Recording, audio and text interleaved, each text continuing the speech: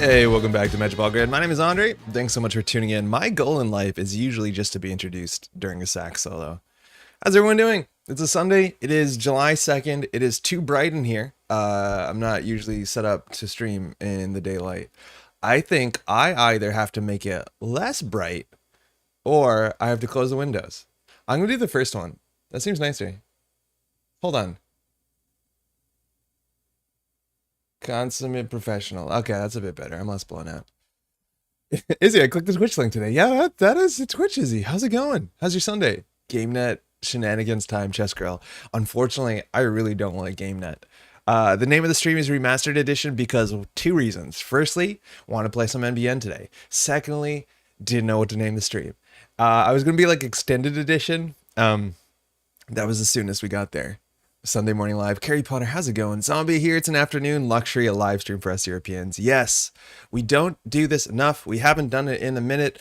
Admittedly, our weekends have been like Netrunner weekends for the last little while, where it's just been like there's COs and stuff like that. So it's sometimes hard to like get more Netrunner time in on the weekend, but I'm super stoked. Also, again, there'll be a stream this Thursday. There won't be a stream the following Thursday. So this is a bit of a makeup thing, but like we should be doing this anyways. So why don't we? It's really fun. Chill Sunday, going swimming later, then gonna get my boat ready to sail tomorrow. Whoa, that sounds really quite nice. Is it like a nice historical boat or is it like a speed boat? The most important component of this deck is white blade. Gary, what do you mean? Oh man. Hey Jake, Sunday evening stream. Yeah, I was about to think, is it Monday anywhere at this point? I don't think it is. VT, how's it going? Unexpected, what's this remastered thing? It's just a stream. It's just a stream. And it's kind of a grim Sunday morning. It's a 60 Sunfish 14-foot single person sailboat. So there's a bunch of words in there, so I don't know. 60s is a generation. Sunfish is 14-foot single person sailboat. Single person sailboating seems super hardcore. Okay, so this thing actually looks like people think boats look like. This does look like the 60s, I'll be honest. That's really cool. Last time I was sailing, I went sailing with my father, and he brought a friend because he didn't think I would make it, and he wasn't confident because you need to go sailing with two people largely. It's a safety thing. And we were on a bigger thing. I think it was like a 30-foot thing. And so, you know, the mast... Okay, the mast is that one, right? And then there's the beam or whatever that the sail thing is attached to.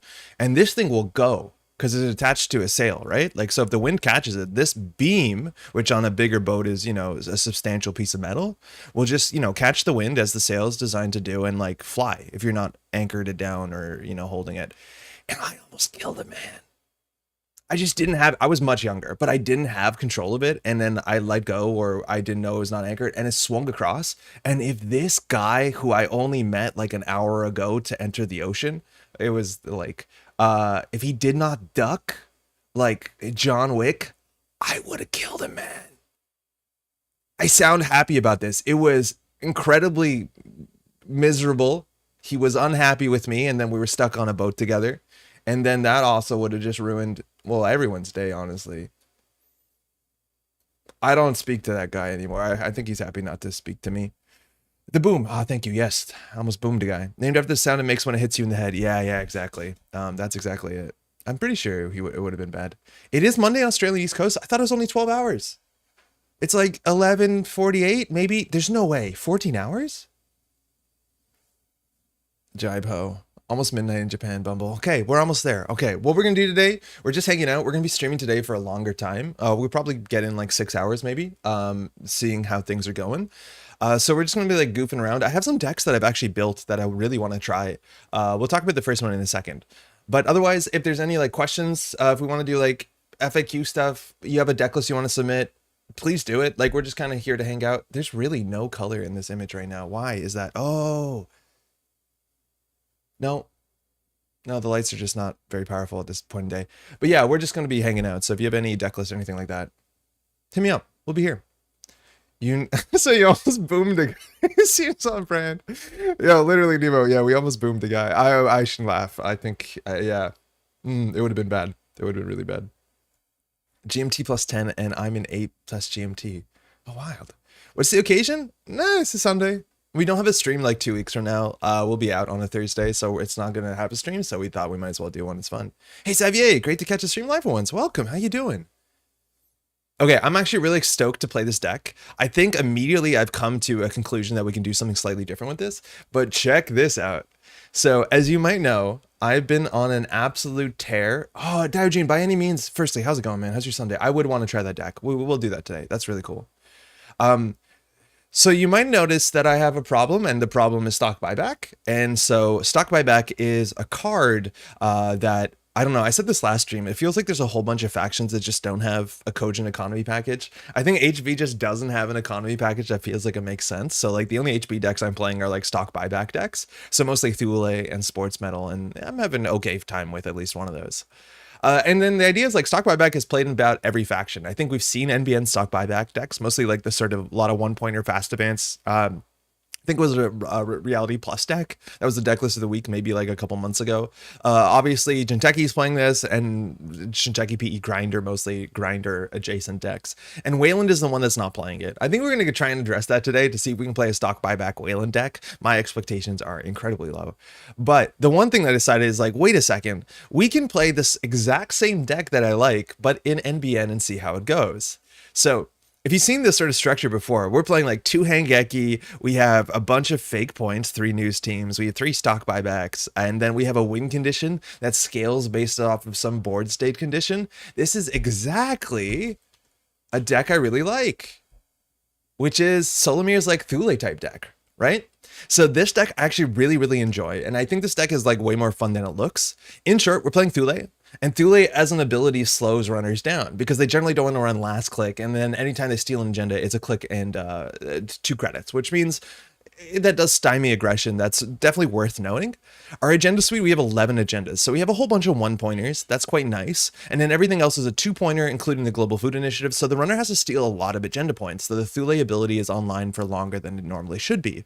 On top of that, we also have Nightmare Archives, which gives the runner the choice between core damage and or, -1 agenda point. Usually they skew to -1 agenda point, depending on the point in the game. And then we have Hangeki, which says if you trash the card, we can force you to access the card. -1 agenda point, otherwise you access the card. And a big point of the accessing a card is that if it is our turn, they don't have a click and 2 credits to play, so we can just point them at an agenda, and if they steal it, to take a core damage. Why do we care about core damage? Well, because we have this agenda that gets really goofy if they have enough core damage. So that's the package. We have a threat. We have a middling amount of ice. The ice is okay. We have this 4-2 agenda that eventually becomes a 0-2 agenda. We slow the runner down, and then we have a bunch of these upgrades. And that's actually the thing about this deck that I've been really excited about, is that this deck can jam something into a remote server every single turn, and it always takes the runner more tempo, more time to deal with the thing than when he put into it. We spend 1 click to put Managarm in the remote server. They generally pay 8 credits or a run, 2 clicks, and 3 credits, right? We put a Hendrick in the remote server. We pay 2 clicks, we play a click and 2 credits. They generally spend most of their turn. If we just put like a Hyperloop in the remote server, we gain 3 credits, they lose a run, they get through our ice, and then they lose a click and 2 credits to not take the core damage. And that's the cool idea, is like, you can just keep jamming in a remote server on tempo, and eventually if they take too much core damage because they get tired of your nonsense, you can just score out from hand. And there's different versions of this we've seen. And the idea is we can take this exact same structure of a deck and see what it looks like when we make it a yellow deck. So, no different. We have a weird 1-pointer, and this is really interesting because we can pull their clicks away when they have a tag if they run at a bad time, and then they can basically end their turn tag. Maybe we can use this. This could be any 1-pointer, I guess. There's a whole bunch that makes sense in the deck. We have the Freedom Information, the 4-2 that scales in board state, so if they float a lot of tags, we have a 0-2 potentially. We'll see if that ever happens. We have the Food because we do. We have the Tomorrow's Headline because it's a 3-2 and it's good. And then we have Beal, which I feel the worst about, but like, what are you going to do? It's Beal. And then everything else falls into that same category. We have 3 Rashida, 3 Spin Doctor, 3 News Team, our fake points. And if they take 2 tags, I think that works with our win condition. We'll see if that happens. Then we have 2 Gaslights, which I feel like we need to have this because influence means that we can only have 1 direct win condition from out of faction, which will be end of line. I do think there's a version of this deck that probably just plays Shipment from Vladisibirsk and just tries to score points out, and instead of like trying to kill the runner, which might be more consistent, let's be honest. But we'll see if that works out. And then we have a single check of Scion, and I want to play more of these because this is exactly the thing, that we can jam something in a remote server every single turn, and then they still have to interact with it. Speaking of jam, Prysac. I think this card feels exactly like Thule. They have to run this, they have to spend a click and 2 credits to remove the tag, but they also have to trash this. So you generally spend 1 click and 2 credits, they generally end up spending more, let alone this works with our supposed win condition. It kind of weakens them with meat damage, and we finish them off with end of the line. And then we have 2 Amaze Amusements. This is just another like nice tempo trap to put in the remote server. The big difference between this deck and the other deck is we have no fully defensive upgrades. Like we don't have a Giordano Memorial Field that says like you cannot run this server, which is often how those sports decks close the game out. But we have this that says like they can run into it and then it's a really bad spot. Lol, Hangeki into Maze. Hangeki unfortunately doesn't work because Hangeki cares about a run. But that being said, we actually do play Hangeki really well because we can Hangeki them into Prisek, we can Hangeki them to Snare, we can Hangeki them to check a Scion, and we have a lot of trashable cards. So the Hangeki should be pretty consistent. I think Hangeki into Prisek is actually really funny. And if they do that and they have 4 cards in hand, we kill them because we have end of line. So I think that's actually really nice. We have the predictive planogram, just have a bit of economy, and of course we have stock buyback, and then we have just a bunch of ice that is pretty annoying. Now, I think immediately we should take this deck and drop Near Earth Hub, because I don't think we're going to be spamming horizontal as much as we probably could be. 17 influence is nice, and that will, catch up with us. But we probably should just be playing Reality Plus, just so that we have like that sportsmanlesque ability. So anytime they take a tag, and we have so many ways they can take a tag, we get 2 credits back or 2 card draw, which is exactly what we need to get to our win condition. I think if the runner does go tag me, we actually are going to struggle to close the game out, because it's all about, freedom of informations. It's kind of like in Thule, or if you just go take all the core damage, it's all dependent on whether they can find their 4-2 agendas. And at least we have predicted planogram for draw, but maybe we also have a reality plus to draw as well. So I'm going to play this, but I'm pretty I very much think that if we want to just make it a tempo thing where they have to run remote server every single turn and it's going to be good for us no matter what, we should probably be playing Reality Plus. But otherwise, I feel like this probably is going to struggle to close the game out, but I think we have some really interesting tricks, and I think runners might not be expecting what this is. Built to last fast events with stock standoff on something like News Team. Yeah, I think Diogen, I would do built to last. I think it's the Wayland that does 3-1s better, but it depends more on what the 3-1s do.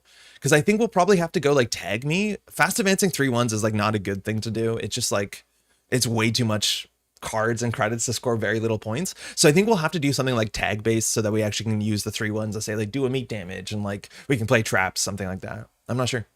We'll find out though. Hey, Schmandrix, how's it going? Sunday stream for sure. Stock buyback without spending influence, that's broken. It's really weird. This has seen like no play historically in Wayland at all. But for 2 influence, let alone, there's so many negative agenda points that are playable. It's pretty good. Hey, Augustus, how's it going? Amaze is a card whose text is always way more specific than I remember. It is, yeah, it is very specific. It's very good, but it's very specific. And generally, if the runner runs a remote server, it's Amaze Amusements into Prisek. Like, they have 3 tags. That's kind of a hard thing to fix. I don't know whether we want to play Boom. I think 2 tags might be a bit of a luxury, but like, we're not that good at keeping them out of central servers, so like, that gets trashed. No shipping from Vlad. I think shipping from Vladisibirsk is probably where this deck should go, and then we can free up end of line influence for something else. I don't know if we want to play Retribution. It feels like it's a nice thing, but not necessary for a game plan. But I wouldn't be surprised if the best version of this deck just goes into fast advance, and then we play another snare, and then like 2 shipping from Vladisibirsk, and that'll take us to 15 influence, so that we actually can. We can actually play this in Reality Plus. And I'm stoked. I have just updated Windows this morning, and so I'm just really scared things are broken. My audio is entirely broken right now. I get a flashing number here that says we've already dropped 32 frames.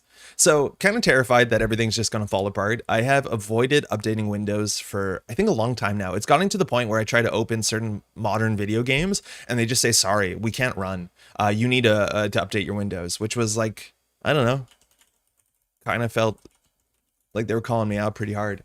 So if there's anything wrong with the stream, do let me know sooner than later, and we'll see what we can do with it. But like, it seems okay. I think we just dropped a couple frames. Okay, let's go. Yellow Thule. New corp deck. I also ate breakfast really quickly, and I'm worried that that's going to catch up with me in my stomach. So I slept in a bit more than I wanted to. I was going to search Thule. We're to do NBN Near Earth Hub, which 17 influence, and it says the first time we build a new remote server, we draw a card. So we're hoping that the card draw just lets us find our pieces a bit better. We're a bit better at spamming on the table. So maybe it's a good fit. I'm pretty sure Reality Plus will work out better. Hey, Gboard. Hey, me and my partner just played System Gateway yesterday. We might be back in. Hey, get in. How'd you enjoy System Gateway? I take it you played back in the day. You tell me what you think. But I think System Gateway is the best like introductory Netrunner product that has ever existed by a mile. I think it's really, really quite good.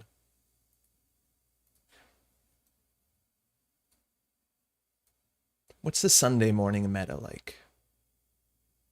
What is the Sunday afternoon European meta like? I think I'm seeing more European players right now. That makes sense though. Oh, hey, it's Rob. Uh-oh, 419. We're in a really bad spot if he just like plays Citadel, which he might. Miss Bones is okay. We can deal with it. This is Rob. Rob's a great guy. Sunday stream. Yeah, totally. Haven't done this in a while. But 419 is definitely going to be like a sort of, you know, are your fundamentals solid? Kind of like economy check. It's like hard hitting news when you have a bad runner deck. So here we need to like keep our money up to like make it a bit less obvious what we put in remote servers. I think if 419 just drops a Miss Bones, Rob's probably just going to check everything. We do need ISUP HQ for sure on the basis that diversion of funds will basically crater our game. This hand's like on the cusp of keeping. Like we have to be okay with the idea we're gonna lose 1-pointers on the basis that like we have a stock buyback in hand. So I think we can probably like Rashida in a remote server, falsely in a remote server ping, and that's pretty bad. And if he like drops Miss Bones and like just checks everything, because if he has a good economic start, just checking everything is like generally the game-winning plan against Near Earth Hub. So we'll probably lose both of these, which feels bad. Nah, one mulligan two better. Yeah, that's better. This will slow him down maybe. I think we're in the meta where like double Miss Bones seems right in most criminal decks, and I'm assuming Rob's gonna be playing something competitively. But yeah, Citadel Sanctuary is the disaster because he clears one tag clicklessly every single turn, and we won't have the money to boost into that until like much later into the game. So we'll do new remote, pay 1. We'll do new remote, and we'll just ice HQ so we don't get diversioned because we have no good way to duck it. Diversion says run HQ for 2 clicks. We lose 5. Game over. Game over, man. Game over. Why does this happen like this? It's a news team. Okay, so he's taking his -1 point. He's gonna check the server 1. Yeah. Oh man. Oh, we got a Rashida. That's sick. Yeah, he's a Citadel turn 1, so single tag punishment's not gonna work. We do get a Rashida, which is pretty surprising. But yeah, we're in a load of pain. We're gonna have to score out in servers. Imagine that. New remote will pay 1.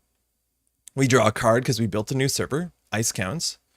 So we don't have hard-hitting news in the deck. I don't think we have the money to do it. Original versions had at least 2 hard-hitting news because by the time that it does something, stock buyback is online. Otherwise, like just scoring out a Beal is like, okay. Looks like a pretty cursed deck. Actually, how's it going? I think we need the money up front. We'll just put this in server 3. Like if he deals with this, it's like still kind of difficult.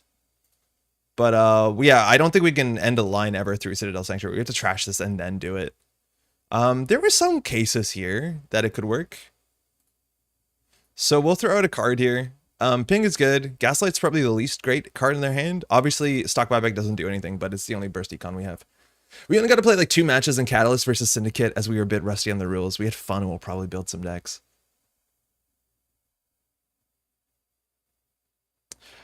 I would like to throw in the towel. This seems like Nexus. This is so messed up. This is so bad. The 2 first cards installed are Citadel and Hunting Grounds. What are we doing? Going good. First time I don't need to mess up my sleep schedule to watch. Hey, just for you then. My partner also got some inspiration for the card game they are working on. Oh, super cool. All right, he bounced off the funhouse. Yeah, that's the kind of game we're playing. Yeah, this is the cool thing. If we played Reality Plus, like we'd still get value from the tags. Spin Doctor, that's going down. Freedom. All right, now we have a 5 credit econ card. So this is one of the ways that we actually can overwhelm Citadel. So having the Gaslight would actually been reasonable, but we have to pair that with an agenda. So we'll draw, we'll do credit, I think. It's pretty slow. We don't have anything we want to build a remote server with because getting the free card draw turn is pretty nice. But yeah, we're in a bad spot. We'll res the pink here. It's like annoying. Actually, I don't think we res the pink here. If he steals the food, we're happy. If he trashes the maze, we're upset. There's only 1 card here, and we want to keep this. Yeah, it's fine. Buying accident, that's fine too. Okay, so I don't think he's on Nexus. He's just playing like good stuff, run-based criminal. So this is a card that says only play if you made a successful run on central servers. Yeah. And the corp either pays 5 credits or they get a bad pub. So now tracing everything is easier. It's just overall things get easier. I think we need the money. We need to put this with an agenda 100%. So we'll do install. No, we only have 2 clicks left. And we have no active tag punishment. So I think we're going to ice up R&D. And we are going to buy back. No, they can know what that is. And then we'll get a lot of money. Yeah. Looks like a bit older school. Yeah, this looks like it's pretty down to earth, no nonsense. I'm excited to see the program slots, whether we're going to see like Cheswists or stuff like that. But I think Rob was playing a lot of Mining Accident 419. It was like really in vogue for a while. And it's really good against like asset spam decks, especially the ones like op decks right now that aren't playing hedge fund. Like there's a whole bunch of asset decks that just are not playing hedge fund, ourselves included. And so getting off an early mining accident is one of the best things you can do, considering the game is just about keeping the table down. This was like a meta call for a while against controlling the message, and then controlling the message started playing a hedge fund just to be able to play around it. It was like that important. Okay, so we do server 3, pay, server 3. The issue here, though, obviously, is like we don't have a tag punishment to do with the maze. I guess we have the predictive. Amaku is pretty rough. Falsified. Roll 2. So he's trying to see which one he wants this, because obviously one of these is an upgrade. So we'll see what he calls here. Not even stream type? No. This is just a good stuff tag. Roll 3.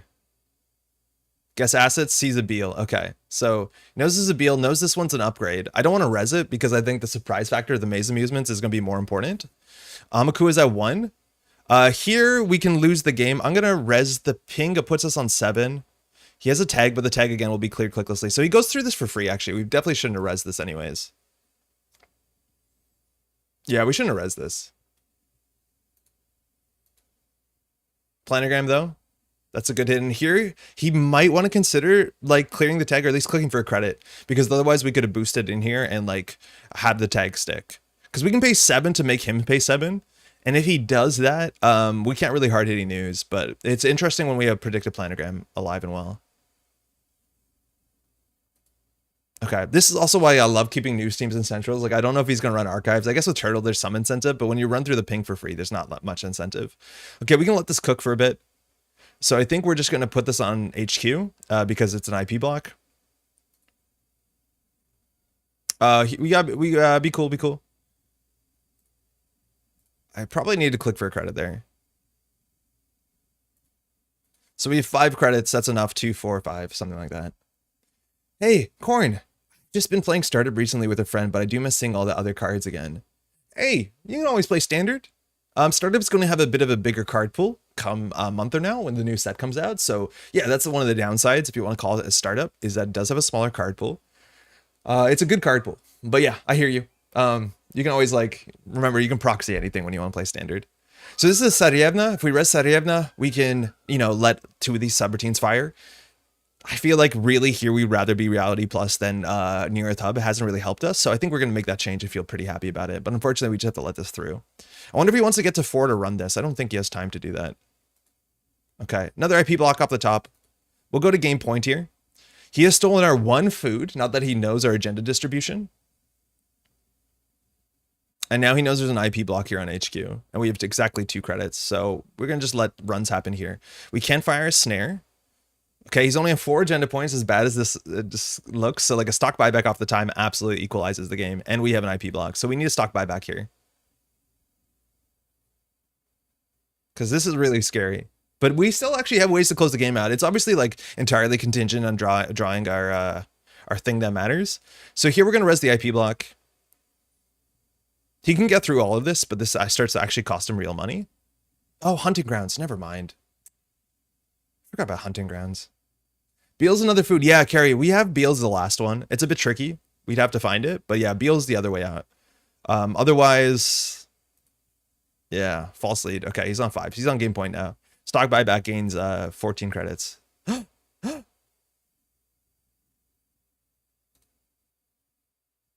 I think he's not going to run the remote server. I think he understands he can just win off of centrals. We probably could have shown him this. No, we need him to run this. NEH seems not amazing with only 1 server. Yeah, this is an easy flip. I'll raise the pink here. It's a shame that we're going to lose our Maze Amusements. That's kind of our 1-win condition. It's a bit hard when he's on 5 points because we only have one more pointer in the deck that he can interface with in a way that's good for us. He will Hunting Grounds this, but like this is a cursed matchup. Like Hunting Grounds, Citadel, turn 1, turn 2. Like this server is really taxing if not for that. All right, well, hey, there's a new Steam in hand. That's pretty good. I think we will use this, otherwise it goes down for free. So we'll shuffle back in, a buyback, and I think a Spin Doctor. Hey, Veronica, how's it going? How you doing? We're going to lose the Amaze here. If that was a prize deck, we couldn't fire it, but we would have played a bit different if it was a prize deck, and he has to clear a tag. And now he's not going to run HQ because the once per turn clause of Hunting Grounds. Ah, okay, that's your last 1-pointer. So stock buyback is a bit good here, but like we're struggling to have a win condition. There's no NBN card that scales off of points stolen, right?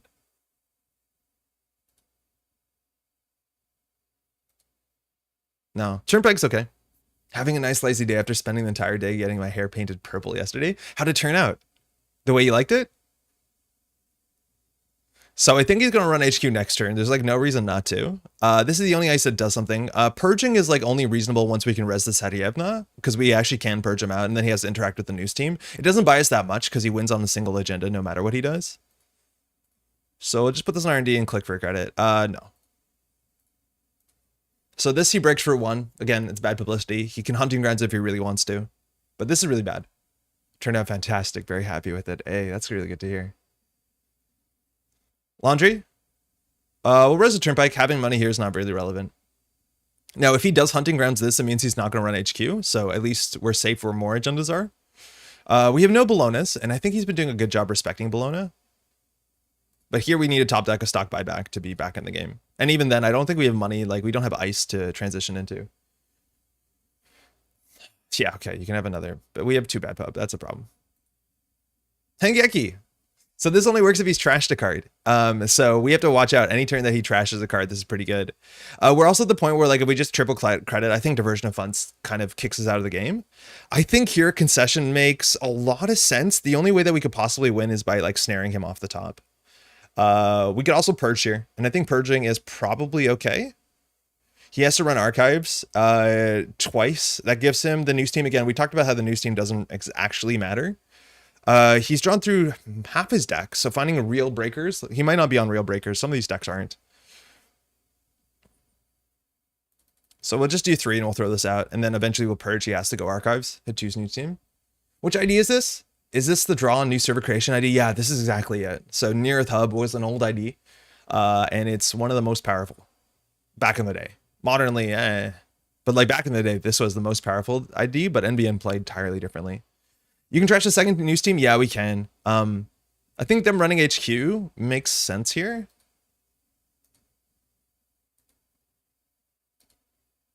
Okay, it's over. Good. Good game. Yeah, that wasn't that close, was it? We got the 4 points. That was a rough game. Turn 1 into Hunt Citadel into Hunting. Oh yeah, totally. Yeah, that was disgusting. Yeah, that is like the 2 tech cards I think that hit us the worst. So this is probably a really bad matchup. I'm interested to see how we play against Hoshiko, but I think we're going to change to... the only problem about changing to Reality Plus is like we're very, very... Oh, thanks, man. Very, very incentivized to cut down to 44 cards, and that's not something I'm really good at doing. Hey, Sauce, how's it going? Yeah, you're a Metropolitan stream. Hey, thanks again, mate. We didn't get to see enough of his deck. We just saw all the, like, no-nonsense good stuff. So I don't know how he's spending most of his influence. Probably on Paperclip. Hey, Nick, Genway, how's it going? Catching a live stream for once. Welcome to the stream. How's your Sunday? Too bad I'm still at work. How long are you going for? We're going to go for like 6 hours, maybe, Sauce. We're going to go for a bit today. Depending on, you know, everything. But, like, I'm feeling pretty good right now. Also, the 17 influence. I don't mind the 17 influence that much because I'm pretty sure End of Line, like End of Line really does work with the deck. Snare is also like a really cool card in Reality Plus in general because if they hit this on R&D, you can actually draw it out of their hand. And like, that's just something you kind of want to do every once in a while. It's not the most important. Hey, Rob, good game. No HHN? No, not in this version. We want to go for single tags, but like we're just trying the kind of Thule shell out of NBN. I think stock buyback into Hardy News makes more sense and it's probably a bit better, but like I think we're trying to get you off of Amaze Amusements because I think we had a remote server that you run through is like 3 tags, but I don't think this deck is really good at closing the game. I just want to see what the parts independently play like, and from then we can see how we want to work it into. 6-hour stream respect. I usually fry after 2 hours of Arkham. I think because I play 4-player mostly. There's like some scenarios of Arkham 2 hours we're not even done. But I don't know. It's usually what happens when we play a card game, as I want to play more of the card game. Let's edit this one. Yeah, Hengeki. I think Hengeki is reasonable. It's like maybe not necessary. Maybe we should spend that influence on trying to close the game out. But this is like the Thule shell. So we're gonna hope that that works out better. For what it's worth, like Reality Plus will scale better because again, it's kind of like Thule. The longer the game goes on, the more relevant your ability is. So let's just hope that matters. We'll see. Considering 0.01% of runners in this meta will be on Citadel and Hunting Ground, that sounds closer to reasonable. Yeah, that matchup couldn't have been good. But we'll see. I kind of like False Lead 2 here. But here we have to cut 2 agenda points if we want to go down to 44. So cutting 2 false leads makes the most sense. But this card abstractly is one of our more potent win conditions. And it's a small 1-pointer. So I think we cut a Beal, which is the worst agenda in the deck. I think. We have to cut 2 influence. So it's probably cut a Hengeki, as unfortunate as that is. This is the flavorful piece, but like all the other cards are a bit more integral to the win condition. And then we can cut 1 piece of ice, I reckoned. Unsmiling Tsarevna is probably cuter than it is good. I think Turnpike just does more. And I think IP block is also really important for the deck because if they go tag me, our ice kind of falls apart. At least Reality Plus kind of backs us up, but I like IP block a fair bit. I'll catch you when I close up shop in a couple hours. Hey Sauce, enjoy the rest of the day then. We'll see you then. The playing and streaming are 2 different things, right? And 6 hours of being a presenter and entertaining is massively impressive. I appreciate Veronica, but let me tell you, like hanging out and just being able to like talk to nice folks like you, it makes it so much easier. So it's a lot easier than maybe it looks, but I don't know. We've been doing this for a minute, I reckon. Okay, we need to cut 3 more cards. I think we cut an ice. I think we probably cut the Tsarevna. It's like whatever. The 2 Subroutines are matter, but I feel like the card draw won't be lacking for our deck. I think cut the 3rd FOI before the Beal. I think this is our win condition. I think you're right that the Beal and the remote server never advance feels good. But like, I feel like this lines up to the idea that you play 3 ontological in Thule because it does the thing you want it to do. Right? Like this technically is our win condition, you know? I think the price decks are really good. People don't play around price deck. I think this card's sick, especially when it's free in Reality Plus. I like it. Amaze seems to be a stronger part of our win condition, unfortunately. Planogram might be able to be cut because it's Reality Plus. Basically, this is our ability. And we don't have strong early economy, but we're hoping that like Reality Plus keeps us afloat. Landing a couple of core is way easier to get run and float multiple tags. That's why I think like if anyone runs through like a fun house into Amaze Amusements, they like basically just go tag me unless they play Misdirection. That's the way I see it, at least. Maybe we can cut a Gaslight because we have a smaller deck and we'll be drawing more cards with Reality Plus. This is important. We probably can cut the Checkus. It's cute.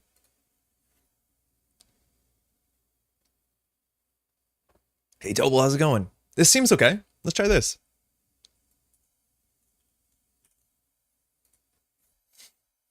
How's your Sunday? All right. So, Tobo, you spelled my name correctly. A lot of people spell my name incorrectly, and like I don't blame them. It's not the version you'd expect it to. But like, how do people know that? I don't write my name a lot. You're very observant. I appreciate it. Okay, let's give this another shot. I do think that the Near Earth Hub, we can very consistently say definitely wasn't the idea of choice. NBN Reality Plus. It has NBN, yeah, okay. You learned from chat. I think chat learned from Pat. All right. Hey, Jenkins, yes, it is a secret Sunday stream. How's it going? I enjoyed the piece you were on that Yusenkran put up just the other day. About to jump into scenario 4 of TFA, so gonna bounce in a few. We'll be around probably once you're done, unless it goes horribly. So if you want to pop in and let us know how it goes. But which one is number 4? Do you know? Is it the time one? I don't want to spoil it. But it's either the best one or like one of the ones that's the most difficult. So buckle up. Kind of a legend in the Netrunner community. People mention it's spelled Andre. Thank you, Veronica. I think it makes way more sense you'd expect where I live for it not to be spelled like that. The Boundary Beyond. I want to look that one up without spoiling it. I think that one is the hard one. Good luck. The time stuff has come up, but hasn't taken center stage yet. You've done Threads of Fate or whatever it's called, right? The one where you, again, stream is called Remastered Edition. Deck doesn't play Remastered Edition. I demand a refund. Hey, Jessica. Jessica Marbles. So is this Jessica? Is this Marbles? Is this somebody else? It's weird. Remastered Edition seems like it would be an agenda that sees good play. It's basically a 4-point agenda, right? Because you score a Beal or a headline from hand, but like nobody does it. It is Marbles. Oh, awesome. How's it going? All right, it's Essa. We got ice up HQ so we don't get Chastushka'd. Essa doesn't have any unfair way to deal with our ice besides the subroutines, maybe with Banhar. Hey, thanks, you two. I feel like this matchup's okay. Their economy is like pretty bursty, so I'm kind of happy we're not on hard-hitting news, but we also don't mind if they run archives. Too bad. Can't play Remastered Edition until the Remastered Edition of Ashes comes out so you can play Remastered Edition. There's going to be another, a near print.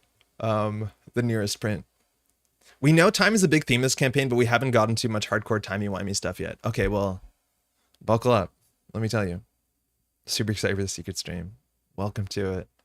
Okay, so news teams are sick. We sabotage those, no problem. I don't think you take the tags. So I feel like maybe we can frustrate Essa a bit with tags. This hand is bad. Let's agree that it's pretty bad. That's a really good hand. So we can ice up HQ with the one that ends a run, and we can just do IP block Rashida and call it a day. All right, remember that they take a tag so we can boost into the IP block, but we want the hard end to run here, especially when they have to clear a tag. And we'll do new remote Rashida, always be making plays, and see what they do about it. All right, early Ghost Tongue. We have a Spin Doctor in hand. I value none of our deck. That was about accurate. Okay, this is cool because they're going to actually have a tag here.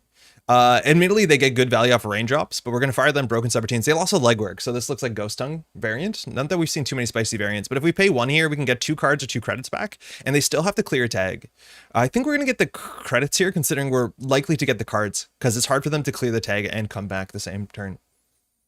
Even I could play like this. Yo, Jim, how's it going? It's been a minute. How you doing?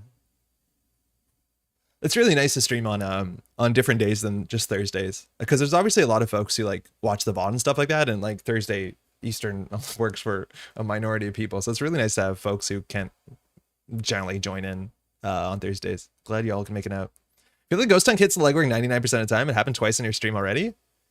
It's a card that stays in hand for a bit because it's like a bit temporal.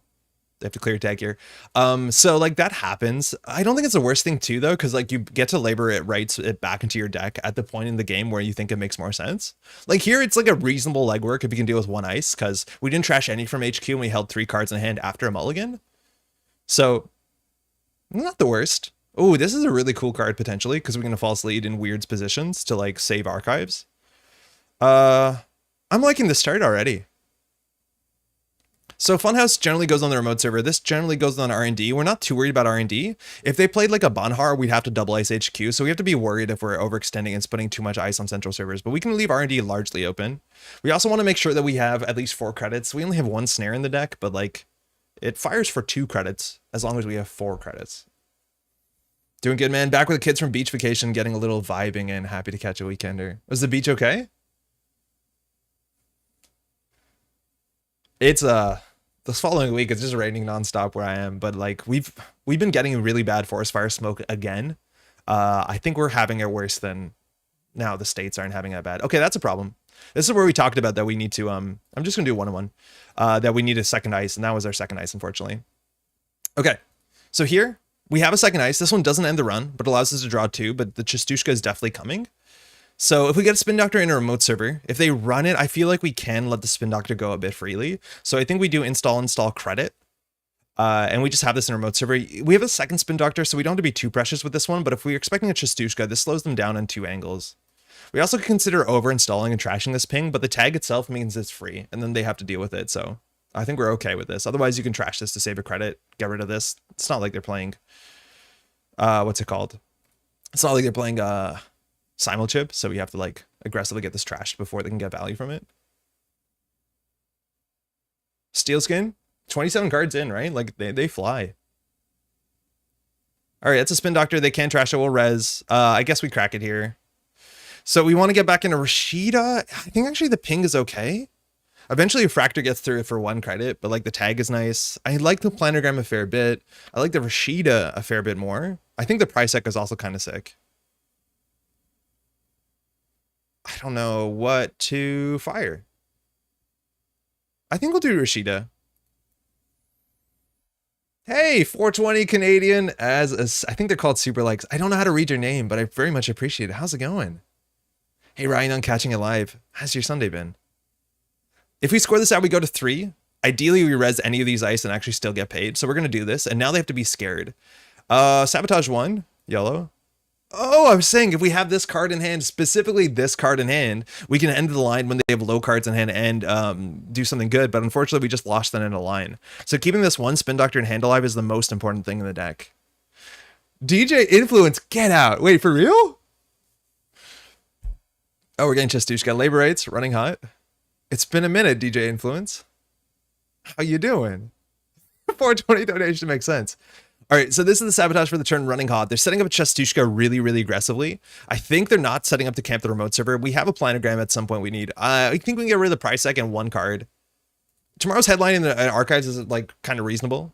We still haven't seen a single news team. Chestushka right here, right now. So the cool thing here is that if we really wanted to, like, we can res the turnpike. That's pretty bad. We can res the ping. They have a tag, and then we could false lead. So this is the difference. Like if we had this card in hand, we win the game right now. Because we just res the ping, false lead after the ping. They have no clicks left, and we hit them with the end of line, and that'd be lethal. Unfortunately, we lost that into the bin. But we would be in an okay spot regardless.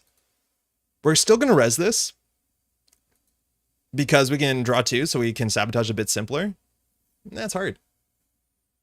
Stream's making me really want to get back into standard again. Standard can be pretty cool. This seems like a fun deck. All right, it says Chestushka Sabotage 4. So this turn was Sabotage 6. We know if they run Archives last click, they also have the tag, but we definitely need to get the end of line back in because it's our win condition, unless they go super, super tag me. We can throw out here. The planogram for money is kind of important here. The ping is like, it's reasonable considering the situation. We're expecting more of these Chestushkas to come. I like her hand. Let's go 4 off the top. Yeah, that was fun. 2 stock buybacks in the bin, but they're not doing anything. Oh, there's 4 points in the bin. So we did trash a Beal there. Action? Nah. All good. Sorry to hear about the smoke and the rain. I think they realized there, yeah, they could have died if we cleared it. Chestushka's so annoying, but then again, I also hate DLR with a vengeance. Chestushka is a card you can play around. Like, we decided not to ice up HQ again. We did this, and we scored out, which, like, you know. They're running last click here. We can't res this one.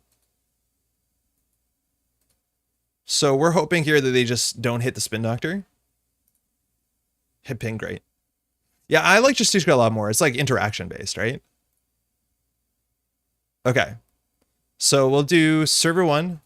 We have to do this for credits. Okay. She's done her job, so we'll just put this on HQ. And I think if we just jam through remote server and have enough money, like that's a good enough spot, because it is difficult to run through Funhouse and IP block because they'll have a tag no matter what. Okay. So this happens. IP block, trace 3. Also seems to hit agendas for me with Benhar. It's really hard to prevent. You have to double ice aggressively. It's going to happen, but like it's like a mix of you have to double ice HQ and then you have to push the game to remote server where if it happens, it doesn't lose you the game. Okay, so here, that's a second Spin Doctor. We're going to crack it here. I think we can leave the tomorrow's headline in the bin because if they run it at a bad time, it costs them the game. But I think the most important thing to get back is the end of line because there are so many windows in which they can access with 2 clicks left and have a tag, considering we have a ping on the table, a ping on the table, or sorry, a ping, a turnpike. Yeah, this thing is really good. The problem is like we're not a very consistent deck at drawing into our end of the line, and that's going to cost us. Okay, Rashida Prysac is nice. I think we also could do false lead into Prysac or false lead into Maze Amusements, right? I think we'd rather have some money though, because money's bad. So we'll do server one, credit. Maybe we get like really punished by a running hot. Someone compared Chestushka to Wanton. Would you agree with that? Yes. And Wanton is more expensive because of your whole turn. But with Wanton and Chestushka, you can decide what to trash with Chestushka, right? Like sometimes going off the top of the deck is fine, sometimes it's not. So it's a very comparable card. Wanton was a card that was always a bit better than it looked. Oh my god, we didn't put the maze. Oh, because we didn't do an agenda. So yeah, I think they're comparable. But Wanton was a bit harder to play because your whole turn is generally a bit more valuable. So here, if we actually put in a maze and a false lead, they would have 2 tags. So we could in theory like false lead, install advance. Obviously not great. Raindrops are doing so much value into IP block. Oh my god, that's really quite bad. Price tag, yep. So now they have a tag. So if we draw 2 here and we draw the one of end the line, which is 1 in 19, we win the game. I'm gonna go for it. We don't have it. But if it was the one of end the line, oh no, because they draw 2. Never mind. Should have got credits. 100% should have got credits. Because I forgot the raindrops hasn't fired yet. Finality. Choose up to 2 cards with this many cards in hand. It's all agendas. So we have to sabotage 2, and we know that they're running R&D, and they're going through a turnpike. So they could have waited there for an action, because we could have... I wouldn't have, but it's awkward to false lead.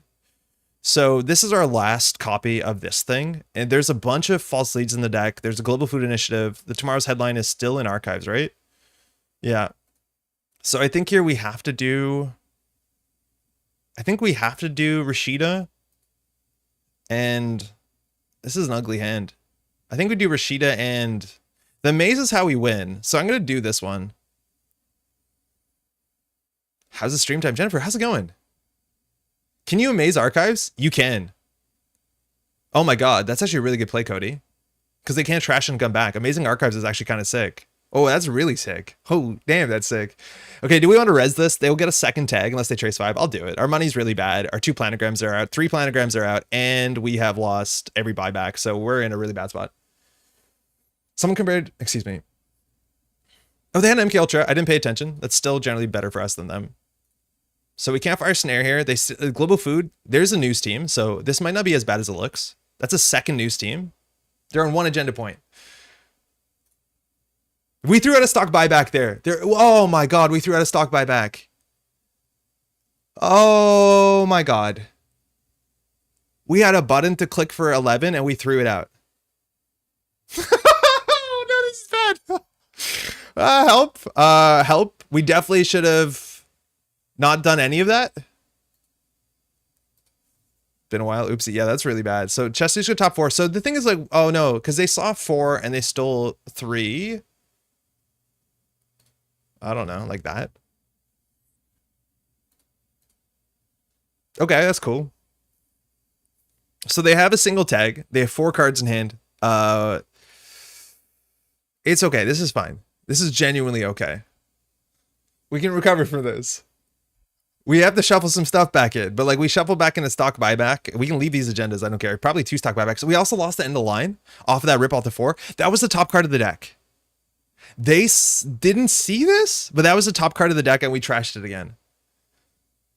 I feel like maybe we need more classic big bleed maneuver. We might need more gaslights because drawing this one of is like super, super important. They're running archives. I think we win off of the freedom informations because they probably have 2 tags here. So we will res this. This is the last spin doctor. Oh, great, we have a Hangeki. So we're going to shuffle back on one of these. So they'll take maybe 1 point here. They actually might go tag me, considering the Tomorrow's Headline. We don't have boom money. But if they take this, we're going to get 2 cards or 2 credits. So here they have 4 hand size. What do you think? We think we take the stock buyback or we take the end of line? I think we have to take the end of line considering it is the only economy we have in the deck, or the only way that we can win in the deck besides the things. Obviously, yeah, we definitely shouldn't have thrown one out. But like this does feel like the sports metal type deck. So here they have some options. If they take this as tags, okay, so he can gain 2, draw 2. We don't know what they're going to do with the other one. They have 4 cards in hand. I'm gonna gain 2 because we need money, and we'll see how they interact with the news team. Okay, they're on 2 agenda points. I think they're just gonna try and mill us out because we only have 8 cards left. I forgot that as a 44 card, we actually have to do something. They only have 1 tag too.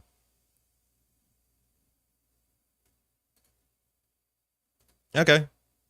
Well, IP block does something. I do think shipment from Vladisburst, they need 2 tags, so like that's interesting. And I think we just put this in a new remote server. If it fires, it fires, but I think we deck out. News team stock buyback at HHN, boom. It's hard because it's like a couple turns in a row. But yeah, I think we could easily play hard-hitting news in the deck. Oh, shh. Wait, hold on. They need we can interact with that. So they are doing light the fire into the remote server. That is fine. But this is a light the fire. Technically, we should always be able to interact with this, but like now is the time we'd interact with it. So we have to sabotage 2. So Hengeki we don't care about. We'll go off the top of the deck. We lost the end of line again. They think this is a spin doctor. We trashed this 3 times. They're on 3 hand size now. And we trashed this one 3 times off the top. This one's not coming back. So I thought they were going to run this. They didn't. Time for dinner. Good luck with the game, Veronica. Enjoy your dinner. Thank you. They might have thought that was a spin doctor. Okay, we score this. We go down to die to legwork. This is cursed. I guess. Sabotage 1. Whatever. We have 5 cards left. This is bad. Wasn't here for the list? Oh yeah, so basically we're playing like the shell of a Thule deck with stock buyback, a bit of Hengeki. Yeah, we're getting absolutely pulled apart. We just don't have economy because we threw out the stock buyback. If we have the stock buyback, we actually can do this. So we discarded wrong cards. The problem is we couldn't jam because we didn't have money, but I think we still have to jam. Maybe they go tag me. Yeah, no, this is over. I think we had windows there, right? If we didn't trash this, we could have false leaded them when they had a tag and we would have had lethal. But yeah, that's game. Good game. This is a close one, working at the Kings. Yeah, that is one where there's that incredible pilot error, but I think what we were doing actually had like a very, it had some angles. Not the way that we played it. I see the Thule comparison. We were eco-terrorized. Yeah, I guess we were. Does this mean you're streaming now? It does. Yeah, we're doing a Sunday stream.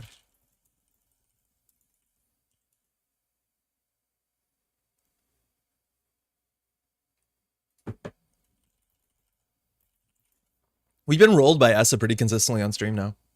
It's been the last couple ESA games have been like not even close. AAC there. Cheers. All right, we'll run that back. I don't think we need to make changes to the deck so far. I think it's technically doing what we wanted to do.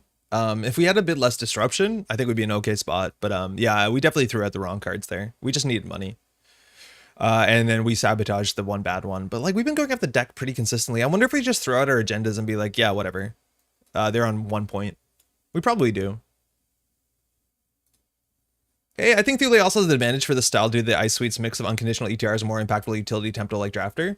Yo, Rob, that's like the issue I ran into the deck. Is like if they go tag me, none of the ice keeps them out besides IP block. So I was like wondering if we ever play Resistor. I know Resistor doesn't actually keep them out. Oh, okay. D-Res, 49 cards? Let's go. But I'm trying to figure out what ice we play. Like, do we play one big Thoth and try and like win on it? But you're right, the ice suite is like very strange here, but I'd argue that like Funhouse is more taxing than just about any ice that is in the suite. Now, if this is a D-Res low stack, that's like pretty bad into ping. We need ice up HQ for sure. This opening in News Team Hengeki Spin Doctor price hike is like, it's okay. It's not tempo positive. I think we can mulligan into something a bit more ambitious, but this is definitely a safe keep. I'm going to try and push the envelope here. That's a bit better. Especially if we can give them an early news team to see what they're up to. Like, that's usually worth it. Because we want to see if they run or not. So we'll just do this on HQ. This is pretty easy. I don't think I want to ice this up. I think we just do this. See how it goes. Again, Lo says the first time we did res a piece of ice, they gain 2 credits. So sometimes it's a D-res package, but like ping is pretty good into that. Yeah, D-res the pings, please. Just going for R&D here. Got the credits up, playing around hardening news. Come on, check the table. You can't do it last click. There's so many reasons you can't do a last click. I feel like they're just not going to run these. That feels bad. Maybe we should ice one of them up because they want to make us res ice. I think in immediate hindsight, if we res one of them up, they might have forced us to run them.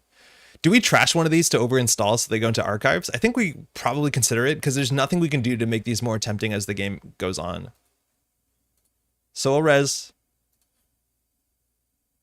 What did they see off the top of the deck? They saw a funhouse?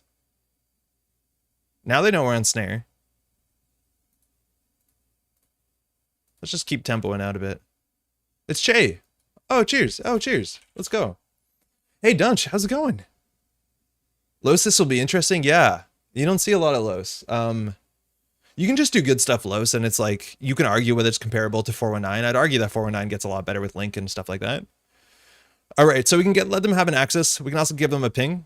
This is 2 cards, 2 credits. We'll take the money back. But so for Cat's Cradle, our deck runs 3 fun houses, so we just have to remember they cost 6. And here they have the clear tag last click. If they're playing around ping, they're not going to be running last click. They have a networking in hand. Okay, good to know. So they can clear tags for free or for a credit. All right, we have a stock buyback in the wings. We just need to set that up. So set that up, we will. So we'll put this in server 3. We'll get this in front of server 3. Again, this costs 6, this costs 2, but if they run through this, we get tag. So I think here we're just planogram for credits. I don't mind getting this into the bin while Spin Doctor's on the table because we need to shuffle back 2 cards. So now we actually have 2 cards worth shuffling back. Hey, Rosenheim, good evening. What's there up to? Out of schedule stream? Yeah, we're just doing Sunday stream. They have a Mockler. It's cost 2 cards to go through a ping. I think we're happy with that, especially if they hit a snare. How are you doing? Fine, how are you? Dungeon, I'm doing good. It's a Sunday. Hit a snare here. Hangeki, okay. So remember, they trash a card. We can make them access the news team, so we'll get our -1 point no matter what. And E shutdown on this board state's pretty good. Tomorrow's headline, like, we can't do much with it. We just score this out, give them a tag. So this card is, it's kind of like playing Sports Medal. We'll just gain 2. It's a good hand. So now they have to clear tag before doing anything. Ich schreibe dir morgen mal, hab dein Nachricht erst heute gelesen. Does Morgan Mal mean bad morning? This is as far as my German goes. I come from a family that has conditionally spoke German as they learned it as Europeans in school. They had to pick 2 languages. My mom spoke German. My sister studied German a bit. My German is Mal. Just joined a snare in the Hangeki target. Colin, it can be, but we also have Prysek. We technically had Check a Scion. We have News Team, so we have a bunch of targets. I think here we probably just score out. 5, 6, 7 is enough to do it. And even if they steal this, like, I think we're generally pretty happy. And I think we'll just ice up R&D. I know we'll ice up HQ so that they can't obviously, like, diversion of funds us, which we should have been playing around for the last couple turns. That was so sweet, Andre, born for German. Morgan is tomorrow. Okay, I tried. But don't you say, like, Guten Morgen or Guten... How do you say good morning in German? It sounds similar to that. And or morning depends. Okay, there you go. I'll write to you tomorrow. I'll read your message just today. Okay. I'm not actually excited to score at the Beal in retrospect. We could like double advance this and then just like click for credit and try and score at the 3-point Beal. Because if we score at the 3-point Beal, we actually win in 3 agendas, which is pretty rare for this deck. And at the speed that Los is interacting with us, I am struggling to see how we're going to give them tags. So we just kind of have to push the envelope here. Yeah, okay, that's good. The scares runners, and rightfully so. It's hard to interact with ping and stuff like that, but I do think the biggest problem is we only have 1 tag punishment piece in the whole deck. Not that they know it. Oh yeah, that's easy. NGO front for days. So that's the cool thing. If they do go through the funhouse, we'll gain 2 credits, which means we can definitely res the ping. But this we have to remember it's 6 credits to res because funhouse increases the cost of all code gates. Admittedly, they'll get 2 credits. Okay, so they have 2 tags here. They'll have up to 4 tags here. Up to 3 tags here. Unfortunately, our economy is a bit ruined. But this is where they go tag me. So they're taking a tag. So we can gain 2 credits to draw 2 cards. I think we'll gain 2 credits. This is where they go tag me. We're going to struggle to close the game out, but like whatever. So we have no real reason to res the ping. If this is an NGO front, this is really bad for them. But I don't think we res the ping here. And we have to res the maze. And then there'll be 3 tags in. We probably trash the Liberated. Hangyegging to news team is so mean. Now when they go tag me, right, like there's no reason for them not to take it. And now the server also gets a fair bit worse. So it's a Beal. And they trash this. I think if they go tag me, you don't trash the Maze Amusements. So they're just going to smash that networking button. That's so funny. So it looks like they are going to clear the tag. It'll cost them 2 clicks and 2 credits. So actually not that bad. Not the way they threw out the networking. So I think they have 2 networking in their deck. I think they have 2 networking in their deck.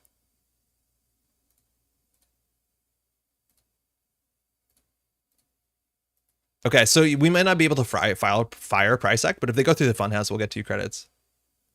They trashed? Oh, so they didn't pay 1. No, they paid 1 and they returned it to the grip and then they trashed it. That doesn't make sense unless they have 2 of them, right? Because they paid 1 to return it and then they discarded 1. Yeah, this is a free run. Losing the snare would be bad, but I guess turns on Hangeki. I don't think we want to Hangeki this turn. What did we do? We did install. Oh, we trashed the Liberated. I think them not having money seems important for lows. Stock buyback is good. E shutdown? Nice. Networking. Yeah, E shutdown is like the punishment here. We'll get Rashid off though. So here we can get a planogram, which would be nice. They only have 1 tag. Okay, we have a planogram. I don't think we want to draw 3, but we can get something in the remote server on top of the price deck. They didn't trash anything. So we can install the Beal. It's still a struggle. Could have played Hangeki last turn? Yeah, I know. Yeah, we definitely could have. I don't think we're going to struggle to find ways to do it. But yeah, we definitely could have Hangeki because they did trash a card. So I think we'll do server 3. We have to planogram. And I think we're going to keep the stock buyback in our pocket. Here we could do both. I don't think... we actually could do both pretty easily considering we have a Spin Doctor. Like we can just fix our hand a bit. Then we definitely shouldn't have installed first. Hold on. Yeah, we should do this ordering. So they're tagged. So this does gain 3, draw 3. Okay, that's a worse hand. This is a 3-2, mind you. If we had one in hand last turn, we could have just scored it as a 2-2. It'd be really cool if the price deck hits networking. I think we can put this on HQ. We can discard some cards here, obviously, because of Spin Doctor. Oh, we returned the wrong card to hand. That I'm pretty sure chat is saying, like, you returned the wrong card to hand. We didn't return the Beal. We returned this. So this goes to the remote server. Yeah, that's real ugly. Don't talk about it. And then IP block is actually annoying for them. They break it for 4 credits. That's pretty good when we res it for 2. Funhouse, again, we res for 6, they res for 2. Ping is annoying. It's for free, and then we get 2 credits. What do we do here? Hangeki, they didn't trash. Snare we want to keep. Stock buyback we want to keep. I think we do stock buyback here. Yeah. We're probably going to get another one soon enough. I made up my mind about last stream's topic on how to fix keeling. Wouldn't it be cool if it was like MCA with clickability on load unload? Yeah, if it was once per turn, but it cost you a click, like that helps too. I just think though inherently, so here they can run RD, run archives, run RD. I'm fine with that. I just think inherently though, losing to something in a remote server, I don't know. Like to me, it's what the game feels like when keeling's on the table. Like that's one of the beauties of Netrunner is that it has this like kind of up and down motion, right? Like it is a game that has punctuation. Where it's like, oh, they scored out. Okay, I have breathing room. Oh, now I'm going to attack. Okay, they're advancing. Okay, I'm going to let this one go through. Like, it goes up and down, and keeling, it's just like up here, and it stays up here. And for me, it feels bad. But I do think that's one way to do it. Wait for them to have less than 2 credits and Hangeki them to res Spin Doctor. Yeah, but you decide the card before. So they would just access it and not trash it. All right, it's a bravado. This is last click. So they will have 3 tags. So we can score freedom of information. So either we res a funhouse for 6 and they jack out, or we get them with a ping into a Prisec into a Beal. I think that is right. I feel like we are, you know, on knife's end. So what can we possibly draw into here that we'd be happy about?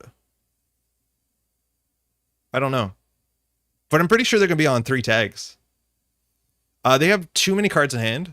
Yeah, we'll do this. Real Archive's problem today, I feel like a lot of super deep borehole win conditions in 6 turns. Yeah, but super deep like feels exciting at least, because it's doing something for you, right? Like it's helping you out. Okay, we're obviously on game point. We don't have to res this Prisec. We're gonna try and hit the networking real bad. But now we have install advanced Hangeki. Action? No. Thank you. I think they think maybe a spin doctor or something here. Prisec? Hit a Dawkins pass. Pinhole is strong. Pinhole is strong. That's one of the downsides of Ag Infusion, like, doesn't really care. Okay.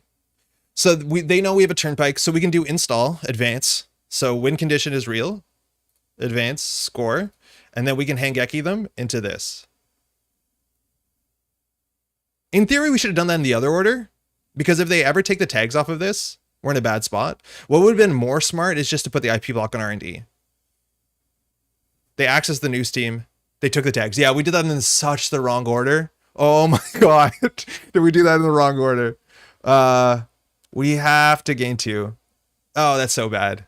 Yeah, we could have saved a click and a credit there. Oh, that's awful. Okay, we're learning the deck.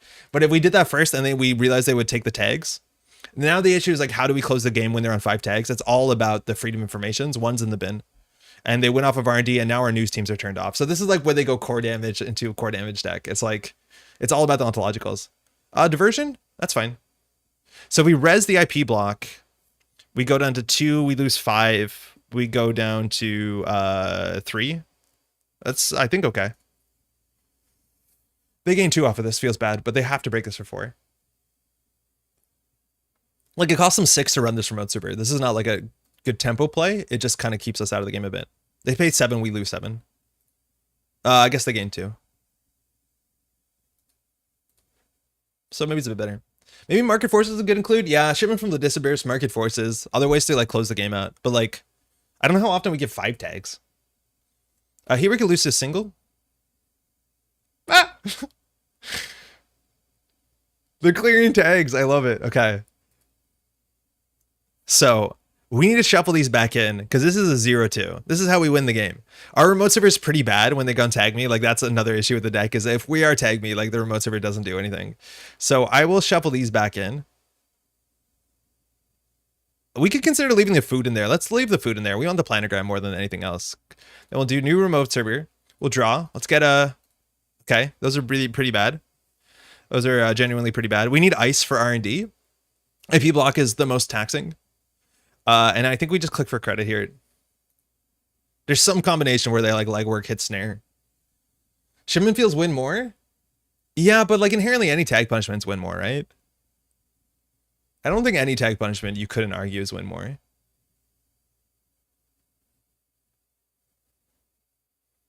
Networking. Stop networking. Okay, we still have a 2-2 in the deck. We just need to draw it. We have to like rip it off the mandatory though. Stock buyback for a lot of money. We don't have any bigger ice. Like maybe we could just play like a Hydra and surprise someone. All right. Well, if they're going to commit to clearing tags, we have to commit to putting stuff in a remote server. So what can we do? Stock buyback for 11 is reasonable. We'll draw once. Install Spin Doctrine Server 3. Stock buyback. 1 click too late. If we installed, we could ship in from the Disabers. That would be okay. But 1 click too late. Do we put in the remote server and say that they won't run this? They know all the ice here. And if they steal an agenda, we lose the game. And even then next turn, it might be a 4-2, which like, obviously we can't work with that. So server 3, buyback. We're getting to the point where we'd assume we could have a win condition and we just don't have a win condition. Networking. They've saved a lot of money on networking. They are running 2 networking. I don't think I've ever seen a deck with 2 networking in it, let alone 1 networking is really rare. This feels like this doesn't do much to us, right? Like again, they spend 2, 4, 6 for this and we lose 5. So they lose a credit, we lose 5 credits and we have 15. Yeah. I think there's a lot of board states where diversion of funds seems like it's a more powerful card than it is, but like this doesn't do anything to the narrative of the game. The fact that we committed to a Spin Doctrine remote server might be the worst part here. Like us going to 10, It's 6, right? It's 2 for boost, 2 to break, 2 to break. Yeah. Hey, Scrub, it is a rare Sunday stream. So do we want to shuffle anything back in before we draw? I think we need to basically get them to run into Price X or something in their remote server. They didn't run this. So we actually could have scored our freedom information if we believed in ourselves. And believing in ourselves seems to be an issue with this deck. Okay. Another stock buyback. But now we put the Spin Doctor in the remote server. I was so convinced that they would run it. So this is 2-4. This is a tag. So we can do install, buyback. It still feels bad. Because we also have to crack this. We have to crack both Spin Doctors. This is messed up. I don't like this at all. Prisec. Res. This was a 3-2, so not much we can do with it. Oh, we can do tempo end of line, and I think I'm actually okay with that. I think we do tempo end of line. Unless we think they're going to float the tag. Seems a bit sus when they know the deck. I don't know if they know the deck. I guess they do. But, like, I don't think it changes how they play. I think we could consider tempo ending the line. They haven't produced a killer yet. It's not the most important. But we have a Spin Doctor on the table. Let's tempo end the line. So we hit the networking. We hit a Bocklin. We hit a network of blocking another liberated count. So they're putting through liberated. And Career Fair makes sense. So they have 1 card in hand. If we had another one, we also cleared their tag for them. Let's not forget that part. So we only have 1 agenda in R&D. So we'll put this on RNG, 1 agenda in hand, and we'll buy back. But next turn, we really have to push out. Yeah, having 1 good piece of ice here would be nice. Like, we have to get the sort of like bloop equivalent where they realize they can't run through it every turn. We don't really have an ice like that unless Funhouse is taxing. I totally forgot we cleared the tag for them, which is like, makes the tempo end the line a fair bit worse. Oh, they're running this. Res IP block. So we actually can dump heavily into the tag, or we can get them with the Prisec, but there's a risk they win off the central server. Oh, they break 4, never mind. So we can win here. We can also lose here. So they see the top card of the deck. Okay. Non-agenda. Prisec. A tag and 2 meet. Here, in theory, we could have Spin Doctored first, but you have to do it before the Axis to get the, what's it called, back in. So if we wanted to draw cards to try and get the win condition, I think here we're just going to gain 2 credits. We hit a DJ Fenris. That's nice. And so now they clear the tag because we can shuffle back Spin Doctor. So now they have no money. So this is what we have a scoring window. I don't know why I guess they need to trash a Prisec. Okay. So put back an end of line for sure. Another stock buyback seems a bit much, but you love to see it. And then we'll do server 3, advance. Arguably, we could get rid of this Funhouse because it doesn't actually do anything. It saves us a credit. I think Envelope could be good. You could use the trash trigger to get rid of board. News teams or fired pings. It's a bit expensive on influence, and I think we have very little ice in our deck that we can't really afford it. I've seen it to like huge success in like NBN, NEH decks, but it's a bit harder for us. All right, we don't have any 1-pointers in the deck. Like, scoring out is so hard here. I feel like our win condition package needs to be reevaluated. I think we don't play end of line. I think we have to play Ship in front of the Disabirsk. I also wonder if we can play a version of this deck that's on all the 1-pointers. Okay, they can win here. There's nothing that they access that can give them a tag.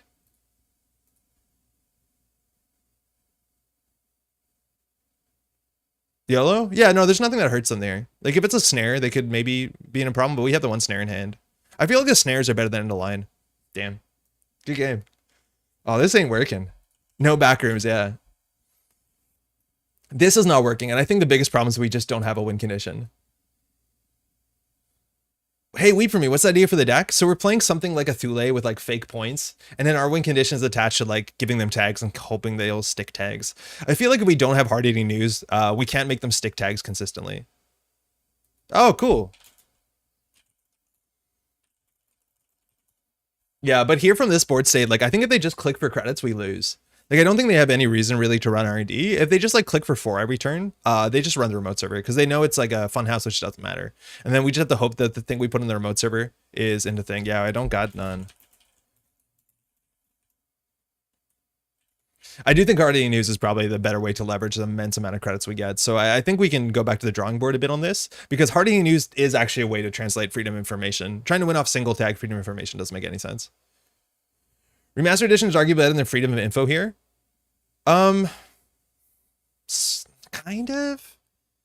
I'd be more excited for playing Remastered Edition if we're also playing Czech Scion, because then we could put it on there. But like, we have to score at a 4-2 without Seamless, behind ice. And it doesn't have anything to do, like, it doesn't have anything to do with the rest of the deck. This abstractly does. Like, there were windows where we drew this, it was a 1-2 or a 0-2. We messed one up really bad, where we, like, did the Hengeki play in the wrong order. Hey, thanks. Thanks. Thanks for the game.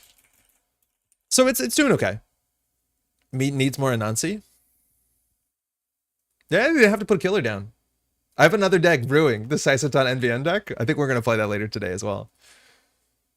Okay, what can we do to make this feel a bit better? I struggle in a 44 card deck to put enough cards together to like do enough. I'm a big fan of Vladislavir City Grid and a Trap NBN. It is so hard to pay for Vladislavirsk. It is such an expensive card on every single angle. And then like to have a trap that actually matters, like you're probably playing Probdavost, right? And then obviously Vladislavirsk is pretty okay in that one. But yeah, I don't know. Vladislavirsk has always been the card that I think is so cool if it was less influence, and then it turns out to be a bit more too expensive. Put it as Mari, play changes and Boon Seamless. Hold on, I think I have an idea. Use Crypto Crashes to tax the runner instead, and try to score the Freedom of Information.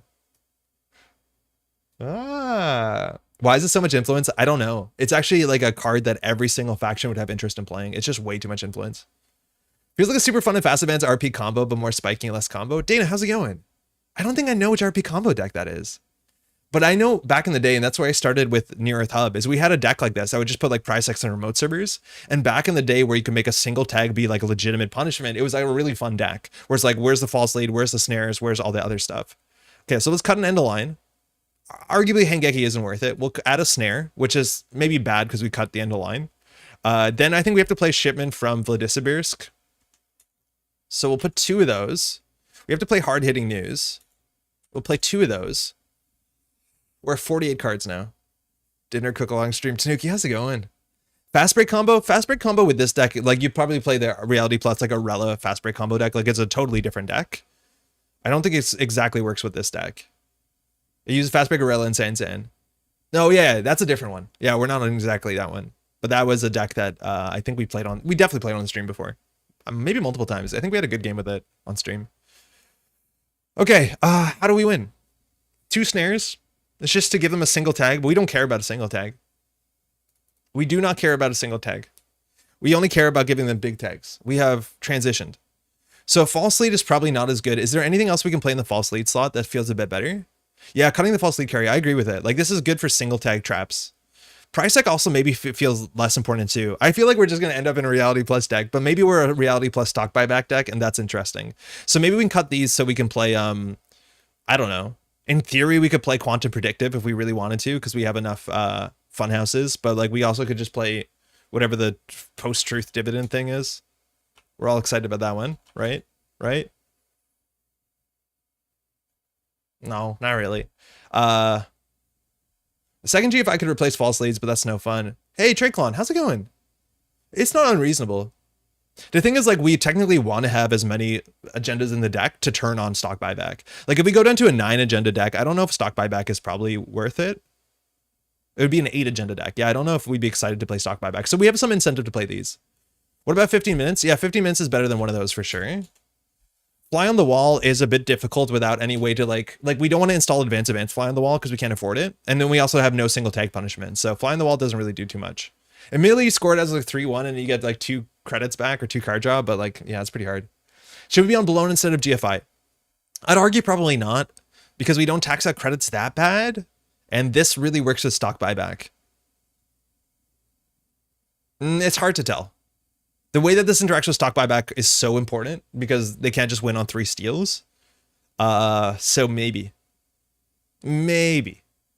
Why not drop the stock buyback and negative points, just go for Trank Grid and Jam more often? Hey, Kuggle, because that's a totally different deck, right? Like we're trying to build the stock buyback, this kind of engine, to see what we can do in NBN while playing traps, right? Like at that point we could play Arella and probably Jam more.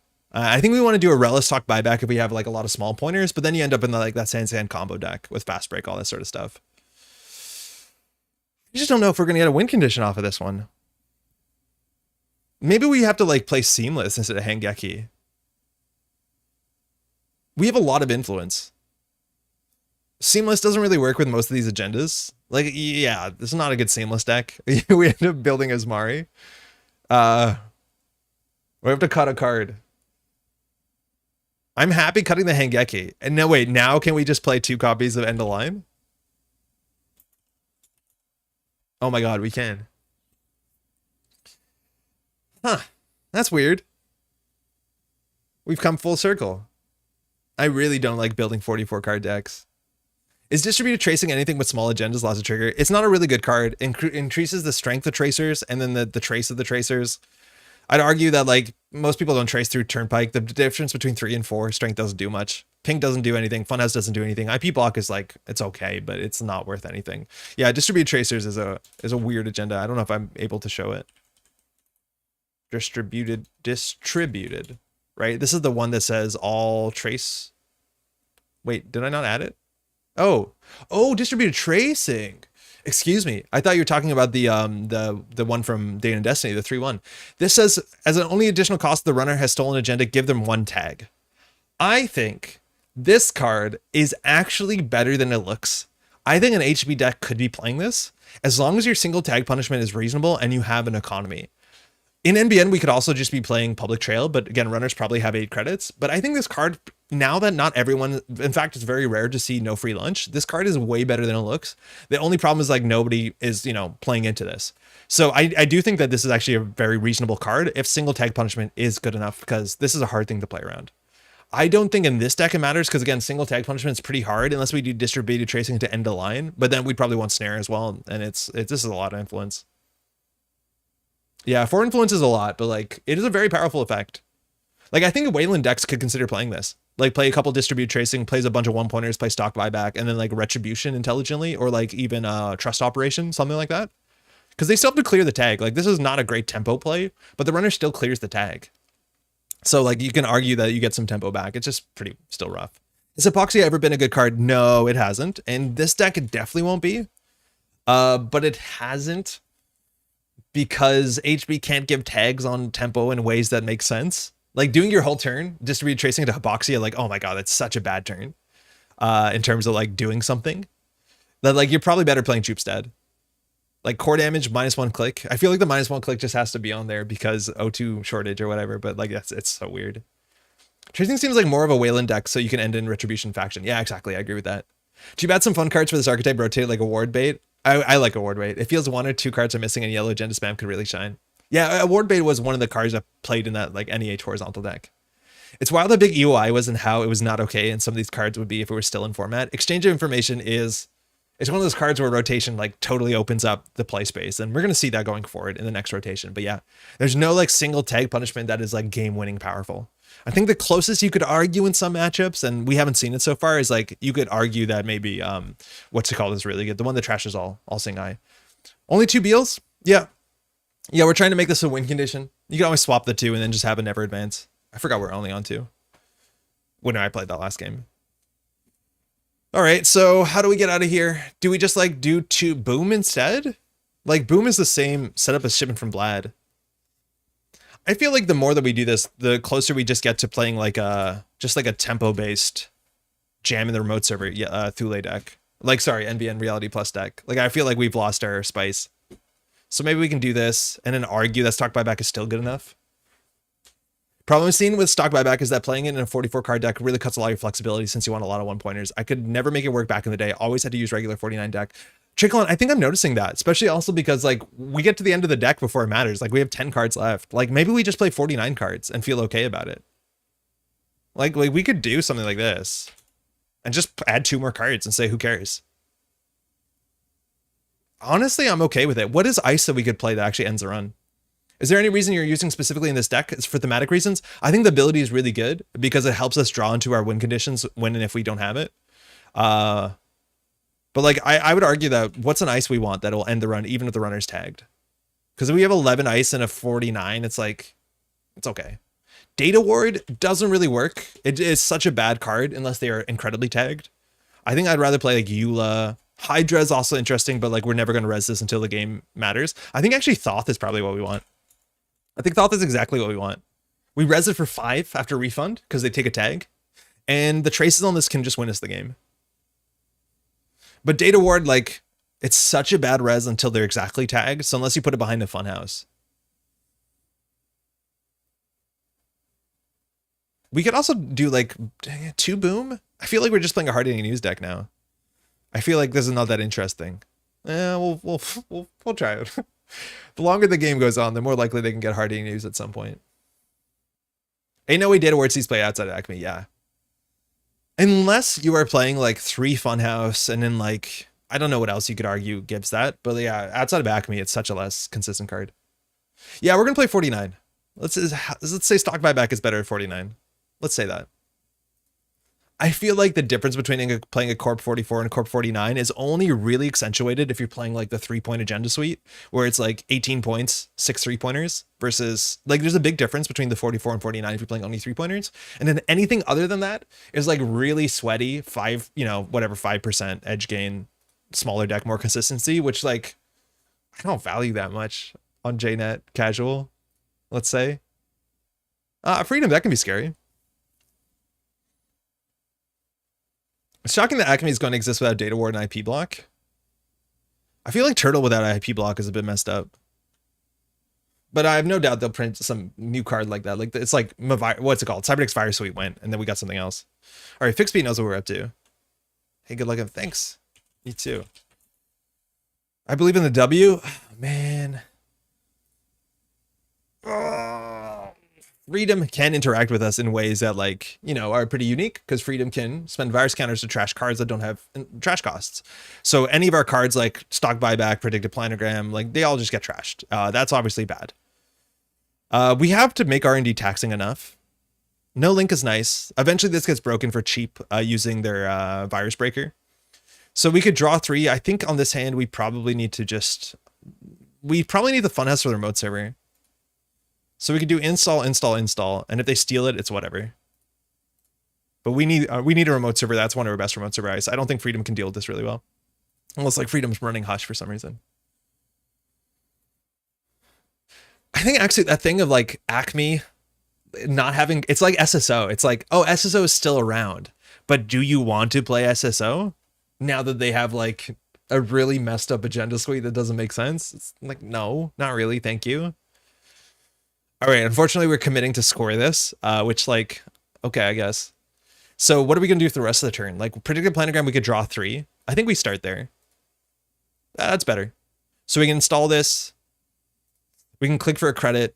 We're expecting to res about 7 credits. We have a Spin Doctor in hand. We might lose that, but it's behind an IP block. Let's just get money. Please don't score the 50 minutes. I think we have to. It's really important because our deck is only on 1 food. Like, we need to get this scored. Botchless is pretty bad for us. I think it's obviously one of these programs. So it's Black Orchestra, Botchless, or MK Ultra. I think the Botchless is a more flexible one. Yeah, they just put on R&D and they're good to go for a bit. So we're probably going to lose one of these. It's a bit like if Outfit existed without any bad pub ice. Yeah. And I think Outfit's losing Bulwark too. So Outfit's going to feel a bit less interesting. But Null Signal has cared about bad publicity. So I think we're going to see something cool like that. Or if New Sol existed. Yeah. New Just all feels like less bad because everyone's like, yeah, that's just gone. But then like SSO, there's like, oh, you could try it, I guess. Okay, so I don't want this. All right, advance score. Rashida. I'm really worried. Like just the single axis is losing a Spin Doctor feels really bad. Losing a buyback again. They need 1 virus, but it's only a matter of time before we see like a. It's what's it called? Not Muzazi. What is the Fractor called? Muzazi, I think, is the killer that is not played. But there's a virus breaker that just says every successful run get a virus counter. All right, so we have to res the IP block just to tax this thing out. But they basically spend 1 virus counter, and then they have 2 virus counters. So there's no card in their hand that we can't trash. They can't trash. Oh, Yusuf, thank you. Beal, okay, that's fine. At least they might go back here. That means this again, they can trash any card in their hand. They have 15 credits. And we really just have to push in our remote server.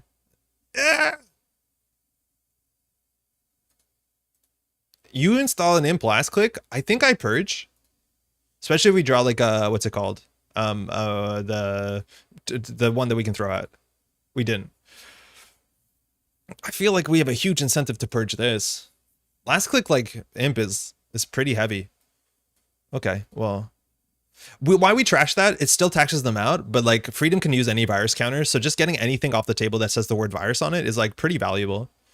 So we'll do server 1 here. They trash this for free, so it saves them 3 credits. It's already pretty good. We can get a spin doctor on the table. That's also reasonable too before we lose it, so we don't feel bad. This is okay. They're playing Red Harding News now to some extent. Like you saw how they got their economy up. I think you do that against Reality Plus regardless. We're only on 2 Harding News. And now if they like run R&D, at least we have a spin doctor. Cookbook. Okay, let them cook. Consume, 5 influence, found it. Good stuff. Comes in with a virus counter. That's a really fun interaction. I haven't seen any Freedom modernly, and I don't know what a good Freedom list looks like, but Freedom is like almost always relevant in any meta. It's a really fun deck. It's just kind of more difficult to pilot than most other stuff. Okay, I think we need to push out here. We can very easily get them with false lead into something. I think we want to just do Beal. Funhouse, like double price deck is kind of messed up. And I think the false lead doesn't help us score out that much. So we'll just go server 1, server 1. We can install this in a new server. Again, they can always just like trash it. But what else are we doing? Oh, we have a spin doctor in the table, so we can just throw out anything really. But we don't want to. But we can. But we don't want to. We could install that in a remote server. I don't want to. Let him cook. Freedom just needs the meta to be a bit different. Yes. Come on in. Rich Freedom is always scary. Yeah, the thing is like Freedom still, I don't know like what the breaker suite is. If it's a plongy thing, it's a bad thing. If there's some viruses which are not that popular, it's a bad thing. Ngolo Freedom is probably what people fall back on. Ngolo hasn't looked very great. I'm not a big Ngolo fan, but there's a lot of Ngolo fans out there.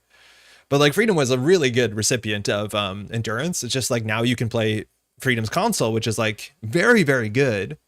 He's also really good into like a sports metal fast events meta, which a lot of metas right now are into that. As long as you can keep your money up, Freedom is really good into op decks, like op acid decks. Oh my God, is it good? So I'd argue that Freedom is in a really good spot, and it's the deck that I've seen nobody play. Anything Golo fans in chat? Hey David, how's it going? It's a Sunday stream. It is. So we're gonna draw. We have too many cards in hand, so it's hard to score at the Beal. Maybe that's not great. I like the IP block. I don't know what the numbers on Yusuf. I think it comes in 3 strength, so this is 2 virus counters to break. But we can't let him trash anything. So planogram is okay. I think we can just do Rashida. We'll get the agenda back in, and we'll get like all the card draws here. So I think we want to get one of these back in. Rashida gets trash for free. Planogram gets trash for free. Maybe the ice is right there. All right, we're going R&D. We're going to imp something here no matter what it is. I'm an Ngolo fan just until the Corp Res is a drafter. Ah, I see you're playing, trying to not play a killer in Shaper. Shaper just hates drafter in general. Amusingly, it's looking like I'll be missing the Canadian East Coast Nationals by a week. I'll be in Montreal the weekend before it. Ah, sorry to hear, David. Enjoy your time, though, regardless, in the city. For those who don't know, East Coast Nationals. Oh! Hey, our stock buyback is going to be so good. Yeah, we're going to click for 8 credits. It's going to be sick. So cool. 2 terminals in her hand. What a deck. Oh, we're so done. We are so cooked. Oh, actually, we should do this. Arguably. Because I don't think he can duck 2 hard any news. He can duck 1. Freedom for freedom. And that's true. That is very true. Crypto crash for the crypto anarchist. I think that's a subtitle. Yeah. And this guy was before crypto really took off, so. 3 terminals in her hand? Yeah, I don't see an issue here. We'll just play them all. 100% love Montreal, and it'll be my partner's first time seeing the city. It's awesome. Oh, heck yeah. Yeah, Montreal in the summer is like kind of absurd. All right, so now Knife's Edge. We have to basically force them to connect with more agendas. We have to force them to connect with what's it called?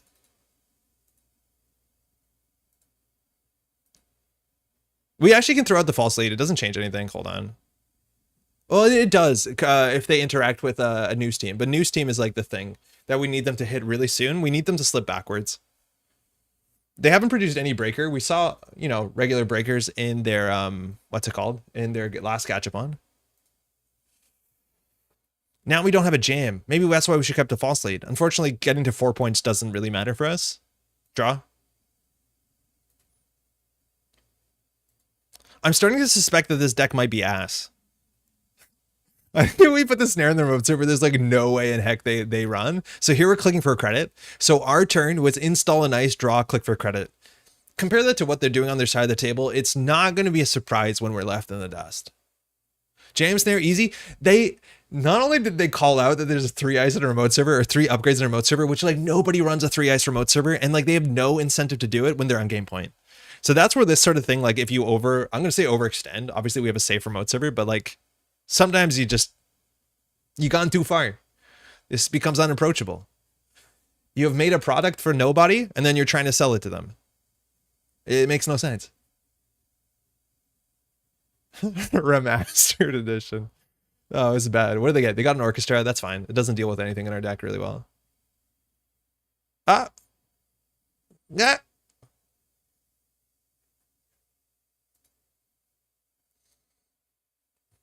Snap res. Botchless for 1. Access with imp. I'm not firing it. We don't have to. We can. Okay. It doesn't do anything. Wee! Good game. That was so rough. Thanks for the game too. We did nothing. Okay, so let's talk about this. If I showed you what the deck list looked like, would you agree that it looked okay? Like, would you look at that and be like, yeah, that looks like a cromulent deck? Or would you be like, that looks awful, what are you going to do? And then when we put it into play, was this a bad game? Or is it just that runners are doing something and then we're not really doing anything that's a problem? Now try the idea from Acme. I don't think we have a good incentive to do it in Acme. Our ice is just too good. I don't know, like they just sit back. Tough game. Yeah, that was really bad. False leads can do harm with hard-hitting new strikes to runners successfully if there's no free lunch. Yeah, I know. They're really good if they hit. False leads are like reasonable, especially now with hard-hitting news. But like the one window that we had hard-hitting news, they went off of single. I wonder how bad this was. They didn't access many cards, and they got to 7. Like they saw, how many cards did they see off of R&D? They saw like 4 or 5 cards. Did they make 5 runs this game and steal 5 agendas or 4 agendas? If pick one, yeah, we have snare. It's impossible to lose. No one's hit. No, we hit 1 snare, I think, in 1 game. Am I wrong, or is this deck terrible? JNet said 4 accesses. Wait, actually, so we got 4 accesses. They stole 4 agendas. We have to make sure that doesn't take the wind out of our sails because that is perverse. File save on the couch. Good night, Jeremy. Hey, good night, Jake. Hopefully Monday is a good one. I'm not sure how much you can judge life off a game where the runner makes 4 accesses and wins the game. Hey, Ba. Hey, Ba streams. Check out Ba's YouTube channel. It's pretty great. He plays some really wacky stuff. It's really fun. All right, Lat. Link, card draw. We'll be fine. Blame on variants. Go, go, go. Yeah, okay. This deck needs some new theory crafting. This deck needs a new deck. This hand, though, is sick. We're going to play this like Reality Plus. We're just going to, sorry, like any edge. We're just going to make forcers. Keep. Rashida Prytek, news team, go. I think so. Luck is all I need. Just need to touch the agenda each run. Xavier, was that you? I did it for the all-day access. All right, good games. Yeah, it was 4 accesses. It was pretty wild. But we didn't feel like we were in a good spot. We really did not feel like we were in a good spot. And that's like, I don't know. Thule, like, it slows them down, but I guess Reality Plus does too. Currently recovering from stag dough, so nice day. You'd be streaming. Just get me through the evening. Oh, how was it? Good luck, have fun. Thanks, you too. Stag dough is what they call a bachelor party in the UK. Or stag do, I think it's more pronounced. Absolutely excellent. Yours or someone else's? All right. We're off. Okay. If we don't have cards in hand, someone else's. We can just go. New remote. I'll put a Rashid in there. We'll see if it checks this. We could separate these 3. I feel like this is maybe not right. We'll see. Oh, that's super cute.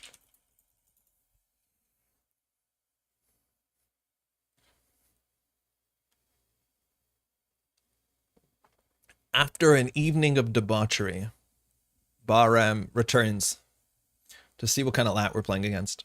Deck is great. Corp has no slot to deal with all the runner tools today, especially too many tech cards in the runner and standard nowadays. Seems like a good start too. Yeah, I like haven't been excited to play Corp in standard for a bit. I don't know. Yeah, you do feel like you're kind of behind. Is behind the 8-ball a term that means something? Here, the only play we have is a food, but we try not to score this one out. They have a really good start. They even got the lad card draw. That's messed up. Okay. I don't think that he's going to run for a minute, considering he's going to be at 0 credits. He'll be on 2. I don't think he's going to pawn any of these. Well, he maybe pawns this later. Depends on how good the card draw is.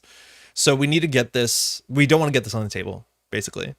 So Funhouse, you generally want that on the innermost, because they might run through the ping, then hit the Funhouse. I guess you do Funhouse into ping because they don't have the breaker. But the problem is this is the thing we have. So we draw an 8, we do install, we discard a card, we discard a news team, we're totally fine with that. Let's draw for a better install. Okay, that's not exactly it. So we'll do server 1, server 1. We have money issues. We can sort that out next turn. Oh, wait, no. I've been really messing up archives. Maybe the deck need is a green ID? Like a Wayland ID? We're going to try stock buyback Wayland after, but like really bad. Have you tried yellow Thule but purple? Piotr, how's it going? I haven't played that Thule deck on stream, and it is one of my favorite decks in the modern meta. I will probably end up playing it today because we got a lot of time. So we can just bounce around. I feel like because there's no news, like we end up playing a lot of Netrunner on days that are not, you know, normal streams. Lat draw, hold on. Let me res my price sec. We're gonna have to score out a global food initiative here. Literally in shambles, but I'm going to do it. Probably also has misdirection. So like hardening news is not a play. We're just gonna have to score points. This like looks really bad. Like this looks like a Bologna, which I don't think Ba is going to interact with, or it looks like an NGO front, which Ba probably doesn't want to interact with. But like if we end up resing the ping, we can still score it out. So I think Ba is going to just shape her up and set up, keep 5 cards in hand. Just think about how Boxy distributed tracing Thule decks with small agendas. It just is so expensive, Cody, right? Like you spend your whole turn and 4 credits. I smell Hushik for 1. I was about to say that he didn't trash this, but because he played Diesel in hand, but I'm pretty sure you can pawn shop this. Hushik for 1 would be surprising. Got the pantograph down. That's pretty good. Advance, advance, advance. Score. They get a pantograph. I've never seen a Hushik for 1, I don't think. I think it might be Hushik for 1. I think that's a good call. Banhar, though, Shaper is pretty wild.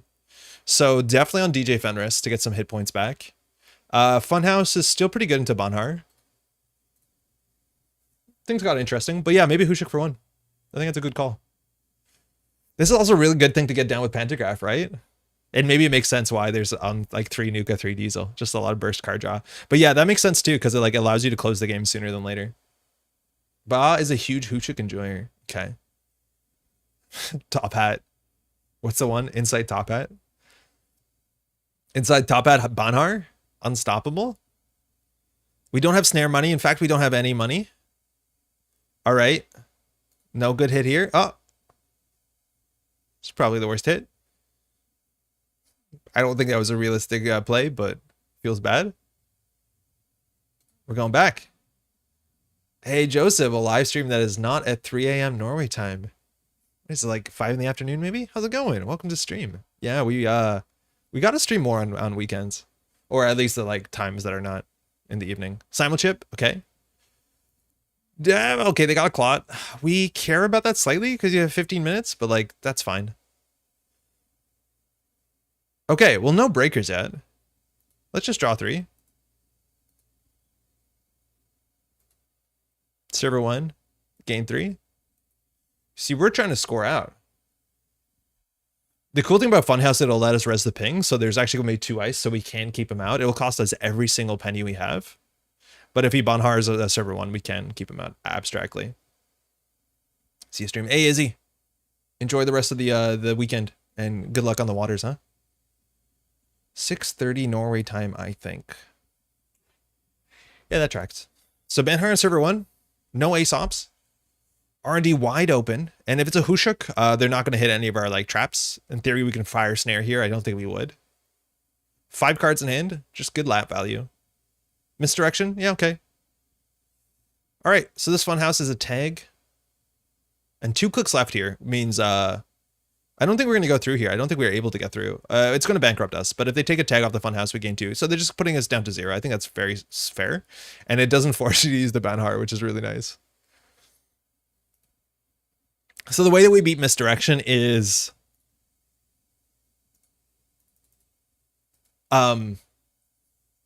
single tags. That's how we beat misdirection, single tags. So I think that a piece of ice here is probably better than a price sack in like immediate hindsight. But like Lat eats IP block, doesn't care about turnpike, can't afford funhouse. If he doesn't run stock buyback, is pretty bad. Single tags into no punishment, genius. Well, they don't know that. I wonder if he takes a news team tags here and just clears them, and then you don't trash this. I actually took it. I wonder, you could probably just misdirection that for, it's expensive. I don't know how much a negative agenda point is worth, but like, this seems bad. Cheeky All-Seeing Eye, yeah, that would be really good. That is one of the most potent single tag punishment cards, especially against Shapers. Anarchs 2, Criminals, it's okay.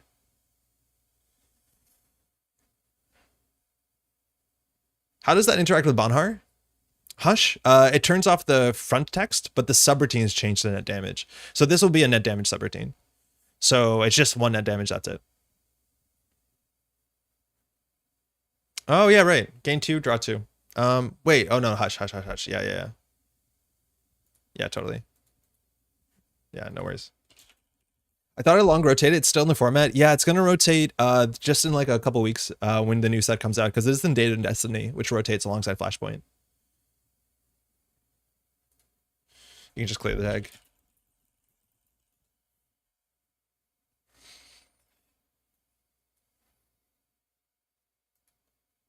Okay, sure.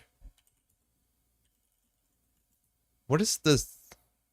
What is the disable command? I don't know what the command is. Disable / card? Why doesn't it not autocomplete? Oh, weird. It's just not on the autocomplete. Found it.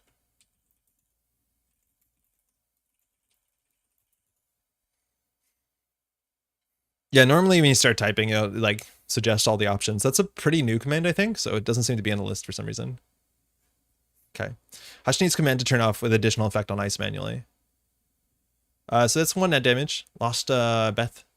With 2 credits, I think the only punishment we have here possibly is the ping, which we do have. I think we need the money. So now he needs to find, well, a Fractar. / disable system 32. It's important you put the apostrophe there. I might have fired.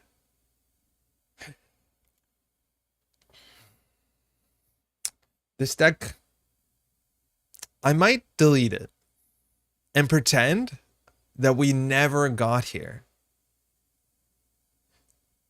Just pretend that we wasn't here ever. Just walk away to clip everything. It is unimaginably not good. Now, that being said, like maybe we can drag Ba into the remote server a couple times, but yeah, it's not good. It's not on the helps tab list of commands also. Oh, weird.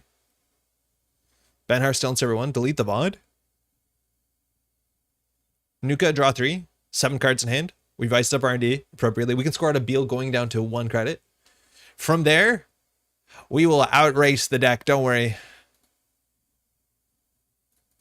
We are now on game point.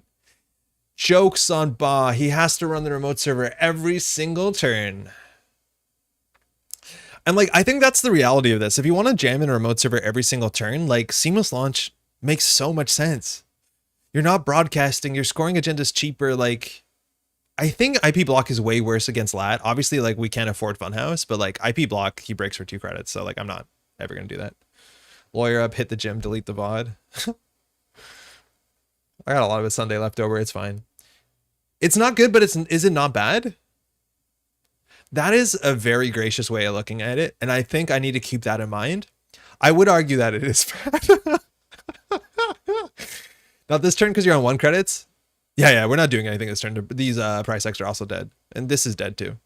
Everything is not good. How about some Giordano instead of Hangeki? I think it's reasonable. It's only 2 influence. Giordano is like really surprising how cheap it is in terms of influence. Palangi, that's fine. Produce a breaker. Lost price deck for 3. Stock buyback looking juicy. This is technically what happens in stock buyback decks though, so like whatever. Our entire game plan seems to be hope the runner doesn't take money before running or runs last click. I think our entire game plan is like set up a board state in which, oh man, this is smart and rude. In which they can't keep up, or we can trick them. Like the double price deck remote server, they just give up on it. But yeah, no, it's incredibly flawed. And we probably should identify why it is, because apparently the way I think about Netrunner is like either just wrong or I underestimate how good the runner decks are. We're about to buy back to win? Yeah, we're about to be back. Everyone be quiet. Nobody say nothing. Ba will run through front house, taking that damage, jack out, come back somehow, play 3 cards, hit the snare. We got him. There's no way he runs HQ when this server is taxing. We got him right where we want him. Yeah, Benhar server 1. So Ba, hungover, had a great night. Living in that sort of like greasy Tylenol afterglow. Sees this server. Unassuming server. 1 net damage, 1 credit. Even. We trash 3 Hushuks. He concedes. I think we got the line. Like, it's important that you identify the line. All right. 1 less breaker. So you simul-chip that back in instant speed. That's fine. And then with this, we draw 2 cards. Which he made a single Hushuk. That felt better than it was. But hey, that's what Snare does, huh? So he's going to run the remote server every turn. Now, good luck. He can still like draw and get lad if he really wants to. Draw 2, gain 2. I think we'll draw 2. We need to put stuff in the remote server. I've never done it. I've never done that. Not even once. Never once. Powerful game move. Warfare is a thing, seeing as how you switch to HHN. Dana, we are on the slipperiest slope, and we're just going to end up playing a hard-hitting news economic warfare as Mari deck. We'll be like, oh, then we should play Crypto Crash, and then we should play Seamless, and then before you know it, I agree with you for what it's worth, but like, you see the problem here, right? The singularity. Maybe you should try to throw in some cards to make it even worse, and then it'll be so bad it'll be good again. He didn't get the lat job. That's because it was literally impossible. Okay. We are on to something here. I'm feeling okay. You see, like that's the thing with stock buyback. You have to let the deck cook a bit, because once we've been cooking for a bit, I don't care if you have a misdirection. You're gonna be intimidated by a credit score. I'm gonna start referring to this as the credit score, and that's the most important thing in every game. Oh man, this is not good. Banhar server 1, classic. He's running out of cards. Like he's not a Harmony Lab player. I think he's cat team, right? It's how many agenda points you have. It's about how many credits you own. Yeah, hey, dude up. Oh yeah. Stock buyback is waiting for the mid-seasons reprint. Well, it's terminal.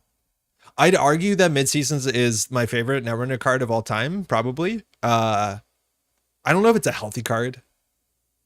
I think mid-seasons is really cool because it is a card that specifically cares about trace differential. What did we put in here? A false lead? Yeah, I guess that was an option. R plus grinder game plan activated. What about if we can make them draw 2 cards every time that we got a tag? What about you draw the cards? Once the runner starts thinking, you know you've got him. Yeah, right? Like we presented no issues. But now that we put a snare in a remote server, Ba has his orienteering has been messed up. It's like, you sure? Yeah. You see? Okay, that's fine. I appreciate the confidence. We're only getting more powerful. Is stock buyback rotating next time? Stock buyback is rotating, yeah, in the next rotation. Which means HB decks in shambles. Refuge campaign 3x. Pantograph declined. Needs to keep his cards up. We are grinding him.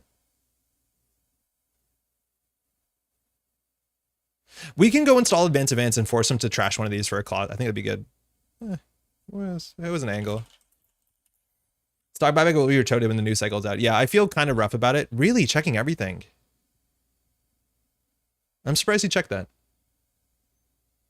I played the You Draw the Cards Now runner. It's kind of fun watching the struggle with their decisions, but I lost every single game. It was hard to make Laramie work, but like Laramie is an endearing individual. But yeah, Laramie was ass. Laramie was really bad, but like very fun to try and get work. Okay, so how much do you Eka through Thoth for? You take a tag. That's a success for us. This thing is still a net damage, but it won't be... It'll be interesting once we get something in front of it. Our propeller, we're slowly chipping her down. I think we just continue to do the thing that we do so well. We probably should have drawn first. I'm not gonna.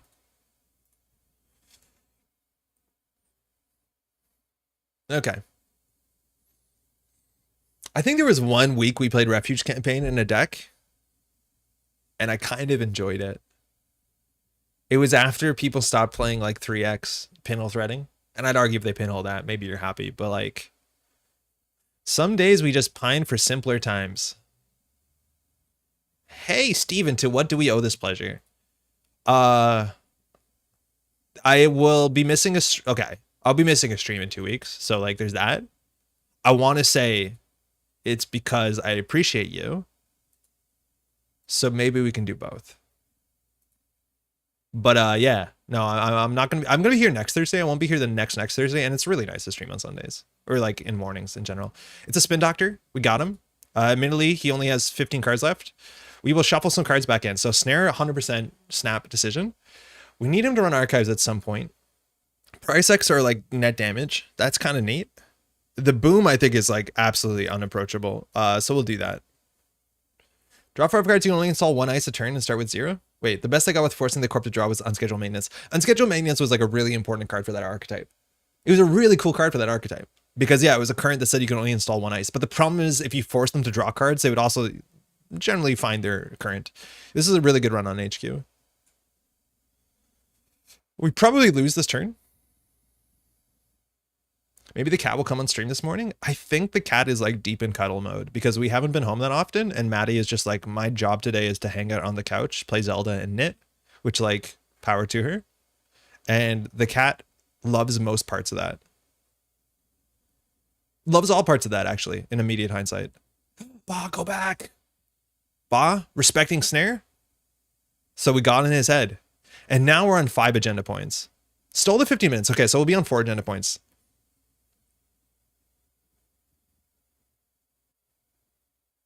He can't keep running it, right? Like at some point in time. How does he still have propeller counters? Oh, they're for strength. Yeah, that's why. So we shovel this back in out of necessity. We draw first. Ah. And then we'll just put the Beal in the remote server. We're going to lose eventually. He has to run this every single time. So I think we put the Beal in. And then hope that this overextends him. He has... The thing is, at this point, he probably just Hushooks. So, yeah, no, that can be a play. But, like, what other play do we have? I guess, in theory, getting the turn back there is good. Sounds like a wonderful plan. It's a 5-5 game is even. Yeah, but now we're winning. We don't have the credit score, but 5-4. And the win is on the table. Banhart R&D. Hushik, whiff. We win. No way to stop propeller Simon chip, keep recycling. Yeah, it cost him some resources. And Golo got trashed. Okay. So the 1-1. So he's going to see 6 cards here. He can do this multiple times. So we have to make this look really bad. He sees tomorrow's headline. Not a good start. But if he commits to this, he has to maybe clear tag. He also knows that this doesn't end the run, so he can like go pretty hard into this. Steals tomorrow's headline. Mind you, Hushik says like, look at the top, name a number, and you access up to that many cards of installed cards. Here we draw 2 or gain 2. I'm going to gain 2 here. If we draw 2, we add them to R&D. Are they safer? Sorry, to HQ. Are they safer in HQ than R&D? I think we'd rather have more cards in R&D as a whole. But this is the sort of thing where like my intuitive numbers math needs to be challenged by Wolfram Alpha, and we don't have the time to do it. So this is the sort of thing that I like to remember to calculate the odds after. It's like shuffling back with Spin Doctor is usually wrong sometimes. But this shuffles, so it's like a bit more nuanced. I'm going to gain 2. But that is a really weird one, because I think he's going to Hushik again here. Yo, hey Mela, is the EU compatible, Andre? Oh, we've lost the game. I haven't been around for these parts for maybe months. Shameful stuff on my part. Hope you and the gang are well. Mela, hey, there's no need to be shamed. Really. It's not a good feeling to have. Glad you can make it. We haven't streamed at time zones that make sense for a lot of people all the time, so that's why we do stuff like this. Almost had it. Does he think this is a Spin Doctor? Hey, Andre, longtime fan. I'm headed to my first tourney at American Continentals, and I'm curious if you have any advice about probing the meta as a solo entrant. Daniel, are you going to be around for the next 5 minutes? Because we can just talk about that once I bury this deck deep underground into, again, the shame pit, which we've argued that we shouldn't be doing. Oh, that was so bad. Good game, man. That is so rough. Score at 2 non-tempo positive agendas in a remote server and then just hope the runner just whips the whole game is not a plan. Every game coming down to hoping they don't hit an agenda R&D, we can score next turn feels bad. Yeah, it's close. Like, I feel like how they have to play around us, we're not getting to see their point. Like, Ba is playing around us to some extent. Like, it's scared. It's having some say of what he can and can't do. Yeah, I was surprised you did. I thought you were just gonna slam Hushik's. It's a bit risky, though. Like, do we put in server 1 or not? Because, obviously, if it's an agenda, we win. Or we lose. Hey, Frank. Nice to see you this Sunday. Sunny Sunday. I guess it is getting a bit sunnier. You holding up? Enjoying the smog? Funny enough, stealing tomorrow's headline triggering R+ made me more inclined to run it. Oh, you think? I was trying to do the Hushik. I don't know how to spell Hushik. Don't make fun of me. Math. Appreciate the odd UK favorable time. Hey, Jossie as well, but it's fun to watch the streams back as well. How you doing?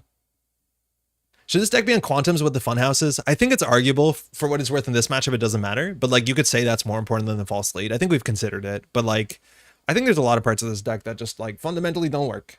They fundamentally don't work, and like I don't know what to do. We've had literally 0 success. I think we've had some bad luck, which is compounding my emotional state. But like this has not felt competitive. I am off for the summer. Oh hell yeah! You got any plans? You're just going to jam some Dune Imperium? Someone also heading to the East Coast Nationals who has no sense of the standard meta despite jamming tons of games. I would also love this examination. Okay, we'll do it. We'll do it right after this. I guess my decks was just making sure I was fully set up for them before I drew them. Okay. 3 opening hand Hushiks. Stop making me spell this over and over again. I can't complain. Thanks for the game, eh? The runner easily can get to those cats once Funhouse is dead. Yeah, but Funhouse is not often dead, right? And even if they go tag me, like it protects us a wee bit. It cheers. It also makes it sometimes a 50-50 where they run the remote server and it's like Prisec into Quantum if they don't know the order that they should be accessing in, which after you score an agenda out of the remote server, that probably might be obvious if they respect it. You know how it goes. Just write Hushik has a random assortment of the correct letters and people understand what you mean. They definitely do, but it feels bad that that is a term from a culture and I just apparently just didn't figure it out how to spell it. And it's not that hard. All right, so questions. Getting ready for nationals. How do we do to prepare? Hey, Kevin, never get to see you live. Love the content. Appreciate it. That's very kind. Welcome. How's your Sunday? I don't think anyone will make fun of you for not knowing how to write a word that comes from Malay.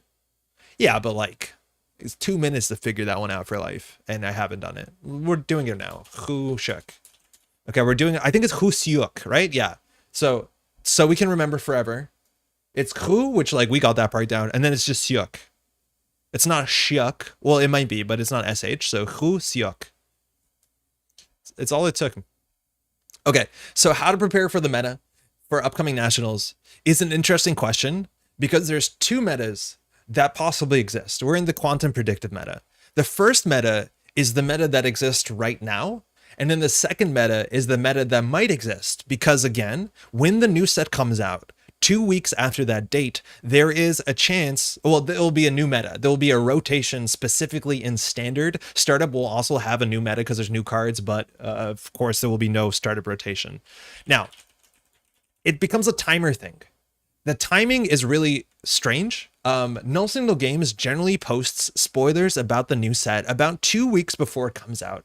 There's a chance we might see a bit of a more expedited, news process, because I think they understand there's some crunch to get the sets out so they can be tournament legal 2 weeks before big nationals events. Nationals are already happening. We had a couple nationals already. I think Russia already had their nationals. There was a Spanish nationals. I feel like there might have been an Italian nationals, maybe not. There's a Canadian West Coast nationals in 2 weeks. There's the Canadian nationals we're running at the end of August, which I'm hoping is pretty safe for be in the new meta. And then there's like the East Coast American Nationals in the end of July, which is like now we're getting a bit dicey for that one to hit a new meta. And then I think there's also now a West Coast Nationals American thing in LA, but it's in the beginning of September, so it's probably gonna be fine. We have a release date? No, we don't. And that is the big issue.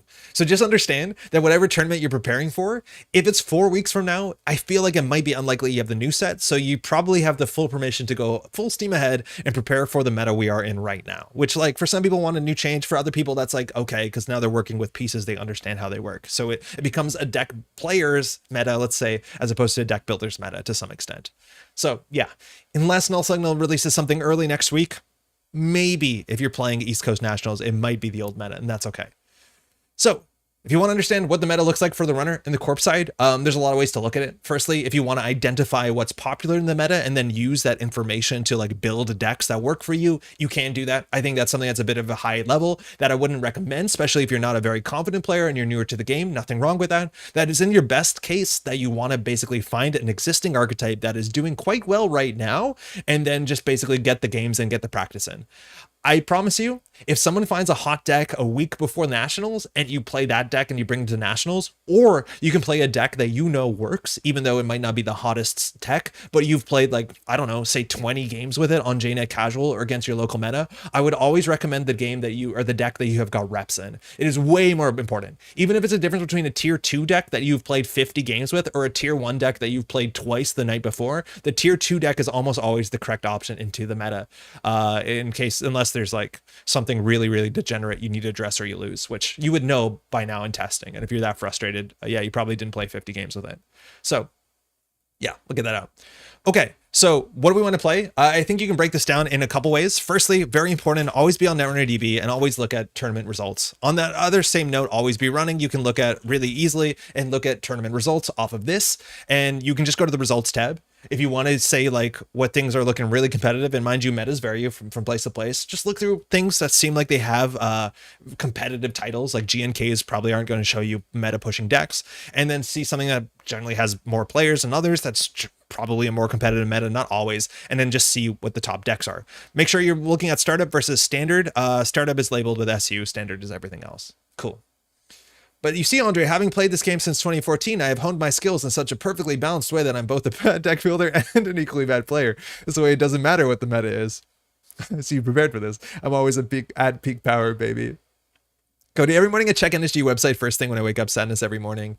They usually post Fridays. So like the night after stream, I wake up and it's usually there. I'm like convinced, like by like definition, they're probably gonna be posting about the new set the week I'm not here, which like feels bad, but like, I don't know. Okay. Focus on killers, score fast. You cannot have both. No, you can have both. Outfit has both. Outfit is pretty good at having both. I think also the Asmari decks have both. All right, so let's just break it down really simple. At some decks I think you can look at. It's important to understand though that the meta is, I wouldn't say exactly solved right now, but right now there are peak performers in the meta. So people have a month to look at these and then figure out like what's a deck that beats the thing that is really popular right now. And there's a big chance that is what shows up and wins and does well. In fact, that's commonly what happens. And then it's up to you to be like, I'm 3 layers deep or I'm 4 layers deep, where I'm going to play the thing that beats the thing that beats the thing that beats the thing. At some point, you just chase your own tail, but it's worth looking at for sure. I use a highly sophisticated sorting algorithm to pick competitive decks. 1, is PE legal? 2, if yes, play PE. In fact, I would argue that there's a bunch of PE that's probably really bad to play right now because of some of the techie decks, or sorry, the Anarch decks got played. Okay, but let's look at each faction and we'll just run down some deck archetypes I think are worth looking at based across all factions, and then you can just kind of pick what you want. If you have any more specific questions about how to prepare for an event, do ask. Otherwise, we also, mind you, have a video that's like top 7 or I think it's called You're Going to Worlds, where I spend like half an hour going through tips about going to an in-person large event, about how to like prepare for it, how to get ready, stuff like that. Hopefully the link will be in the description if I remember to get to that in a couple hours from now. If not, remind me. But yeah, that's really good.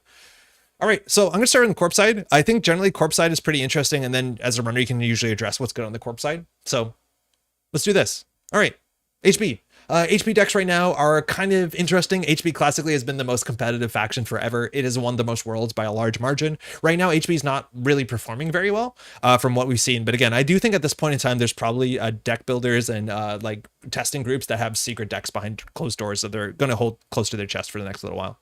So that video sounds nice. I'll go get that in a fresh tab. Yeah, Daniel, I'd recommend it. I think it's a good one. It was for Worlds last year, but everything there rings true. There's some hype about this sort of idea, Asa group deck. It's a bit fiddly. I think it's probably a bit better than it looks, but this is an Asa group deck that all it's trying to do is get enough clicks on a turn. So on the same turn, you can do mutually assured destruction into boom. I think this is a deck that will eat players who are not familiar with it. I think it might struggle at high level plays or into any amount of tech, whether incidental or targeted. I don't think this deck is popular enough to get targeted tech. So this is the sort of deck that I think can do something. I don't know if this is the optimal list. I think this seems to be just like some sort of testing variant, and I've seen other variants online, but people are talking about this to some extent. I think it's interesting, but whatever. Other Asa groups, I haven't seen anything so much that sees consistent play, but Asa group is interesting because it's one of the only IDs that has an economy in HB that feels really good because they are playing fully operational, and fully operational is just a hell of a card because for one click, and Asa, mind you, sets up remote servers very good with good click compression. You can get a lot of money off this card. So inherently pretty good if you want to just play tempo based Asa and just jam in remote servers. This feels like honest Netrunner, which is really good. Also, deck Freedom would be good versus, I think Freedom's pretty good into fully op. Oh, very good into that version too. Some of these are rotated, so don't worry about them. AFT, I don't really believe in. Maybe PD, I've been really struggling to play Precision Design. While its fundamental shell seems really strong, it has been largely since it's come out. The economy package in this deck doesn't really exist. So you're like leaning on load-bearing regolith mining licenses, and that feels pretty bad. So I don't want to do that. Mirror Morph is fun. Sports Metal. I think Sports Metal is where you can fall back on basically at any point in time in any meta. And I think Sports Metal right now is probably in an okay spot, considering that it has pretty good matchups into most of the criminal decks, which they're not that common. And then some of the Anarch decks that are going out of their way to play over 45 cards. Like we've seen 69 card Hoshiko decks. These matchups are kind of dependent on like drawing in the right pieces at the right time. Shutting people down with Stargate is really important if you have any other way to trash cards from central servers. So this sort of deck or the sort of deck that won Worlds are really good. I think the Sports Metal deck is like kind of the fallback right now, and just about any meta it feels okay. There are very few metas where the Sports Metal deck feels really bad unless there's a lot of freedom, because freedom trashes all of the agendas, so your Sports Metal ability doesn't fire. But this is the sort of deck that I think is relatively straightforward to fire. It's also not a very long deck. Like generally your matches are over in 20 minutes either way it goes. So if you're bringing that to a tournament and you're worried about fatigue, I think this is actually a really good candidate. So these sort of decks are quite good. This is the one that Sokka played at Worlds. Oh, this is not the exact deck that I wanted to open. This is Sokka's one. This is actually a bit different. This one's a bit trickier to play. I think this one actually is a bit higher skill level because the ice placement and the economy is stretched a bit thin. But the one I wanted to bring up is like the sort of quintessential one that I think her name is on it.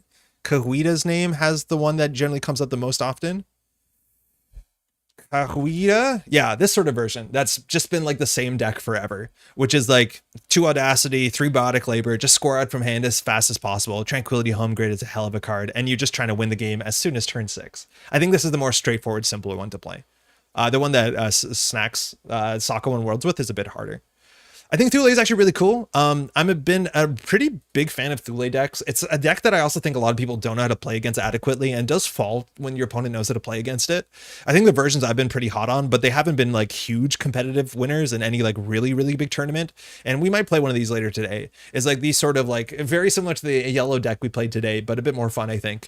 The sort of like stock buyback sort of plan. And then Encoder played this version at AMT, came in second, nearly undefeated, which is like also has some like more tempo positive agendas and seamless launch, so you can score out a bit easier, which I like. Haven't there been an update on Worlds recently? Ticket accommodation prices? I don't think so. I'm not sure. I haven't bought tickets yet. So it's Blame Changer, except you blame Audacity instead of Bashron. Yeah, but Blame Changer had double Audacity in it, so it's just Blame Changer.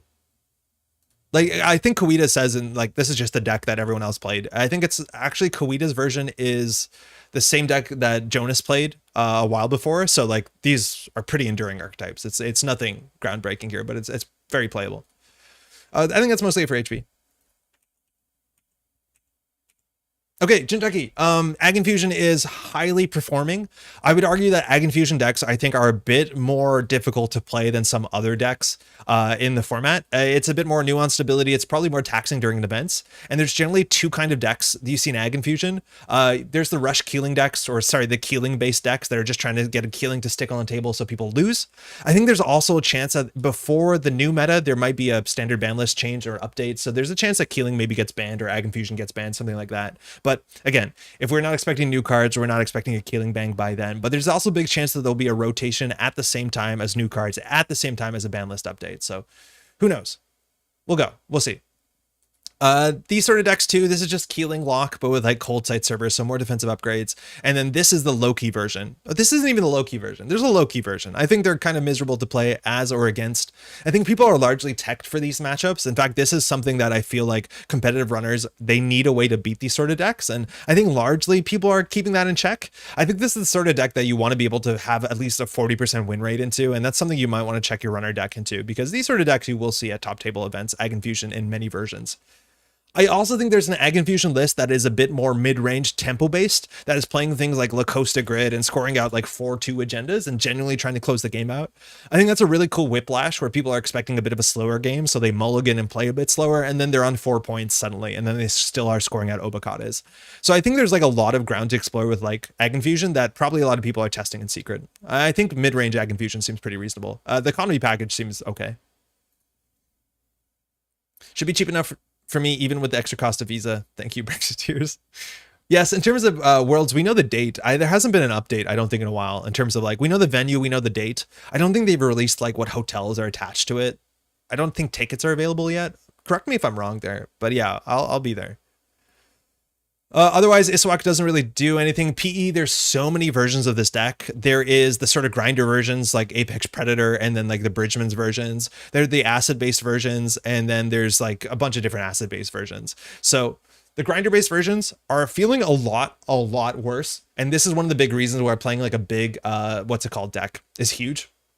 Playing like a big Hoshigo deck that has like 20 extra cards so you can steal Obacadas no problem. They're kind of going to crush this thing out of the format. I think it's a really bad matchup, as much as they don't deal with the ice relatively well, because there's a lot of sentries. So that's a problem. I have a problem. Should we choose rush kill decks because of time limits in Swiss rounds? No, I don't think you need to. I think classically Netrunner in Swiss, single-sided or double-sided is actually a different discussion, is that generally I don't think you're incentivized to play rush decks because you generally have 65 minutes to close a round. That's often very much enough time to close games. If you are a slower player, or you're specifically playing a deck that you know on one side of the table is going to be a very long deck, then yes, maybe you should take the other side and make that a faster deck. But generally 65 minutes has not been an issue unless you're going out of the way to play a very slow deck and you know it. Now, when it comes to single-sided Swiss, that a lot of events are happening in it, including East Coast Nationals, do keep in mind that single-sided Swiss events can only be 35 minutes. I have to check whether the tournament play guidelines say they're now 40 minutes, which I think some people have argued they should be slightly longer. But if they are 35 minutes or 40 minutes, do just try and play the game in person if you can and time how long it is. Because if you have a deck that like consistently wins in 40 to 42 minutes, and then you play against an opponent who maybe plays slower, or you've been timing your games only on Jinteki.net, which does all your shuffling for you, you actually spend a lot more time playing the physical game than you might imagine. So do just keep that in mind. That single-sided Swiss, I think, is the one that causes a bit more pressure to not play slower decks, but it's usually not a big thing. The deck list is how I can tell Kakuga is still banned. Amen. And then this version too, like the Keeling Prana versions, I think are really cool. The Worry Tracker versions are really good. There are certain decks in the meta that eat these alive, like the Mamakua versions. They're not that common.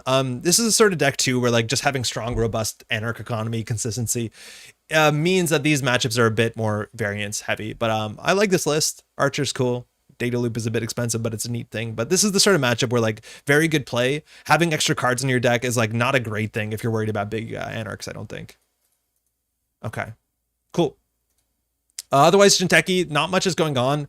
Haven't seen really competitive Restoring Humanity stuff outside of Startup. It's an ability that you just run archives. It doesn't do that much. And I don't think there's much else in Jinteki. Okay, NBN. There's a lot here. Acme Consulting, we've been seeing massive Glacier decks. I think this Glacier deck is very, very reasonable if you're seeing mostly Anarch decks. If they're going to the late game, I think that's okay. I think this is really bad against like late game Shaper stuff. And the same week this came out, people started playing Lat unironically, and that can be very difficult. But these are going to be like 25 turn games. These are the ones that you have to worry that you have to play fast enough because they can't go to time. But in short, Acme Consulting says that you're tagged on the outermost ice. So anything like this, nobody in the format gets through this well. Nobody in the format gets through this well at all. And that you could basically build the whole deck around, let alone the face checks into a Hydra that you res for 5 credits is a bit messed up. I think even F2P is like a messed up face check in the early game. Jinteki's a bit sad. Jinteki's actually probably the most competitive faction. I think they have the most options and they have the most flexibility. It's also the IDs that it's hardest to tell what they're doing when you play against them. I would think that Jinteki actually is in a really good spot, barring whether runners really build around it very heavily. But Acme is very, very playable. I think people have also been playing the sort of Asmari shell we'll get to in a second in the Acme lists. I'm not sure whether having more money with Asmari and having a smaller deck size is better than having better ice, but it's hard to understate how much better the ice is. Who knows? Asmari is really, really good. This is an archetype that you need to get practice into because it's very, very powerful and very interesting. I think there's 2 Asmari decks you're seeing. I'm going to open this one up, which is the Lore Asmari version. And this deck is just really cool. It's about jamming into remote servers. It's about if they don't run, you do seamless launch into Crypto Crash. Suddenly they lose 7 credits. You have economic warfare into hard-hitting news. And this is the sort of thing that just beats players who are not very trained in standard in Swiss rounds because they just run and you're like, haha, I got you, you lose. I think this deck is a really, really powerful shell. Asmari's ability is very consistent. It's very good into the meta. We're just calling event gets you all the money in the world that you could largely need. My struggle with this deck that I have played is that it loses to Anarchs who just set up with big money if you can't jam aggressively, so it's up to you to do that. And it's also very inconsistent sometimes at closing games. If they don't have money, that's okay for you because you can score below in the remote server, but having a single boom, mind you, you have 2 gaslights, and a single market forces is all the tag punishment the deck has. So it's kind of up to you to maybe work around that or understand that people know that when you're playing this deck. But this archetype will be, I think, very well present, and it's a really fun archetype to play as. And it also punishes any runner that's inherently having a run-based economy engine because it's hard for them to get value because they generally play events. So you gain 2 credits and then they're risking economic warfare into hard-hitting news. I think this version Longy just posted, that's slightly different. So instead of hedge funds playing Planogram, which gives you a bit more reach, which is kind of cool. I think Boom is probably good. 2 gaslights, no market forces. So it's kind of up to you. I think the Ice Suite's slightly different too. I think we cut the toll booth, but it's an interesting thing. I think I've also seen this sort of like pigeon fighter lists that are also jamming agendas, but they're playing NAPD Cordon. NAPD Cordon is a really cool card, and I don't think that many of the Hoshiko decks always have amount of money up front right away at certain points in time of the game. So if you can build scoring windows and get NAPD Cordon to stick on the table, you have some really cool windows to score out behind some reasonable ice. So I think this card is probably a bit less played than it could be. It's a very good card. The trash cost is pretty low, but again, freedom, if you're seeing that they can trash your agendas, there's some niche ways around it, but I like this card a lot. I think this card is better than the amount of play it sees. Otherwise, GameNet, I don't know why you'd play GameNet over Asmari, or sorry, over Acme if you want to play full Glacier, but I don't like GameNet. And then CTM, it's always okay. I don't know if it's that powerful. I think people are teched for assets to a large extent, so I'm not excited to bring out CTM, but like CTM is never terrible. Reality Plus kind of fell apart as well. We played it today, didn't feel good. NEH as well, it's an asset thing. Prov can be interesting too. People are playing run-based engines, so you had to do something cool with this. We haven't seen very consistent Prov abilities, but like if people are trying to run once a turn consistently to play Hoshiko, it seems like it's actually in a relatively good spot, so I like it. Spark seems worse than CTM. We have a deck list of the week we'll play on Thursday, but like it was a challenge deck build. It wasn't like this is the best thing you can do with deck build. All right, Wayland's cool. GameNet just to make your opponent miserable. Same with Spark. Yeah, that's the idea. I think Wayland is really cool right now. You have Op, and there's a lot of ways to play Op. You have the like mid-range fast advance combo versions. There's so many of these that you've seen all the way from Worlds to now. Sangren has a really cool version. You saw the full fast advance version. B-Blum's like mid-range version is really cool too. I think right now the hotness is this Arctic Blood deck. Somebody just posted another version of it, Mooniob, that is slightly different. I think the best version of this deck, and I think they were doing this at the Russian Nationals, are dropping Boom and starting to play some amount of end of the line. It makes so much sense with this deck, considering there's so many ways to do small amounts of damage, and then the runner often floats 1 tag if they can't clear all 4 tags. But this sort of deck to me, like, seems powerful, but just seems so quickly checked by anyone who's running robust economy and a bit of like tech. Like 2 missed bones, I don't know how this deck wins, because again, if you trash the assets, you trash the whole game. Trash the wall to walls. Don't do like I did on Thursday. But like, seems like a sort of deck that if your opponent can't deal with it, doesn't know how to deal with it, you can run over them. But otherwise, it's like probably loses to good fundamentals and good economy. So it's a pay your, you know, everyone's an artist until they have to pay the rent sort of thing. This version is very similar. What else we got? Outfit's really good right now. I'd argue Outfit is actually one of the most fun decks to play right now. Outfit has a mixture of everything. It has 3 win conditions. It can score behind ice because you have agendas. You have good money. You have some of the best economy in the entire game. You have a fast events package because you have the regulatory captures that become 2/2s inevitably, and you have a single audacity. So if you get to 5 points, even to 3 points, you can score the game. And then you just have really good ice, let alone you have hard-hitting news, economic warfare. So you have like a lot of angles to attack.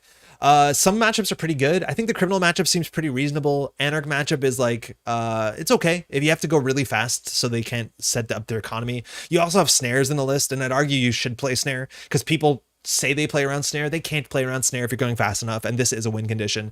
I do think, yeah, economic warfare, sorry, end of the line boom is a good division, but this is a really fun deck because it has everything you want in Netrunner. A bit of fast advance, you can go quick. Just remember when you play this deck is that you want to be making a play every single turn. Any single turn that you do not put something in a remote server, you do not force the runner to interact with you is a really bad spot for you, because the runner will get more value, and especially if you don't force them to run, they're not making hard decisions. They can just click to 4.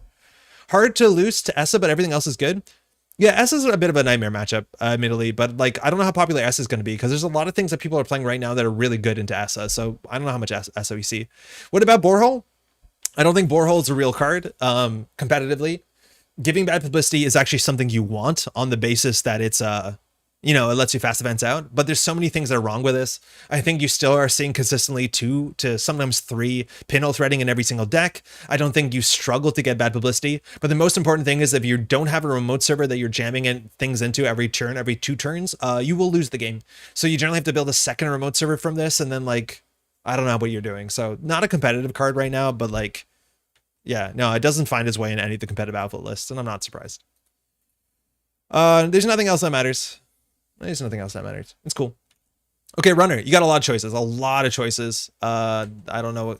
We just closed Jaina. That's fine. In terms of the very consistent anarchs, Essa is really good. We've been seeing Ghost Ton decks for a long time, and they're very cool. Essa, I think, has been targeted a bit by like these Asmari decks that require you to play events every turn and kind of require you to run a bit. I think some people are making ice choices that are actually pretty good into what's it called? Into sabotage or into Banhar. And I think people are getting better to play into Essa, but Essa is a really fun deck. It's like sort of aggro deck that like most games have, and it's really cool. I think Essa is a bit of a skill testing deck to pilot as well. Sometimes you can just stumble on like massive wins by, you know, sabotaging a lot in a turn. We've been getting smashed by Essa, but this is the sort of deck that like you have to be a bit brave playing. I think there's different versions of this, whether you want to play Fermenter. I think you largely do, because the economy of this can be checked, but Essa doesn't produce consistent economy every single turn, so Essa is weak to some of the economy tricks, like hard-hitting news, economic warfare, and you have to run every turn, but a very fun deck that can stomp through a lot of stuff. I think Freedom is better than the amount of Freedom we see. Freedom almost never has a bad meta, but if you're expecting some amount of assets, which I think you are, Freedom is really good. Freedom deals with fast events really well. Freedom is not very good into like really, really big Glacier, and I think that's one of the matchups that scares Freedom, is like Ag Infusion, Keeling. That could be hard, and you rely on Ngolo, but I don't think you get that far. Okay, Hoshiko's messed up. Hoshiko's really, really good right now. There's a couple builds of Hoshiko. One of the builds is Apocalypse. We started seeing this show up. This is meta dependent. I don't think I would play this if I'm expecting that much Ag Infusion, but if you're expecting a lot of like asset spam, Apocalypse is very good. This rotates, mind you, in a month or so. So some people are just trying to get it in at the end, but yeah, Apocalypse has largely been a meta threat. Then we see these Hoshiko decks that are playing like 69 cards. Sometimes we've seen 55 cards. I played 103. Don't do that. But these sort of decks, you'll notice 1 in every 2 cards is an economy card, and you get free card draw. It's pretty good. And that being said, I'm not the biggest fan of these at this size. Having extra cards in your deck is only really relevant if you're playing against a lot of personal evolution and you need extra cards to seal Obokata, stuff like that. I'd argue that a lot of decks right now are actually really good at presenting threats that you have to answer now or you're going to lose the game. So the difference of like having your killer so you can face check into, I don't know, let's say abstractly, you need your hippo and your killer to be able to face check into Acme to make it not like credibly ruinous. I think having that more consistently is probably not worth playing 70 cards in your deck, and like having to deal with keeling consistency, having to be able to find your stargates to deal with like sports metal. Like, I feel like if people are getting really greedy with this Hoshiko decks and just playing the value pile, we're seeing more and more decks that are going to get meaner and delivering their win condition faster, where the inconsistency will catch up with you. Like, this deck has other ways to deal with ice. It has Banhar, it has Botulus, but if your game plan is contingent on you finding a paperclip and then in the bottom 10 cards of your deck, 20 cards of your deck, which doesn't happen on like absurd amount of times, that might be a problem for you. So just keep that in mind. This is a value pile. You don't have to be this greedy. You can probably be greedier than 45, but I do think a lot of decks are capitalizing on this. And I do think we're going to see players play fewer than 69 cards going forward. Did Andre win one game by Super Deep Borehole? I don't know if I have. Bad publicity is not the same as bad publicity counter. It is. As you take the bad publicity, what happens? It becomes bad publicity. So when you take the bad publicity counter off, the runner gets it. So just like you think it is. Otherwise, not much else is happening. I think we're going to play Null today because it's really fun and I haven't played the deck, but not much else is happening. Lou is not really doing anything that much different. Freedom is, and then none of the Anarchs are real. So like, it's largely a Hoshiko meta right now. Maybe someone will play Freedom or Essa, but it's really cool that there's at least two Anarchs that are very different. Cause I'm like very negative about the fact that most Anarch decks are just value economy piles, but Essa is something totally different. Okay. Yeah. 54 cards, right? Let's say that's somewhere in the middle. Criminal, harder to say what Criminal is doing right now. I've been a big fan of the auto dialer decks and they've been performing relatively well. They don't have any terrible matchups, but they have some okay matchups.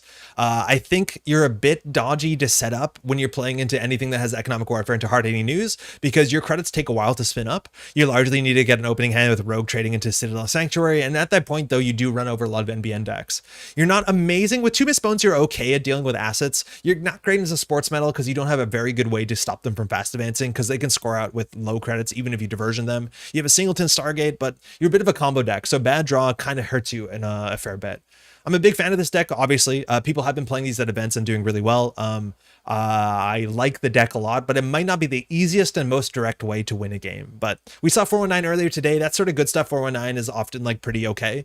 Not often are they playing very direct win conditions, but you can do it. And if you're really worried about fast advance, like there's cards you can play in the decks to help you, like Embezzle's okay. I think your PE matchup is like mediocre. If you lose a Stargate, you probably lose the game, but like it's never the worst, but it doesn't feel like it's the best in anything.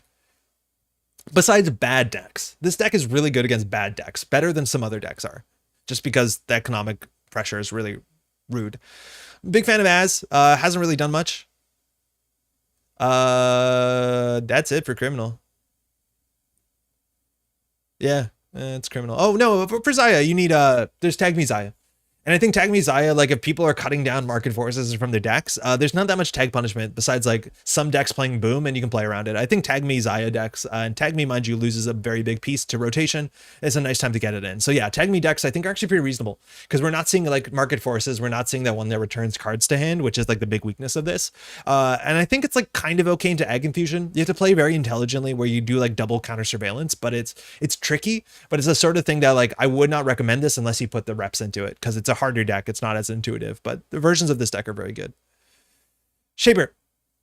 Shapers isn't really a thing. Smoke is like, okay, there's like, you can't stop people from playing Smoke. I'd argue that the meta is not entirely about breaking ice really cheaply. There's other economic issues that I don't think Smoke covers that heavily. And then the other thing that you can play is Lat. I think there's some really cool Lats right now. This sort of like control Lat is quite good.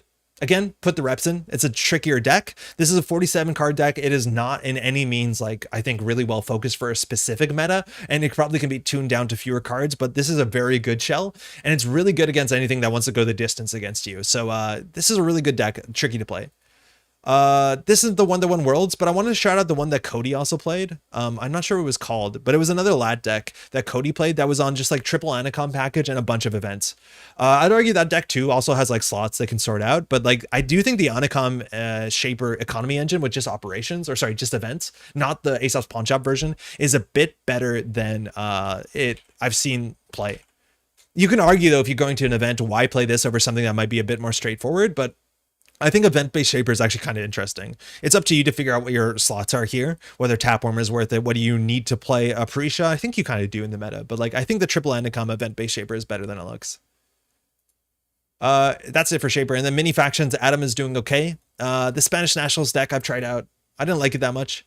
I don't know if I'm a huge fan of World Tree because I like my directives, but you have other things to sell to get an instant speed. This deck has a very limited economy, and I'd argue that if you're playing into a meta that has like Asmari and hard-hitting using economic warfare showing up consistently in 2 of the 4 factions, I'd be a bit scared to play this, I'll be honest, because this does not have a very robust economy in the early game, so you're struggling to interact, but you have misdirection, but like, I don't think that solves all your issues.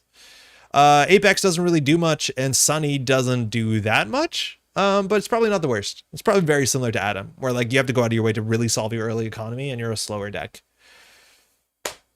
That is my meta analysis. Now, again, new cards coming out, rotation, new ban list, that's all going to change it. But right now, that's what things look like.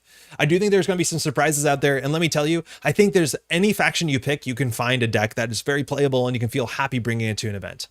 All these deck lists, you know, I'm not going to link them all in the description because I've already closed most of them, but that's a really big thing. If you go to the factions tab and you just hit one of these, it'll give you like the top 3 decks. I don't know. It's not on time. It's like a mixture of time and like how people have engaged with it, but that's a pretty good start. I love Sunny, but man, she needs an economy. I think Sunny was used to be in a really good spot, but that's when we had all that like low influence drip economy. Métropole Grid episode. How's it going? All right, let's go play some games. I got to rest my voice a bit. We went hard. Okay. This is a goofy deck. I think our win rate today has been 0, and I don't know if it's going to get that much better. This is an interesting deck list that does the Tag Me package in Null. I've been a bit negative whether you need Null in this list, but there's some good reasons to play Null. But Null is an ability that's not really great. It says once per turn, when you encounter a piece of ice, you may trash a card from your grip to give that ice -2 strength. Cards in your hand, is that worth 2 credits? It's not 2 credits because we have certain icebreakers that actually break ice for more than 2 credits. If we're using God of War, which is an AI, so it can break any kind of subroutine, 2 strength is actually worth 4 credits. So abstractly, our ability is 1 card from hand equals 4 credits. Why we play this card is because we just want to get enough tags sooner than later. We're going to get virus counters on this, and we want to get a lot of tags. And why we want to get a lot of tags is we want to play counter surveillance. It says, make a run. If we can pay 10 credits because we have 10 tags, we can see 10 cards from HQ or R&D, and that generally wins you games. But we have an additional layer of nonsense in this that might not be necessary. Firstly, this is necessary. We have Obelisk, so we have 10 tags, we have 10 hand size, let alone after we access 10 cards from R&D, we draw 10 cards, so that kind of refills our whole hand, which is a really nice spot to be. But this is the big difference with this deck is we have 2 copies of By Any Means. First click, we play this. Until this turn ends, whenever you access a card not on archives, you just trash it, take and beat damage. So if it's an agenda, if it's a snare, if it's anything, we just trash it.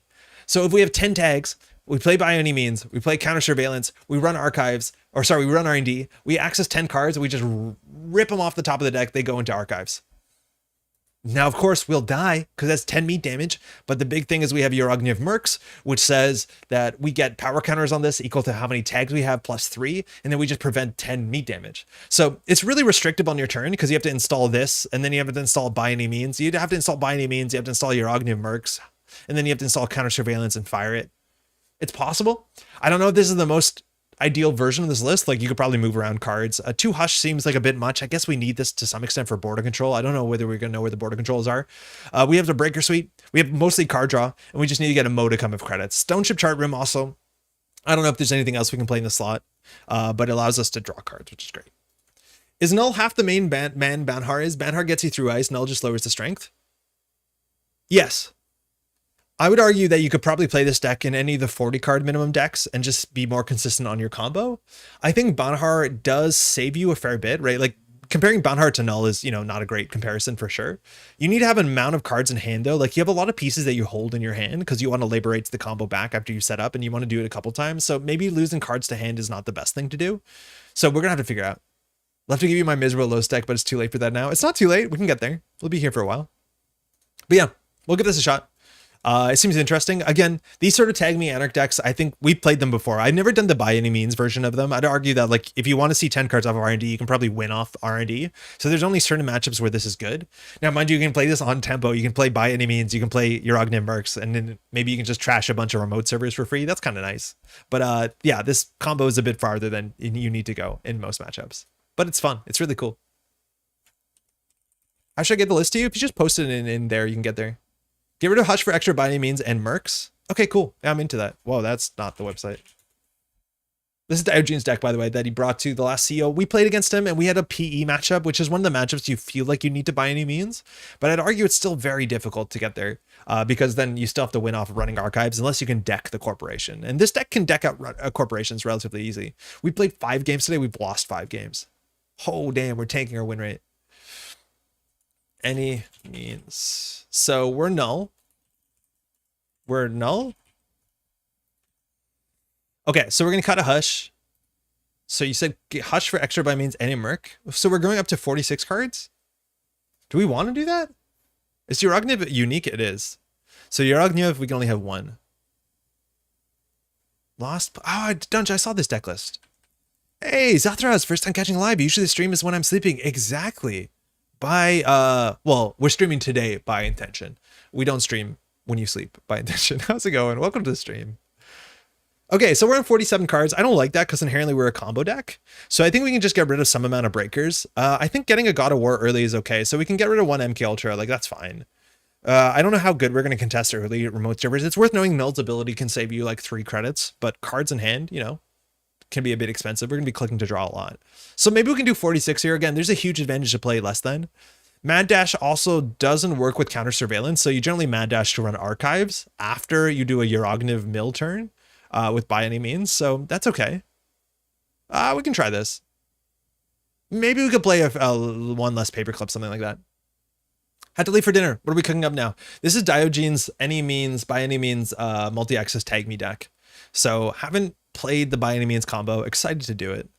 Maybe we only need 2 in by any means. Like, I don't want to play this until like we've set up. I'm just gonna open this before, I lose it. Okay. I don't know what a good matchup is. I don't know what a bad matchup is. I don't like to say that before we queue into a matchup. So Tallinn, that is Estonia. I think it's like one of the most northern capitals in the entire world. I love Anacom in Criminal. That seems cool.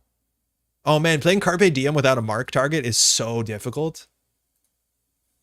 It's such a bad card when you don't know where you're going. Okay, CTM. So they probably have tag punishment. We can by any means and trash remote servers, but I feel like knowing what the tag punishment is really important. So Obelisk allows you to play around things like Boom because you can have 7 card hand size. You just have to plan your turn a bit better. Thanks, you too. So this might be a bit tricky. Our opening hand, we can mosh away a Steel Skin, a Hush, and a Laborites, and we have a Fermenter. I think we can just keep that on that basis because we'll have a lot of money soon and we don't have to run with this hand. We don't have a lot of run-based economy anyways. So like rogue trading, we want to get down. Well, you don't need to go? Dunch, where? To Tallinn? I'd go to Tallinn. Seems nice. I've seen photos. It looks really nice. It looks like if Slovenia existed in the snow. More snow. Did vibrations kept? They kept. Okay, early Spin Doctor. It's hard to see what Null is going to do when you play against Null. Like, largely when I play against Null, I'm assuming they're on, like, what's it called? Devil Charm, Chisel. And, like, into CTM that says first time we trash an installed carp card, we take a tag. I think you're feeling pretty okay about that interaction. Tallinn Old City is really sick. Nice to get cheap alcohol. When people advertise the place that you live as the place to get cheap alcohol. Actually, hey, you've been to New Hampshire? Same idea. Double Fermenter. So we can draw a double Fermenter. I don't want to get a Ghost Tongue down right now. I think going tag me on turn 1 is probably not good. So we can just do the money play. Scratch, what time is it? Like 1:30. Sunday though. Weird, huh? It's a pad. Okay. We got lucky. Nothing too tempo positive. They also know we're not checking. We could consider checking next turn. I think alcohol there's at least restaurants is pretty expensive. All right, they drew last. So you want to avoid that. So we have 4 credits for a click. We can check this. We don't have to trash it. Spin Doctor, they'll let us trash. I don't feel like we need to interact, but if they hard-hitting news us, they just kind of turn on your Yerognev Mercs, which is a good thing. So if we have other resources installed, they can't trash this. I think we just trash our hand, though. We have 3 Yerognevs, so we don't need it. We'll just keep going deeper. Man Dash, we probably can Laborites back in later. I think this card is more important. We also can just use CTM's ability to turn ourselves on, though. Okay, so we're set up. So we do God of War Obelisk. Then we can start taking tags. And as long as we have 7 tags in hand, again, Market Forces will ruin the game. That's why we have to keep Fermenters on the table. So we'll draw once. Yeah, I think we'll show God of War. And I think we can put down a stone ship. This is another way we play around boom. I think alcohol there, at least in restaurants, is pretty expensive.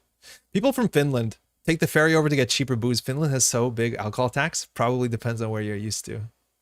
Bladderweight. That's not good. Finland alcohol taxes are highest in the EU. Hey, we're doing Tag Me Null. What are we using Null's ability for? Just to save some credits, Veronica, off of like God of War, because it saves us 4 credits. I don't expect to break that much ice, so it's like, it's kind of, you could argue that's not necessary. Hey, Giad, first time catching the stream live. I just caught up to the point of the announcement of the stream in the last VOD. Proceeded to check and sure there is lol. So I missed the push. If you're on YouTube, you hit that notification bell button, you'll get the notifications if you want them. Okay, Bladderwort is running boom, I'm pretty sure. So we can decide here to take a tag to get 2 virus counters on it. But ending with a single tag is probably fine. They're probably going to res something expensive here. Maybe like to hit us with this. So we need to get these 2 cards down, unfortunately. But as soon as we get this down, you know, we're in a bad spot. Okay. I think we actually can just draw 2 clicks Louis Stone Chip. Yeah. We just need to go fast. Okay. Rogue trading getting down is okay. Because next turn we do rogue trading. So I think we get them the obelisk and the rogue trading, and then just hold 3 cards. Oh, we can draw once more. I guess we diesel then. Order there was abysmal. But next turn, that's the issue though, is like we can go God of War, rogue trading. We have 2 clicks left, 2 tags, and then we do draw, and we're holding 7 in hand with 7. That being said, if the Bladderwort fires, we might suddenly die. Oh, they just purged. We're happy with that. Okay. So they're on 8. They didn't Bladderwort this turn, so they probably won't Bladderwort. So we're going to give a tag here. So we have a tag. So we'll gain 6. Now we can have 7 hand size, which we need to play around boom. So we'll do draw. So there's some world where we die, where they trigger Bladderwort into boom, because we'll have 6 cards in hand. The CTM tag is May. Yes, it's optional. Some people forget that, but they don't have to fire it.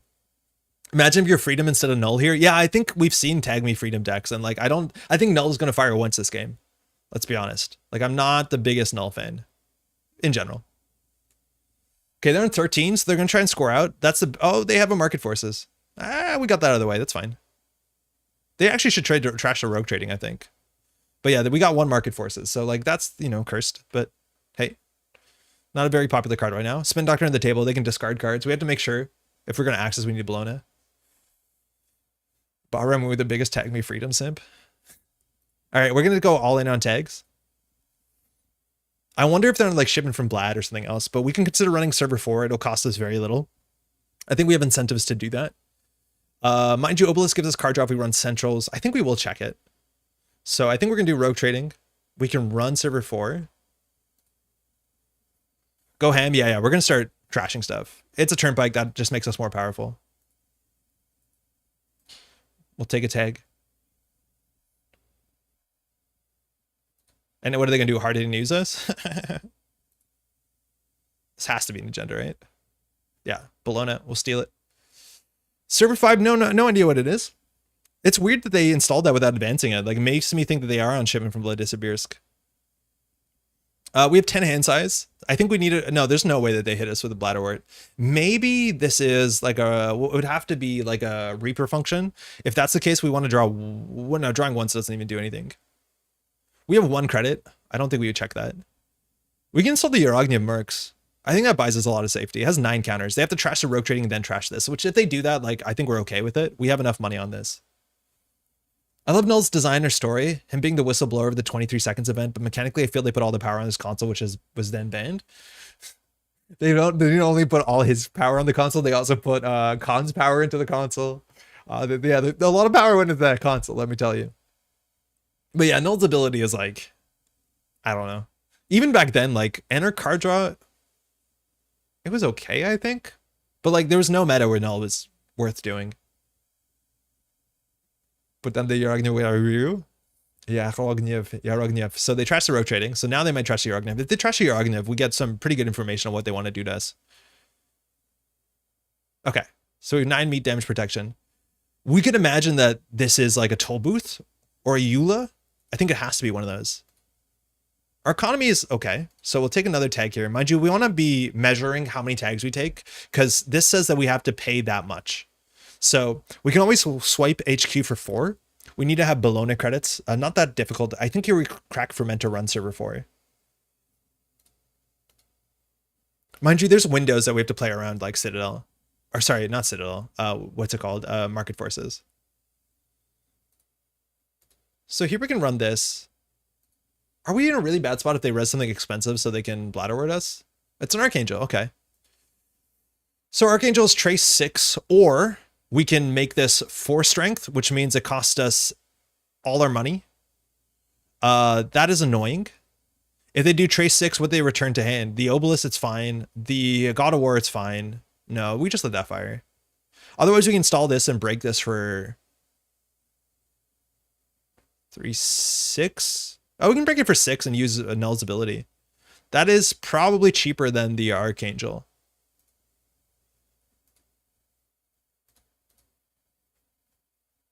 When do you do this? When you encounter? Oh, so I missed the window. We were back on Die to Boom? No, we got a Yarogniv. They have to like trash this first. We also need 7 cards in hand, you're right. They can do Trash Boom. Okay, I want to Null. I want to Null, but I missed the window. But I passed through the window. But I mashed through the window. That seems more good, right?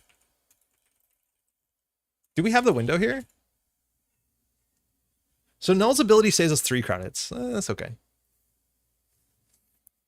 Making character garbage tier by banning their console. Not sure if I've seen it somewhere recently. Hey. There'll be more power counter. Tag plus 10 credits when doing CS digs. Just undo. Okay. Yeah, that's easier. So we'll just run. I'd argue that we could let this fire. In fact, letting it fire is nice because it puts another card to hand so we play safer around Boom. Because I think there's an angle here where we die to Boom. I do think there's an angle here where we die to Boom. We need to always have 7 cards in hand. Yeah, this might be wrong. So if we trash a Null card there, it doesn't really change anything. I think the order there should be our choice. I'm surprised that it doesn't ask us. So that was 6.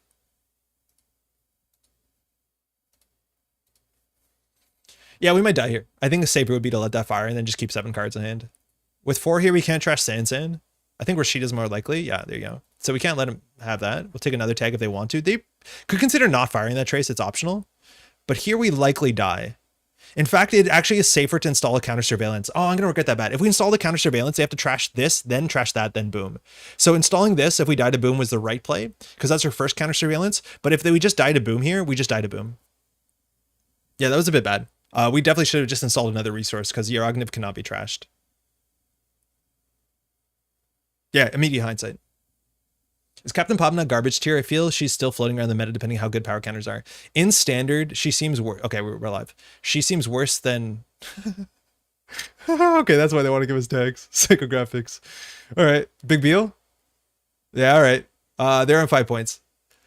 All right, we have to swipe HQ. Okay, we're not going to take more tags here. So this is pay 9. Padma doesn't seem to be good enough. The charge targets are too few and far between, and I feel like there's a lot of other fundamentals she struggles with. I think Lad is just better. Just getting card draws a lot better in Netrunner, especially because the economy cards on Runner are pretty good. So just drawing them is more important than like getting additional value on an Earthrise Hotel. That forces you to do something to get value from it. Yeah. Padma can be good. All right, so we need a swipe HQ.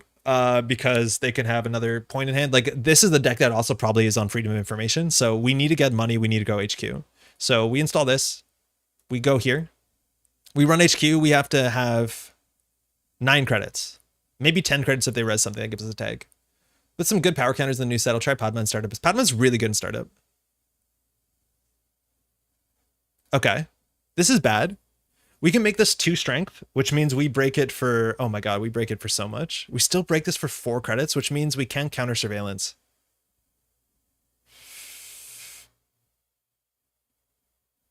Oh, this is bad. We might just let this fire.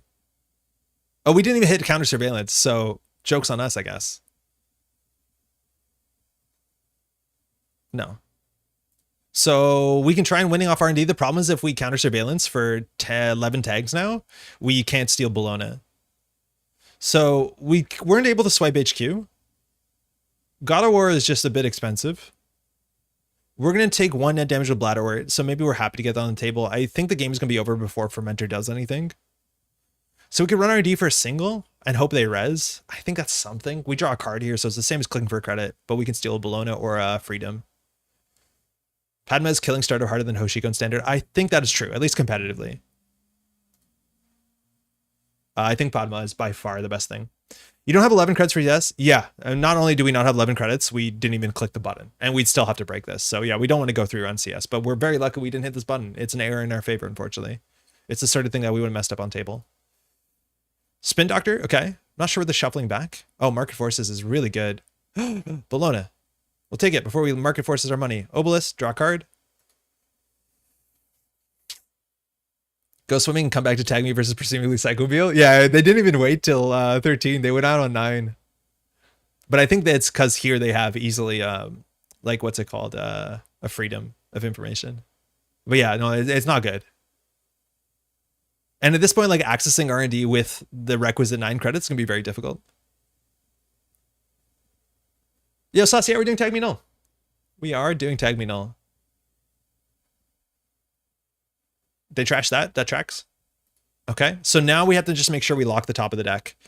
Because if they draw into the freedom information, we lose the game. So, can we afford to draw once here? I think we can. Trashing their money is like not super important. If we draw by any means, it's first of turn, so we can't even fire it. We'll draw once. Yeah, I think we mosh this hand. Like, we don't need these 3 cards. But I don't know what we're drawing into. Yeah, none of this is good. We'd have to lock the top of the deck. Resistor, okay, let's just trace 4. So we talked about playing this deck in the other, this card in the other deck. It's like sort of soft to tag me. They didn't res on 4 last time, so we just pay 4 to go through this, or you just botch us abstractly. I think Sebastian K was on some sort of tag me null at some AMT. They were on stream against Sokka's Acme Glacier. I think they were on tag me Freedom, I'm pretty sure. I think I saw tag me a different Anarch. I don't think it was null, but like you could play Hoshiko. I think null so far hasn't fired. It's fired once. Like it's not an ability I'm excited about. We went off the top here. Okay, that's at least a bad draw for them. Obelisk gets us a card. We can steal skin for 3, or we can install this. I think our credits matter, but I don't know how we get credits unless we install this. They're not top decking Boom. We would have died last turn if they had it, so I don't think we died this turn. We lost the second counter surveillance. We were hoping they hit one of these. And again, running HQ costs 4 credits. Oh, it was null. Really? Self-growth program. How does this keep happening? How do we run into the self-growth program Market Forces matchup? Like, how often do we get sniped on this channel? We just been consistently running into like the worst matchup, and I think every matchup is the worst matchup, admittedly, for that Reality Plus deck. But like, whatever. We'll just take it. So we lost Obelisk and Fermenter. That's okay. We don't need the hand size. We're not going to reinstall it. Yeah, I think we died to freedom of information sooner than we died to Boom anyways. Okay. So we're going to hold the Steel Skin hoping they hit it. They couldn't kill you last turn because of the Uragniv. Oh yeah, the Uragniv as well. And even this turn, they could kill us with the Uragniv. They'd have to trash this first. So we get another resource down. All right, so we know this is 4 credits, and if we have 4 credits, they can boost into the trace. And really, if they spend money and we don't, we're okay with it.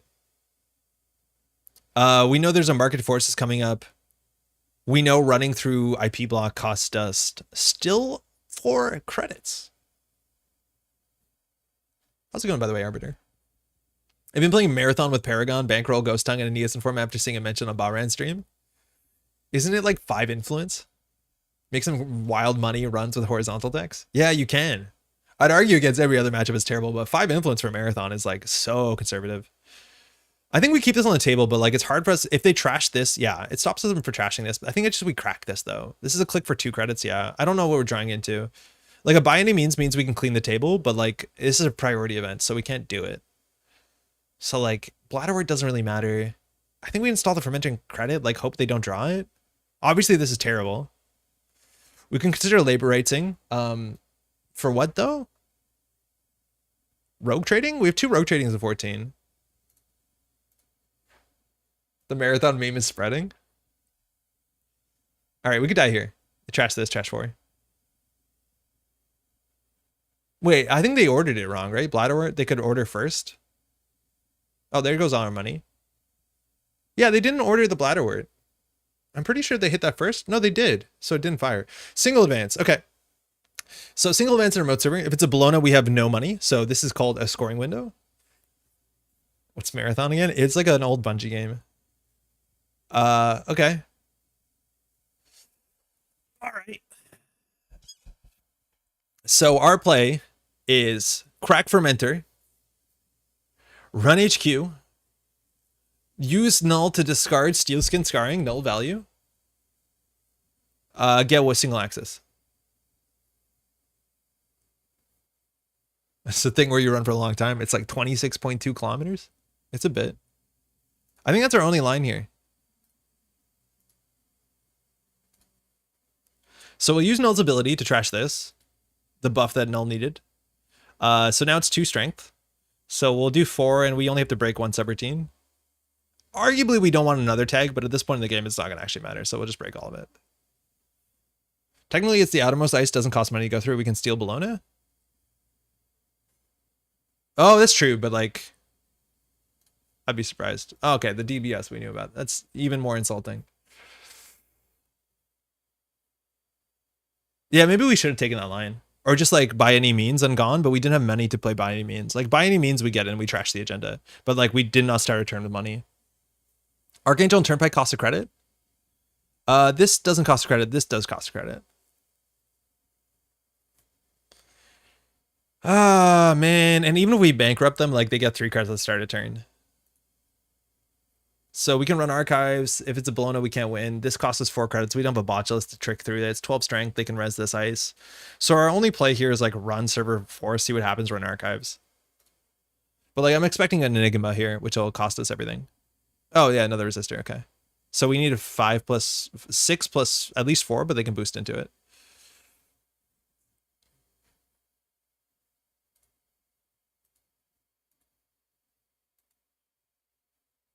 All right, good game. It doesn't matter. All right, I think that's a hard matchup to win, huh? Seamless. Good game. Thanks for the game. All right, yeah, that's the sort of matchup you don't want to play into Tag Me, where they have the cards that wipe your board and take all your money away. So far, we've played today 6 games. We've lost 6 games. I think queuing up as null is probably not going to give me the confidence I need to get that rate up, but like, let's go. Welcome to the stream. It's been a Sunday. It's been an absolute disaster. I've been having a nice time though. There's a lot of nice folks around.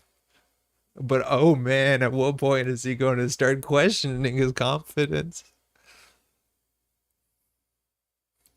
We're fine. We're fine. We're hydrated. We're fine. Spark. Okay. This is probably the deck list of the week. Let's go take a little peek at that. Let's jump in and let you in. I appreciate it. Bloody Sunday. Okay, so this is probably a stack wallet grinder. We got to know that it's only market force event 2 shipment from Vladisibirsk. Hi. I want to get off the ride. So this is Spark. It says when they res an advertisement, we lose a credit.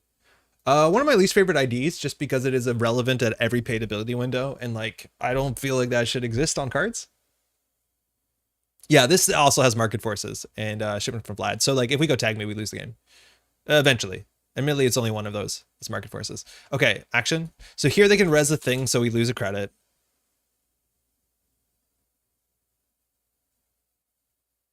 So it's once per turn, so they can do it on there. Hey, firstly, best of luck, have fun. Secondly, you want to res anything on your turn. This is a rising meta deck. I think that this deck is probably just worse than CTM. Like one CTM fire takes some more money out of you than Spark Agency does in almost a whole game. Like a click and 2 credits is often worse than what Spark Agency can do across 4 turns. Now you have a now you ask now, like this is why Spark is so tedious, because like if I wanted to play Sure Gamble click 1, they have a huge incentive to res a card. So between every single click, there's a paid ability window. So between every single click, they should have an action window. It's like the design of Spark Agency is nonsense. I think you should control C action. Yeah. Good. Listen to baseball. I don't know what that means. Okay. Do we want to go Tag Me immediately? I don't think we need to. I think we just want to put down our economy. So let's start here. Okay. So we can do good money. Eating sun chips. We'll install the rogue trading and we'll install the fermenter. We probably should have ran and trashed something, but almost none of the things that they play are like tempo positive turn one. Like Maryland is neutral. We lost a credit. Wall to wall. Like I think they could have res the Maryland on our turn, because now they res 2 ads in a turn, so they lost value. So yeah. No sure gamble turn one. Yeah, we did. We got there. Well, like so far, Spark has cost us 2 credits. Like, this is so tedious. Action.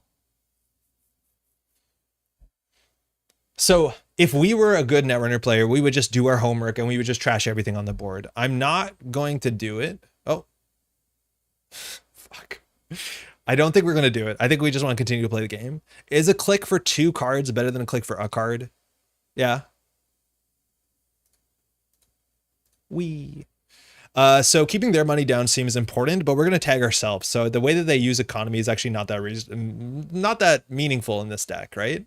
Like they res Endless Eula is pretty annoying. We get through it for free abstractly. Toll Booth Hydra. Yeah, no, they can have all the economy in the world they want. We're not worried about Hardy News. We don't have to trash this stuff. This card is the worst though, if they draw cards from it. That's for sure. Okay, Stone Ship targets. We can get rid of the Obelisk, I think, because we'll probably get another one. Not a great hand to do that. Keeping a Fermenter around is really important because of market forces. Let's just keep drawing. Okay, now we can get rid of it. I'd argue we don't have the best target for a second one. So we can do Sure Gamble into just the Obelisk is fine. No tags yet. But ideally, rogue trading, you take 12 off in a single turn. And I think we're not going to need that much more money than 19 credits plus the Fermenter. So maybe even the Sure Gamble was like not worth it. Maybe we should have just kept setting up aggressively because I don't think this deck is going to score out that fast. Yeah, but as soon as we go tag me, they can score agendas from hand. Are they on Crypto Crash? What are their agendas? They're on Crypto Crash. Okay, so we actually might need a bit more money than we think we do because they can like Vlad Disabirsk out Crypto Crashes for 4 credits. Install Jaw. No idea what server 3 is. One of these I think is an agenda. We should check these. I don't think we should just let them do everything they want. Server 4.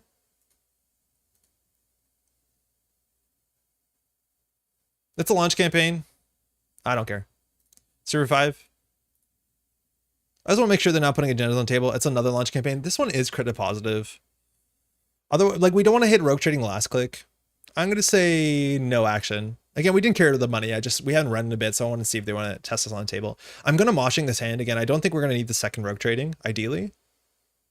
Okay, we can install the Stone Ship and then use it to draw. In theory, if we want to face check, we can always just discard this so we can clicklessly draw 2, take that Raindrops Cut Stone, and we can face check into like an IP block before it's really bad. Because they definitely have agendas in hand. They've gone through like 13 cards, and we've seen almost everything on the table, so we'll get ready to check HQ. We have no breakers. Oh, no, we have Paperclip, which is the only one I think we're going to need. Wait, does Hydra kill us? Wait, does Hydra actually kill us eventually? So we won't be tagged. So no, we'll dodge the net damage. No, we'll be fine. Shipment Crypto Crash costs 1 credit and Shipment Bologna costs 2 credits. Is Shipment free? Don't they have to do install Shipment advance? Well, wait, how many advancements is Shipment? It's 4? How is the Spark deck winning even if you never trash an asset? I don't know. Hard hitting news. Answer hard hitting news. It's just hard hitting news. Shipment's 2 credits for advances. Oh, okay. So they could do install credit shipment. Yeah, sorry. I thought it was seamless. It's not right. It's not a good card if it's seamless. Okay, so I guess we might as well Stone Ship. All right, we'll just run server 6. If they res, we can pay trace through it. They can't res Hydra. It's a Eula, so we can pay 6 to go through it if we want to. Throwing out the Steel Skin Scarring doesn't seem amazing. If we pay 6, we're down at 4. We're probably contesting a Rashida here, let's be honest. They'll be on more than 3 credits. They're not resing their launch campaigns. I have no idea why. Maybe they want to like res them at an opportune time so we can't steal Bologna. But I feel like at this point, are we setting up fast enough that we don't have to check this? I think if they hard hitting news us, we're fine. So here we could throw that out. We're just going to pay for all unbroken subs. So yeah, this is really bad if we think it's a Beal. Sorry, a Bologna, but it's unlikely it's a Bologna. I think it's Rashida. It's a Nico. Okay, well, that's fine. All right. Well, we ran, so we're risking hard news. Here we have a huge incentive to run HQ.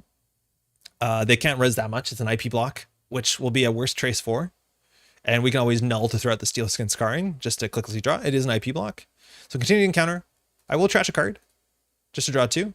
Install Paperclip, no. So they'll fire the trace. So here we can spend up to 3. We don't have a link. They can spend a bit more than us. They could spend all 4 if they wanted to. And then we'll pay 4 because we get our access. They paid, okay, so we'll pay 3. We don't want to tag exactly right here. This is very likely to be an agenda. Okay, it's a shipment. 1 for 4.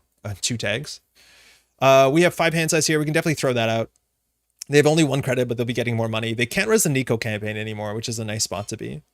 So here, I think next turn we'd probably do Rogue, but then shipment from Vlad is set up, which is like not great.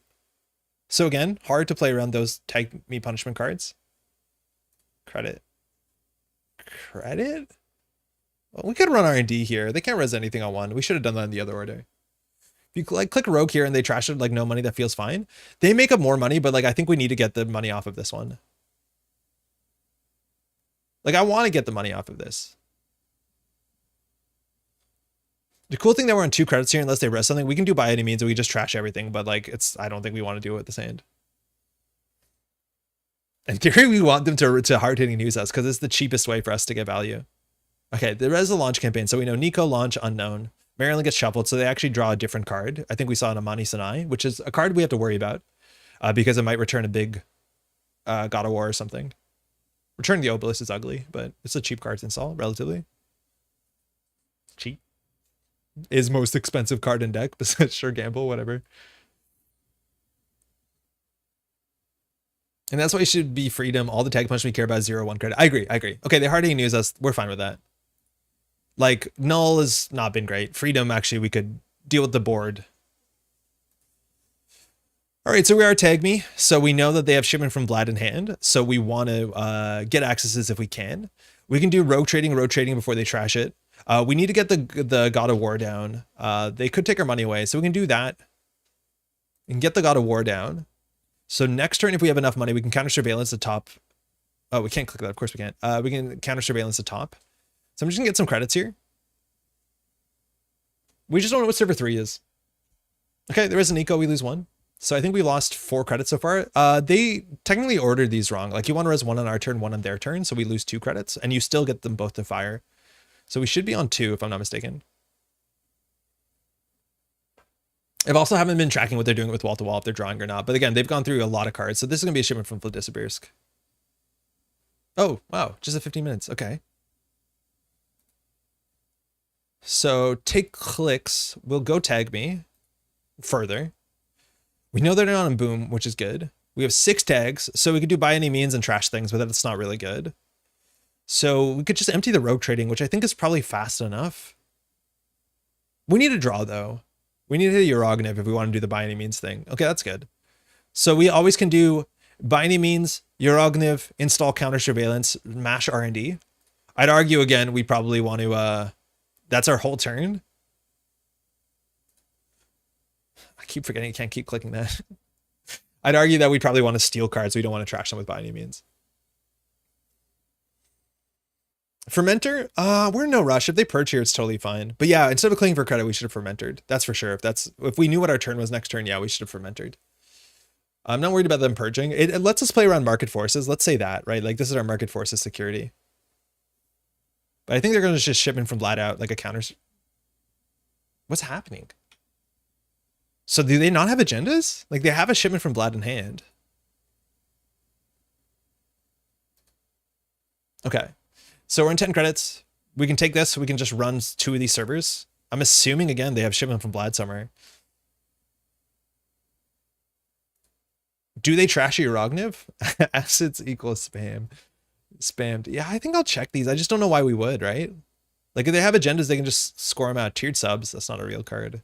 That can't hurt you. Server 10. Spin Doctor? Beal. So maybe they're trying to win there. They do shipment advance. That's 9. That would make it a 7 point? Oh, it's an Amani Sanai. Trace 6. Yeah, it's always worth it. But yeah, the unknown card is the money tonight. That's good. Missed the God of War tag. Yeah, we want to be like a bit judicious. You don't want to take every single God of War tag because there's a chance that we can't access through R&D with 8 tags. Like we need still install this and get 8 credits, which like here if they purge, it buys them a window. But we just want to make sure you don't want to always take every single tag. I think seeing 8 cards off the top of the deck is good enough. Now they have their server back. Yeah, that's the sort of thing. It's like, this gets better the more you know the deck, the more you know the matchup. But like taking every single tag, you'll end up with like 16 tags and you realize like you just don't have enough money to counter surveillance, period. So you just have to watch out. By any means also works vertical, right? So you Yogg down and trash board. Yeah, we have to do by any means trash Yogg, but like we've argued that we don't need to trash any of these cards. And I'd argue that we don't want to trash cards on R&D. We just want to win. Like as long as we have Bologna credits, you probably just want to win because we haven't seen a spin doctor.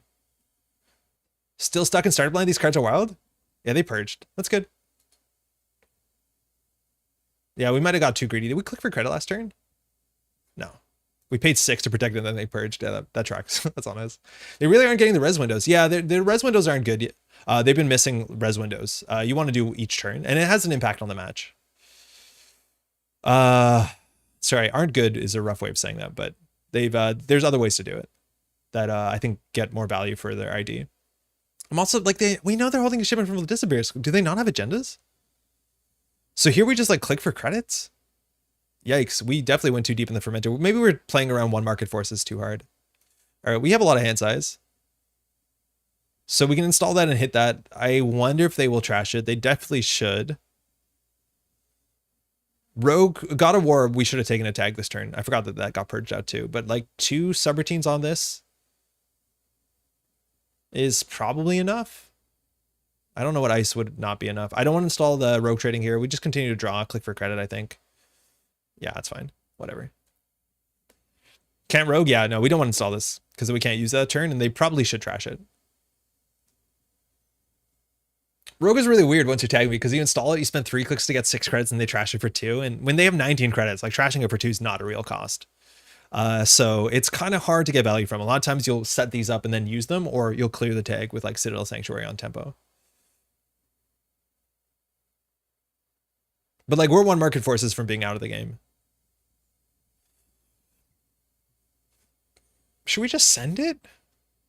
Again, I think we like, do we lose to triple for Disc Beal? It looks like that's what they're setting up. Okay. So we need access here with 9 credits. So I think we just have to set up this turn. And then just hope that's good enough. So we can install the Yarognev. We don't have any real reason to install this. I don't think we by any means. I think we just need to get credits. I think we just click for credit here. This is a deck that wants peace in our time so bad.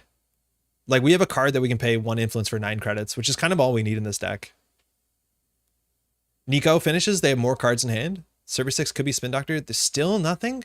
Are we getting Crypto Crash down to 10? I don't know what's happening. Like they've gone through half their deck.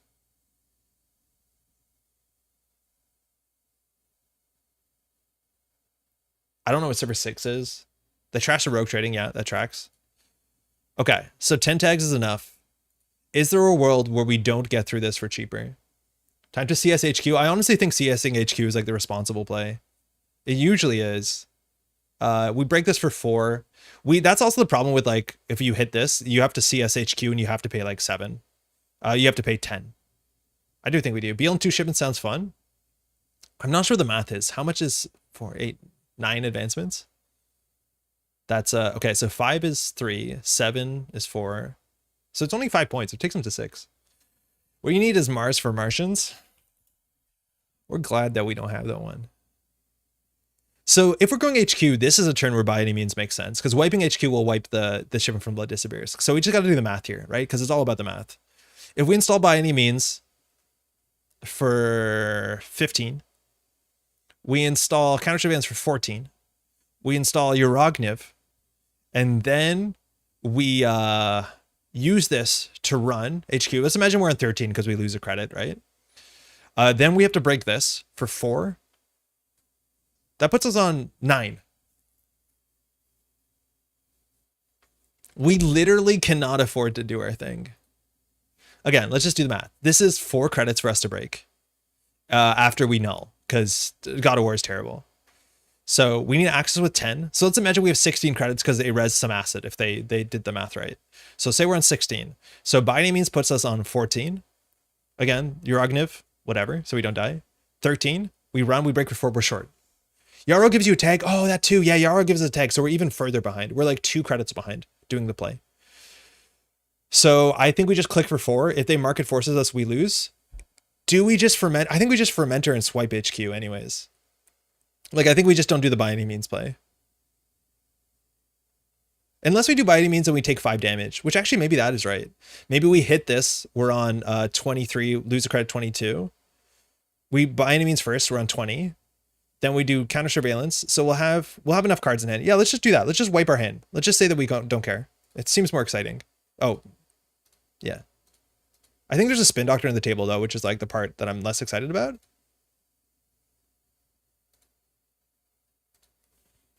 You can also trash the board. Trashing this does nothing. Like, they have 21 credits. Them having extra credits doesn't do anything.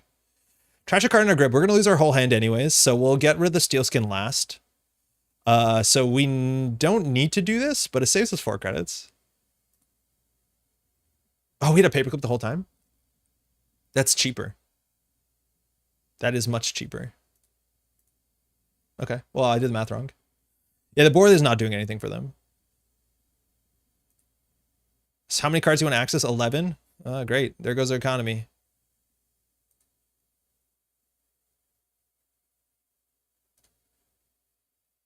So if we accessed, we wouldn't have won. But we've trashed 2 ship them from Vladissibirsks, and we're going to redraw our hand, and we're going to end our turn. So definitely cool. But if we had more money, we could have just ran HQ and won. Now, we haven't seen any spin doctors yet. There's definitely spin doctors on the table. But now it's just like a rush of how quickly can we get money and run there. Like, we're probably not even getting any points. I think there might be 2 shipments on the table. Or sorry, 2 spin doctors on the table. That's a spin doctor, right? What is that hand? I don't know. Like, they could have won. I don't know why they didn't win. They could have scored out any of these. I'm not sure what's happening. Seems so weird to not score. Yeah, no, they could have won, like, I think 4 turns ago. No problem. Like, we knew they had this in hand forever. All right, and now we're going to struggle to do anything. Now we're still in a really bad spot, let's be honest. They forgot you were tagged? They hardly news us. I don't think they forgot, right? Like, they did that to us.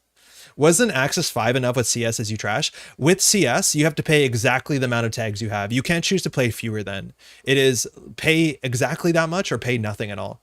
So it's not like I want to see 4, I'll pay 4. It's 11 or bust, right? It's that's why we don't always hit the take every single tag button with the God of War. They look kind of new. Yeah, no, they might be.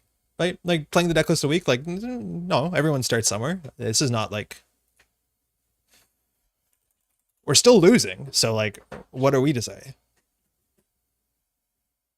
Okay, what do we do? Server 13, I think, is a spin doctor. We could probably run it. We have to stabilize our economy a wee bit. If we stole an agenda, they would have bounced the obelisk too, which is like, it wouldn't have been the end of the world. It'd been awkward though.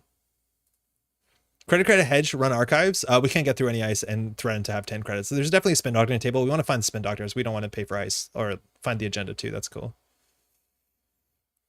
Trace 4, return to hand. Okay.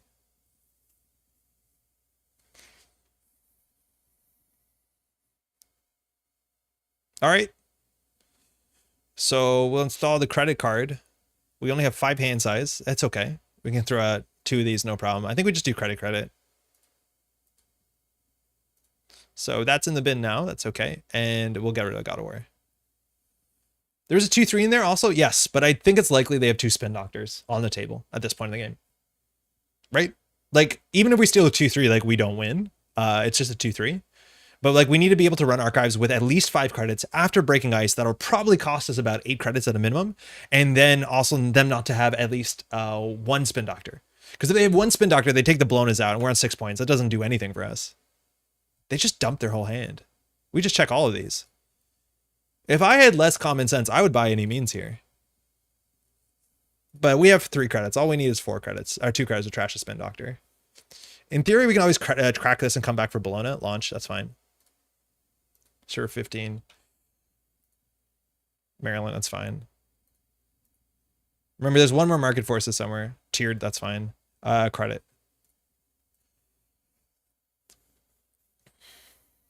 Cool. There is a tier. We lost credit. So that credit we did was undone. But like, of course it is. There is a Maryland. Again, they can do this is a really important thing with Spark. You can res on your turn and at the end of the runner's turn, and they will both be res for started turn triggers. So we should be on 2 credits if they schedule that optimally. So now we know the spin doctors are either 12, 17, or 6.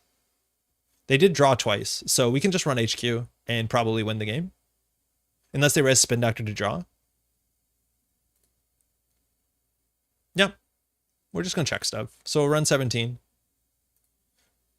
Again, if it's a Bologna, we just take money, go back. No big deal. It's a spin doctor. Okay, now we really want to run HQ, so we will. Again, it costs us up to only 2 credits to run HQ. Take that null value. We want to access with enough money, though, so we can do credit hedge fund. No, we can't. Is this Spark in 2023? Veronica, it's the deck list of the week right now. But it's largely because Bridgman and Saka went to a tournament and promised to play like underpowered IDs.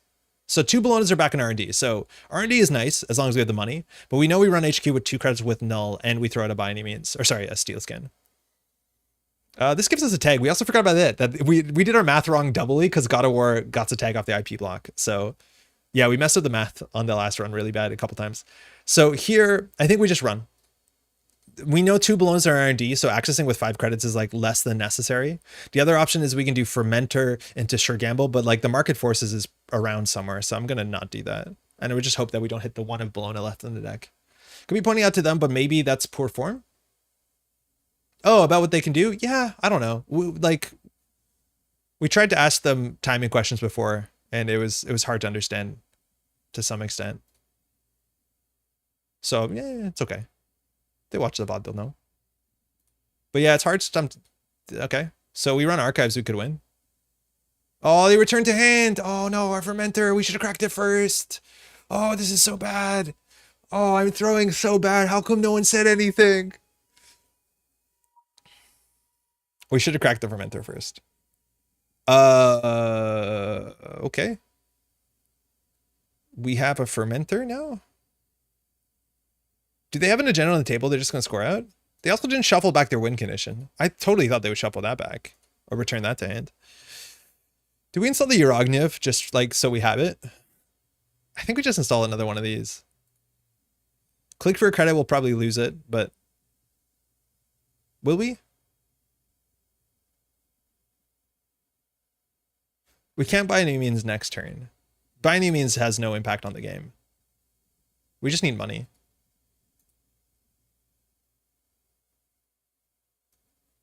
Okay. Hijack Router would have been sick against the Corp deck. Ada, how's it going? Hijack Router is like a really fun card, and there's certain metas where it's like, you know, you really want to go out of your way to find one. Against the way that we've been playing it, though, I don't know if it'd do anything. But in general, yeah. I like that card. It's cool. Ice, server 18, server 19. Okay. Well, we have no reason not to check these. Any point wins the game. Pad. Headline still in archives? It is, but I think there's a spin doctor on the table, but the most important thing is we don't have credits to run through stuff. But like, yeah, we have to get the God of War down, which maybe they actually returned the God of War to hand because they realized that we could run archives. If we run archives though, like we have access to all our breakers. So we can just get money. I think it's a bit too little too late. I just want to like, maybe next turn we run archives. Let's check server 12. I think it's an Amani though. I think we saw an Amani off the top. If it's a spin doctor, which it looks like the pause here might indicate it is. Oh, it's a daily business show. They didn't res that. It's interesting. We'll just click for credit. But yeah, if we run through the Iceland archives, worst case it's the Hydra, which like it does end the run, I think. Double pad. We lost a credit. Could have been on 0. Tollbooth ends the run. Eula ends the run, sort of. IP Brock. Hydra doesn't. It does end the run. Okay, so we'd have to break that. You're giving your opponent so much credit for mind games hidden plays after they had 100% guaranteed win like 6 turns ago and they didn't take it. Sure. Yeah. No. They definitely could have just won. But like it's, I don't know. I probably should have just taken the fermenters run archives and like just not respected it. You're right. We probably could have just closed the game out. But like there has to be spin doctor somewhere. Move the card to the top of R&D. Not sure what happened there. I think they didn't want to draw with wall to wall. Okay. They just purged. All right. Well, if the game's not going anywhere, it's not going anywhere. We can run HQ here. Now there's Bologna's, so like we just click for 4. Like purging doesn't do anything if they're not. Admittedly, like they're getting an absurd amount of value every turn, but like you don't win if you hit 50 credits. Okay. So maybe a spin doctor. Stall advance. Looks like a Bologna. Does it act like a Bologna? What? What happened? Oh, they took their clicks before the mandatory draw. It's okay. I didn't know you could do that. You have clicks allocated? Okay, so that's probably a Bologna. That's fine. Winning by credit score. Okay, so now all we have to do is run archive. So we just do fermenter. We know there's no spin dock on the table. We do fermenter, hedge fund. I think we win. Still in there, right? Yeah, and we know it's an advanced card. We have 17 credits. That gets through every ice in the game. All right, that was a slog. It's just an IP block. It cost us 2 credits. Kidding me? Yeah, I have too much respect. Boards this wide make me nervous. It's okay. It's just econ. Money can't hurt you. Good game. Yeah, we should have lost that game. They could have scored out for a while. I'm not sure why they didn't. Thanks for the game. It's okay. So far, Null seems to have good value. I would argue that Null's value is very, very bad compared to Hoshiko in this matchup, compared to Freedom in this matchup, compared to Lu in this matchup. I think Null was pretty rough. In fact, in this matchup, Null saved us 4 credits for an ID ability. Saved us 4 credits. Take that as you will, but Null seemed very, very bad in that matchup. Like, we broke 3 pieces of ice. If we had Freedom, okay. This money real can hurt you. 50% win rate seems like a decent deck. Yeah, I don't think we deserve to win that one. I think the runner, if they played a bit more aggressively, they could have got there. That's okay. Let's go again. We also haven't done the combo. Like, the combo seems worse than just accessing the cards. I think it's very niche, the sort of matchups where the combo actually is better than just winning. It also saved you 2 clicks for Steel Skin. It did. Yeah. Okay. Yeah, you're right. We threw out a Steel Skin once. That was good. I got a Null deck that plays Ice Strength, Reduction, and Prey. It's bad. Magic Bone, how's it going? I like Prey. I think Prey is a really cool card. This is a matchup where, like, by any means is somewhat reasonable. This is also a matchup where they probably don't have economy early. I wonder if they're on Cody's version. Hey, Sauce. But I'm feeling okay about this matchup. If it's a slow version, it's a slow version. If it's an off-world office version, we're sweating a bit. Opening end's pretty good. We can do Diesel, Rogue Trading. We can take the core damage somewhat easily. Like, hand size is not a condition. It's more so everything else. I can only assume Thule is scarier in standard. It's scarier in standard because it has economy. I think that's the only difference between Thule and standard and startup. Is it has one card they can put in the deck that solves the economy issues. In startup, I don't think Thule has economy. It's like Regolith is your economy in Thule, which is not great. I like this hand enough. Have you played any amount of Neo format NSG only? There's an online tournament for that in a couple weeks. No, I haven't. And like, people like it, sick, into it. I am very pessimistic about Ashes as a format. Like, I don't like the Ashes cycle in general. I honestly wish Ashes rotated out of standard. Like, I'm that not big of an Ashes fan. So finding a format that is like the power of startup with endurance, which like I think startup right now, it's not going to get balance change, but like I think startup competitively as a format is not the greatest spot. Like, it's a really good way to learn the game, but if you want to play the game competitively, I feel like it gets solved relatively quickly with a small card pool and some very powerful cards. I'd argue there's some decks in startup that are more powerful than standard. So taking that and then adding on top of it Ashes, to me, is like a very hard sell. That being said, for people who got like their card pools and all this Signal Games card pool and they want to be able to play with all of it, yeah, hell yeah, that seems really sick. But not for me. Neo being started with Ashes is such a turnoff for me. Yeah, exactly. It's like startup is, I'm excited for the startup rotation, and then like Ashes cycle, just adding that, ugh, I don't know.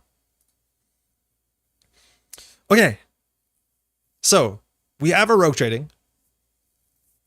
I don't want to get accesses. This could be an off-world office turn 1. I think it's more likely to be Rashida. Obviously Seamless Launch. What else do we do here? Like, do we just draw and discard cards? We can get the obelisk down and then next turn just crack this twice. I think that's fair. And we just get our money up and then they can maybe trash some of the 6 credits left. It's really hard to do that with a Thule economy. We could draw here and discard the worst card. I think that's probably fair. I think we need to set up our combo more than we need to click for credits. Yeah, that's totally good. So our worst card in our hand is probably Labor Rates. The only good thing from Ashes is Az. Yeah, no, hey, Az is sick. I wish I could play Az in Startup. Let me tell you, like, there's a lot of really good stuff in Startup, but I think Ashes as a whole, like, it's a very different set than like modern NSG. And there's a lot of cards in there that are just also banned in Standard for many reasons. So like, I just don't want to, it's not my favorite. Neo does have the boat ban. Oh, that's cool. I didn't know that. That definitely helps. I played some Startup for the first time in a while recently. And now I'm on team ban boat and Startup. Yeah, I'm pretty sure that like Startup will probably not get a ban. First, you're gonna get new cards. We'll see how that goes. And then if that's really bad, I just think Startup is like, it's the format that's so easy to get into. So it seems like there's a huge disincentive to like complicate it with a ban list. And like, I get it. We're just gonna take this again. It's hard for them to score out very quickly. The Art of Labor Rates is sick. You like this one, eh? There's like, I think 3 different labor rates. I like the NSG, not the NSG, the FFG labor rates too, but this is a really cool one too. Yeah. I also have one, I forget who drew it, but I have the one that has Mike Sheehan on it too. Did you look into the World Breaker expansion that just got, I think, 400% funded? I haven't looked into it much. I know what it is. I think I've talked about this before on the channel that like World Breakers is sick. I'm glad it's succeeding. I know a lot of players who love World Breakers. For me as a 2-player game, like the only person I'll really play it against is my partner. And it is like, it's a game very similar to Netrunner, but also has magic stuff into it. And the sort of like board control thing is really present in that game. And obviously people like that, like people love magic. But for my kitchen table meta, like I think that's the part of magic that neither of us like. So we don't see a lot of play of it. I haven't played the solo stuff, which I think I need to mess around with. How long will boat be in Startup until it rotates? Until not the next set comes, until the full set releases. So all of the next cycle. All the Brazilian cycle. So maybe a year, maybe by the end of the year, but I doubt it's probably going to be a year. Somebody, a big World Breakers fan? Again, if we don't interact, they don't have money. Okay, so we'll just continue to set up. So we can do that. We need to get our tags down. We can either get a tag from this.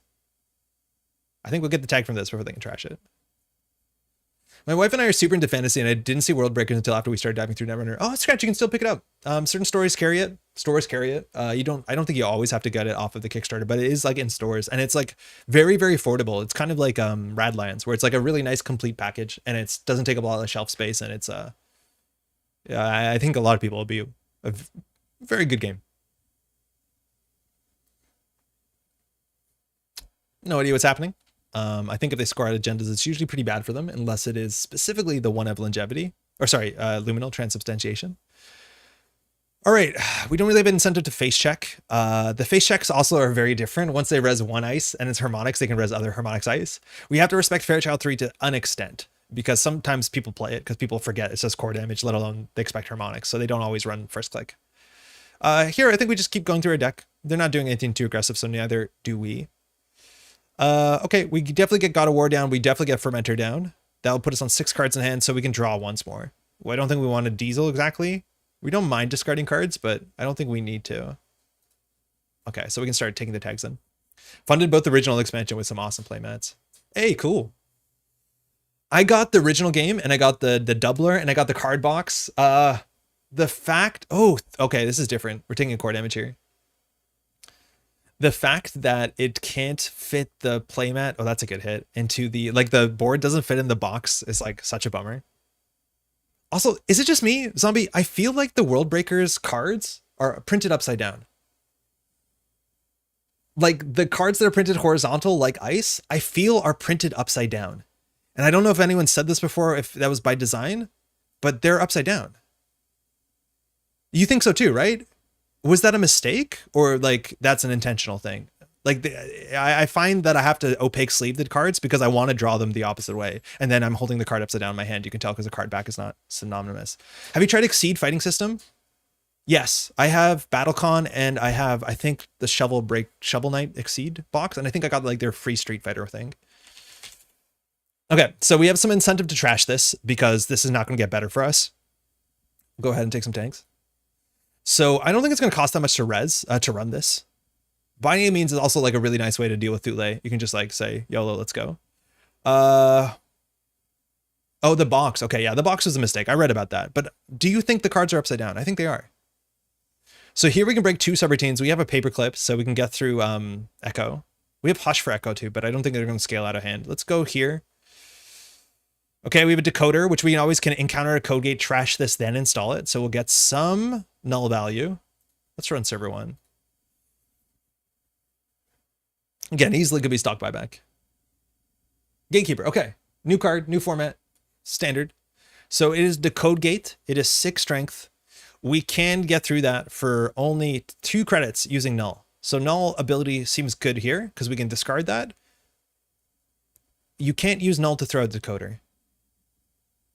Is that what we're learning? You cannot use null with the bin breakers? No. I think I can't use it. Because this says when you encounter, and we've already encountered it, so it's past the checkpoint, so we can't fire this encounter. I can't, sorry.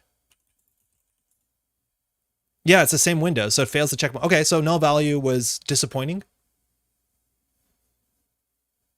I think we'd rather if we knew that throughout the Steelskin Scarring. That being said, we can run back, and this is once per turn. Like, fuck. Oh, that's bad. A Gatekeeper draws 3. Okay, so they can shuffle back agendas.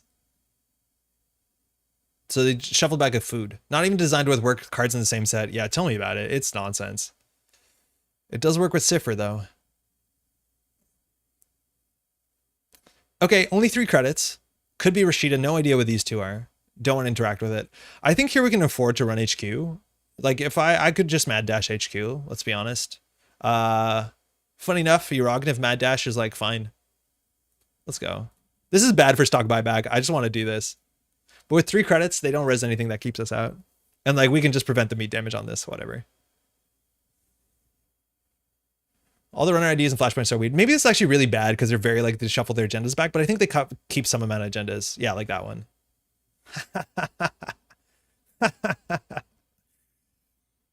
Get him. Really good hit. Damn, he's good. Wasn't a good idea. Null was designed to run the bad breakers, not the good ones. Yeah, Null was designed more to run Nefer, but like they do work together abstractly if you squint. All right, so one of these are out. Again, once 2 of them are out, you can largely start disrespecting core damage. Does it even work with Cipher though? Wouldn't you rather be any ID with Cipher? Yes, but you can go further, right? Like you can run fixed strings breakers, you can run Nefer, you can run the code gate version, Sentry version of Nefer, and not get locked out, right? Like you're right that Nefer is like, or sorry, yeah, you're right. Cipher is like 10 times better than Null, but like with Null and Cipher, you can get a bit further with fixed strength breakers. But yeah, no, it's still very hard to invent a situation where Null is a better runner than anything else. Oh, nice. So we're on 3 core damage, so now we just go ham. We still have the counter surveillance, so we can go run R&D and see a lot of cards this turn. Yeah, Sunya. Yeah, Sunya's bad. Okay, so we're just going to see 5 off the top of the deck. We draw 5, so it's like really good to do tempo. Like it's fine to do tempo counter surveillances. They have 0 credits, so they can't even fire snare, which would in theory be a problem. This will turn stock buyback on. Cipher was Null's console. Yeah, it's actually his suitcase if I'm not mistaken. Like he's holding in the art. It's been a while since I looked at Cipher, but I'm pretty sure it's the suitcase. It's also Null. Cipher means 0 in Arabic if I'm not mistaken. 6 cards. Let's go. Spin Doctor. It's gone. Stock buyback. Uh-oh. Fast break. Uh-oh. Spin Doctor, it's gone. Hyperloop, uh-oh. If we hit the core damage, but we know next turn they're going to have 8 credits. We'll pay the tax. We have enough money. Hengeki, uh-oh. All right, so we need to do that like once more. They have 3 credits somehow because of this thing. So we didn't win. I think it was unlikely we win there. It'll be fine. You have 3? Was Null Art based on a real person? I don't think so. Not that I know. Because I'm playing a deck. Hey. I like Thule. Don't do that. Okay, so what else can we do here? We have by any means, so like next time that we do that, we can just trash and go back. In fact, we could probably just go ham. We know they're going to have a lot of credits now. So I'd love to play an economy card here. We don't have one. So I think we're just going to install the Stone Chip chart room. Otherwise, we could labor rights back. What are we labor rights backing in? We know an economy in our deck. We still have 2 rogue trading. We still have 2 counter surveillance. So we don't have a huge incentive to labor rights to like change the composition of our deck in a favorable way. So I think here we just stone chip. It's a click to draw 2 cards. Like this feels so underwhelming. When like drawing for 1 card, it's like it's obviously better than that, but like I don't know. That might have been a dig where the combo is relevant. Yeah, that definitely would have been a nicer dig. Admittedly, we only stole 1 thing, but like it turns off the buyback. Unfortunately, the buyback is on because we mad dashed an ontological. There's just a Rashid on the table. Okay, so they broke R&D lock. They straight up broke R&D lock. We know what their last click is going to be. They might Hangeki us into this, which like at this point we don't care. Ideally, we take a core damage so it hits the steel skin scarring. But money is the big rate limiting factor at this point. And they haven't res their harmonic yet, so we don't have to worry about this to be a bloop. Hangeki, we'll access it. Yeah. We're going to take the Nightmare. Taking 4 core damage feels bad because they have a fast break. It doesn't change that much, so I think we're going to take the core damage and just hope it hits a steel skin. Okay. The difference between 3 and 4 core damage is like not that appreciable. And we don't want to take the negative point because they stock buyback a bit harder here. Yeah, there you go. For 9 instead of 12. Like, not the biggest difference, but edge gains. And now the top of R&D is entirely unknown. Let's start turn. Okay. Let's draw 2. Okay, so 2 counter surveillance in the bottom 18. We'll find them. We could just run for singles, but I don't think we can afford it. But if we run, we could throw out the steel skin scarring, and that would be okay. By any means is pretty good because we'd only see 8 cards, so it is set up relatively well. So I think we just spend a click to draw 2. I feel like Deuce's Wild is better than Stone Chip. I guess this helps us if we have to like burst draw on a single turn that we by any means we don't have like cards in hand. But we have no charge targets in this deck, right? Okay, moshing is good. Oh man, we could moshing our whole deck. Ooh, so next turn we could do like by any means, crack fermenter, moshing. No, we're short a click. So the game is going to go on a bit longer. Do we have to by any means a steel skin? We'll see a lot. Huh. Okay. I do like the by any means play. Unfortunately, we're still going to run archives, but the good thing is that there's 2 spin doctors out, so I think this is Nightmare Archives or like another Hyperloop. So we install this. It's probably worth it. We're going to be clicking for credits here. Stone Chip is presumably anti-boom tech for before you hit the obelisk. I'd argue yes, but it's also really niche, right? Like you have to get it down on 5 hand size. They have to tag you, but you don't have to have enough cards in hand, right? Like it is, but it's like, couldn't you just deuces for the click that you played in unless you pre-installed and went down to 5, then hit and draw to 2? Like it's, I don't know. I think the boom matchup is like, you can flush HQ easily. So maybe not that easily. Maybe. I don't know. I think it's just that this deck wants every card that says the word draw on it.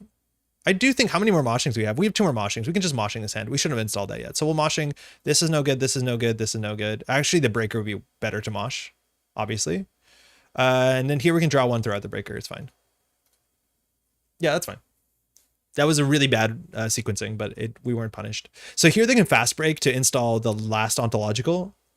Just purging. I think we're okay with that. As much as we put all our eggs in that basket, we're going to be able to rogue trading here. So take clicks. I don't honestly know if we want to God of War harder than 7 cards or 8 cards the turn that we go off. So we'll install this. We'll hit it. Like they can go faster with fast break and we can, yeah, I think we're okay with this. Servitude's probably not the last spin doctor. I think we just click for credit. Oh no, we draw. We have 9 hand size. Yeah, we draw. So we'll do 1, 2, 3. Okay. We're looking for this, which we have. Wasn't a lead designer Damon Stone that had his face on a card? Not null, but it's Louis Guillermo. I think Damon Stone's face is Mason Bellamy, if I'm not mistaken. There's a card named Mr. Stone, but it's not him. I think it's Mason Bellamy is his face. Yeah, that is an agenda. It's a little hyperloop, isn't it? Yeah, there you go. Okay. All right, so I think we go in here, right? I think we have the money. So take clicks. We have 15. We're going to get through this ice for cheaper than 15. So we have to put on here. So we'll do by any means. We install this. Do we need to take 4 credits? Remember, we have to access with 9. And we need to make sure that we have at least some cards in hand. So I guess we could just sure gamble here. We would lose this hand. We'd lose 8 plus 1. Yeah, let's just go in. Oh, we're going to redraw after it anyways. It's fine. So this turn, everything that... Hold on. Wait.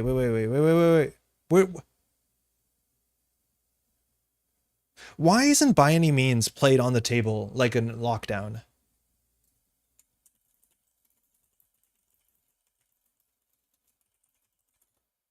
I'm so surprised it doesn't have a lockdown spot. Like, everyone should know By Any Means is on the table for the whole turn. Technically, it's played and it goes to the event, but like, I feel like it should be on the table to reminder, because it's really easy to miss that. Whatever. So continuing encounter. So we can make this a 3 strength ice, which means, again, if we want to install the code gate breaker, that's a really big ice, and we want to break it, it's going to cost us at least 6. Yeah, does that change anything? So we need to have 9 credits when we access. So we can spend at least 6, and we just trash one of our installed cards. That is acceptable. So we can make it, 3 strength. So then we install break. That costs us 6. Okay. Now we have to discard a card here. Might as well discard this one, I guess. Actually, no, because we could lose a card that we want to draw. So install that. Don't ask again. So we break for 3. And then we just trash the code gate breaker. I guess I'm boned? Not exactly. So we'll trash an installed card because we need to access with 9. We're going to draw our whole deck. No, we're going to take 1 meat damage here. Oh man, this is tedious. How does this work? Wait, how tedious is this on JNet? We trash an Elevagao. We trash a Hyperloop. We trash a Biotic. We trash a Luminal. We trash a Nightmare. We trash a Nightmare. We trashed a Superconducting Hub. We trashed a Nightmare Archives. GG? I don't have clicks. So they have a Spin Doctor that can fix a bunch of this, but there's still 1, 2, 3, 4, 5 points in Archives, and there's only 1 Spin Doctor. So at the most they can remove 3 points, which means, yeah, we don't win on Archives. That's what the combo does. If we access there, we would have won. So By Any Means cost us the game. Again, if we just accessed, we would have taken core damage, but we had enough cards in hand, we would have been fine. What's the spookiest trap in your opinion? In the game? Or like ever? The spookiest trap ever, I forget the name, but it's a 0 cost asset. When you access it, you do a side game. And if you lose the side game, you lose every card in your hand. That's the spookiest trap in the game. It is just honestly like such a ridiculously unfair card that gave so much threat to unadvanced cards, way more than it should have been.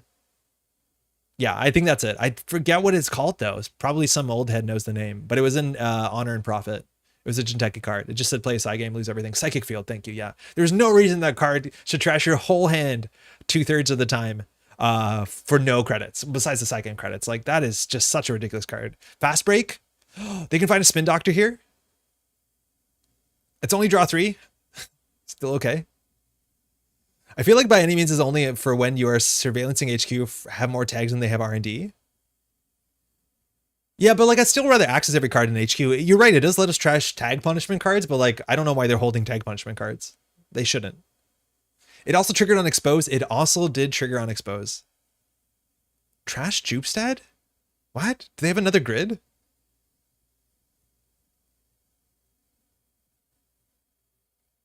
So Fast Break drew 3. I think that was a mistake. If the runner exposes their access to Psychic Field while installed, the unit runner secretly spends 0, 1, and 2 credits. Reveal spent credits. If the unit runner spent a different number of credits, that happened 2 or 3 times. Do 1 net damage for each card in the runner's grip. Yeah, that's the one. That thing, again, I don't think cards with no advancement should do that. I can overstall a grid with a grid, yes. What grid do they have here that they want to install? What grid do they want to install here? Sansan? Oh, they are on Sansan. Yeah. They might be able to win here because I'm assuming they're on Sansan if they're also on like all these 1-pointers. Like Superconducting Hub is strange. So it's a Sansan coming down. Don't like it. Trash it first, then fire? It seems wild. Yeah, it is wild. Yeah, Bing Bonk, you're right. It is a Sansan. It's just the credits are the rate limiting fact. Hey, we have Net Shield and Feedback Filter all at the time. Yeah, but those cards weren't played. Like, those weren't common cards. And even if they are, is that a game you want to play? I don't know. I'm not sure. Right, like I'd argue that so like cards like Net Shield and Feedback Filter technically allowed the design space of net damage to be more consistent in grinding. And I'd argue like nobody likes that. Where like I think cards like in theory Anemone are meant to make damage more, you know, tactical and more situational. I'd argue that there's still obviously issues with that because you can just put all the points in a PE deck and play Obacadas and it's still pretty absurd, but it's a slightly more measured than it used to be. A dual wielding grid deck? Yo, Seb, how's it going? Yeah. Because you just want to get early core damage, right? And you can play it like one Sansan and maybe find it with Fast Break. Gotta watch the time when Silhouette was meta. I have such a strong memory of there was a newer player to our meta who like has only been playing Standard for a while. Mind you, Standard was the only format back in the day. So I'm assuming that's a Spin Doctor. So how do we interact with a Spin Doctor? Huh? It's all good. T's below 5 and Y's below 6, that's my guess. Sorry, Ada? Trying to puzzle out why Sauce types out T5 and Y6 so consistently. Oh, yeah. It's around the Y, right? There's no third spin? He made the comment? Did he? I thought he was like saying... Oh yeah, you're right. Numbers are coming in there. On T5. With Thule with only 2 spins. Oh, you're totally right. Okay. So that means if we run Archives, we win. Unless... So how many subroutines could this bad boy have? So might as well take a tag. If he baits us in with another Spin Doctor, or like Moon Pool or some shit, I don't know. How much money does it cost us to break ice? I'm gonna say that's enough. Yeah, back in the day, I remember Infiltration being not an awful choice against attacking till Scyfield. It's a Meridian. So if we do the math, we don't need to do the math. Do you want to use Null here? No. It saves 2 credits. I don't think we need that.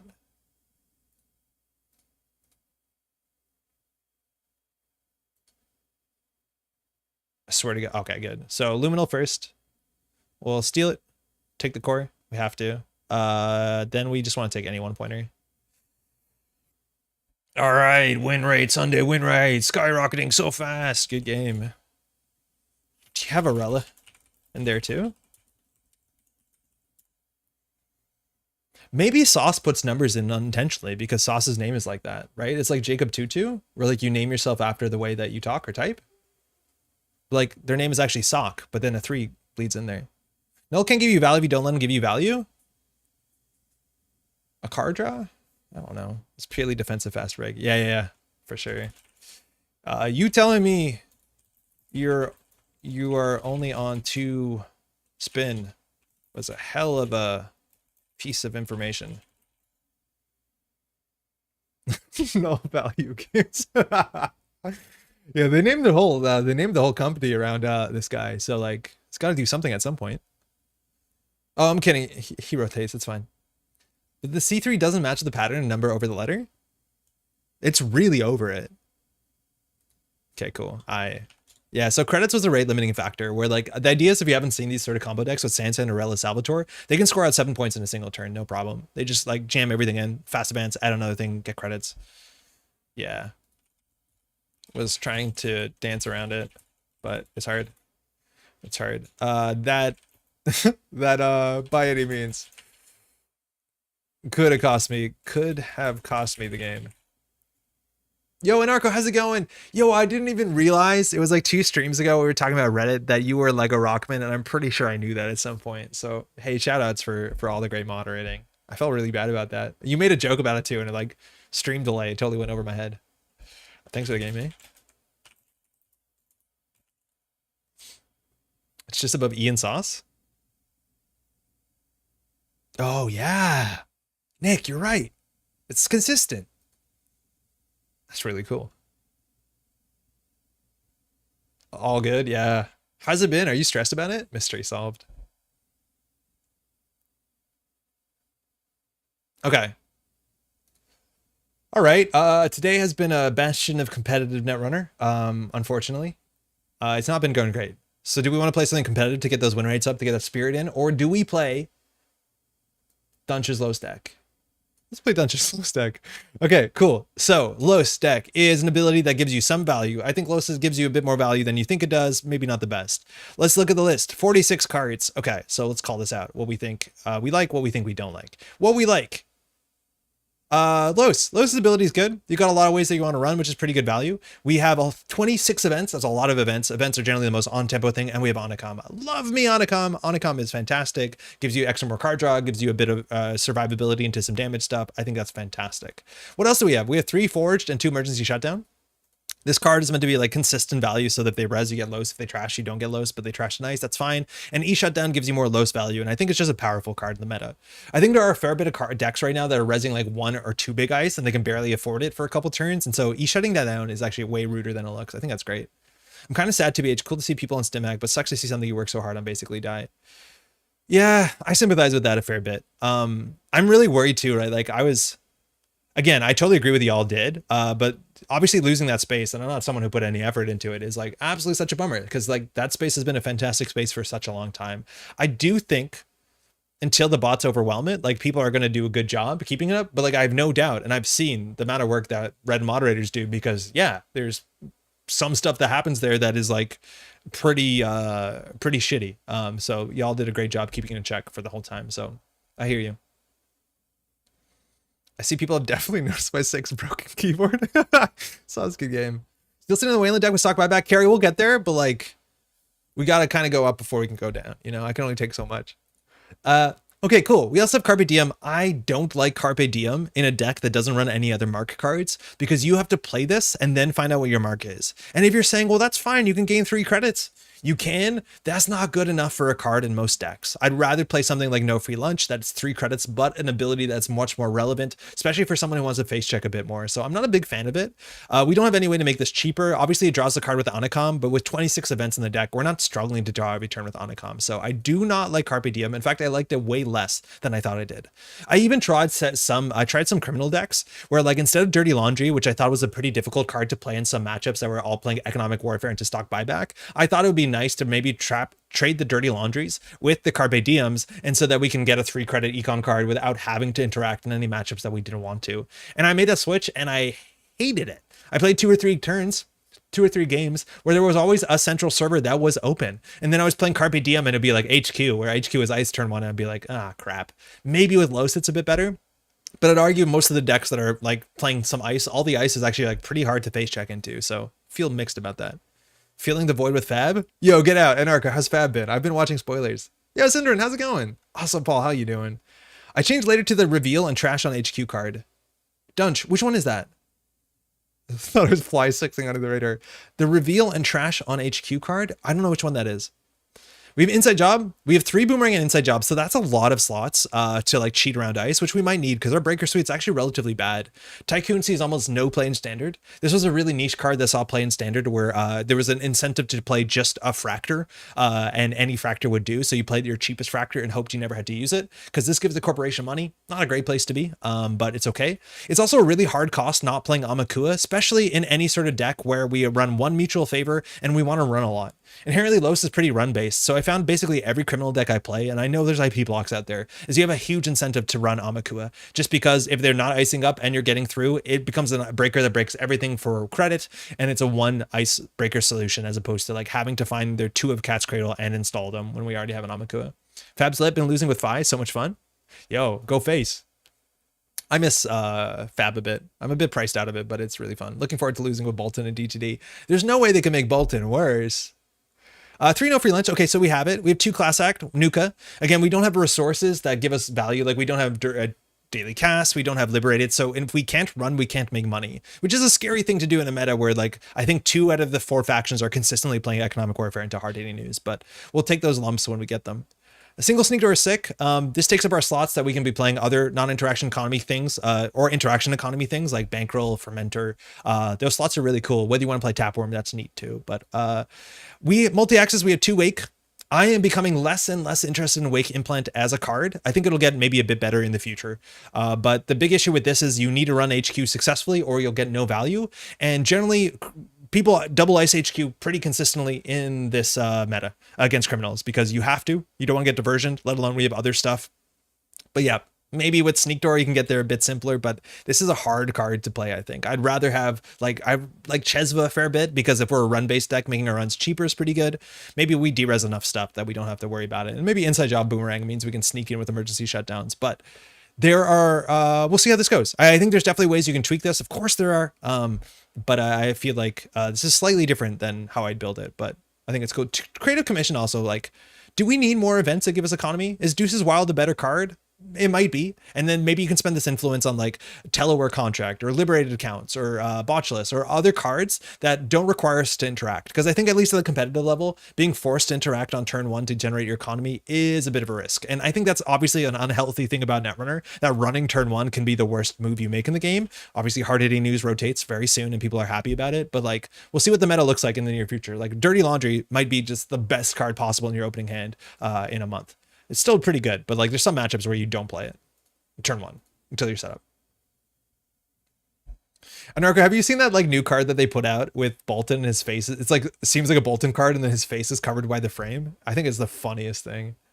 New runner deck. Without Wake, do we play no multi-access? Some people have. I argue that you definitely need multi-access in the deck. I think I'd rather, to some extent, play like a Docklands and a Wake. I don't think we have enough R&D pressure, but then you have to figure out what other multi-access you have in the deck. Right now, we put on no pressure on R&D unless we can get into HQ. That's not great.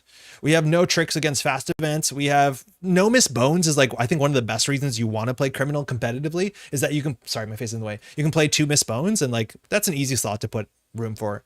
Nuka over Diesel is also interesting, but like we have enough events. Maybe that's good enough. Yeah, he got Mike Wazowski. Exactly. And it's like, damn it, Bolton. Cool. Lost play in Talon. Talon is like 2 L's or 2 N's? Or both? That was an option. Okay, let's go. Yeah, I think you want to avoid playing with no multi-access. There were some like criminal decks that did classically well in like, what was it? In the invitational circuit breaker of this year. I don't think it's something you want to do. I think the multi-access, you have okay options, but like against sports metal, you need something. Like there are certain decks that just go fast enough that you need multi-access. And I think largely I've been playing Stargate just because it's the multi-access that does something even if it whiffs. And I appreciate that.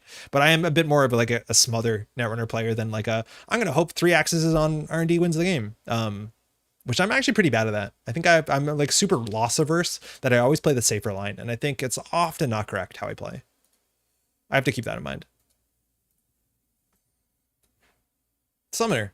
I don't know who that is. Cool, Brav. So again, if we're running every turn, they get some good value from it. Hey, best of luck, have fun. This opening hand. So we have more money than we need. Double Carpe Diem is like, again, it's not great. Again, we don't know our marks, so there's a chance we roll bad. We have Dirty Laundry, which is just Carpe Diem plus, probably on an open central servers. They're going to be advancing their ice. She could be playing traps as well. Oh, that's okay. We also have a Labor Rights, which we haven't mentioned, which I'm not sure exactly why we want a Labor Rights in this deck. Labor Rights is sometimes a card that's snuck into criminal decks because if they lose their 1-of breaker, they're in a bad spot. And that was one of the like universal recursion cards as much as it is situational. But the fact that we have 2 of each breaker makes me think that maybe we can use our influence a bit better or differently in a way that's like more proactive in more matchups. Because I think it's pretty rare that shuffling 3 cards back in your stack, unless you bottom your stack out, is actually does anything for you. We have Labor Rights, right? I didn't make that up. Yeah, we have 1 Labor Rights. It's a notable inclusion. We'll mulligan this. That's not that much better. Boomerang into diversion is a thing to do. I'm not actually sure what Prob does in terms of economy. I think playing around NAPD Cordon and just having more money than you think is necessary is a really nice way, because I think that's one of the best win conditions Prob Vivos Consulting has is NAPD Cordon, because they can just play it very, very proactively. Fab players in my Netrunner stream, it's more likely than you think. Yay for Sunday stream. There's a lot of Fab Netrunner players.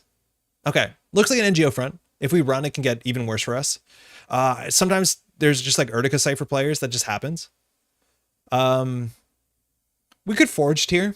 I think they have to res the ice. If that's the case, though, we shouldn't have played Sure Gamble because if they don't res the ice, we can diversion. Yeah, that's actually wrong. If we forged and they res the ice, we'll be able to Sure Gamble. If they don't res the ice, we can diversion. We'll see what this is. Yeah, there's a lot of Fab Netrunner crossover for sure. Okay, it's a turnpike. So they res that for 2. We gain 2. If we access this, it's an Urtica. We take 4 damage and lose. I think it's more likely to be an NGO front, which they can't fire.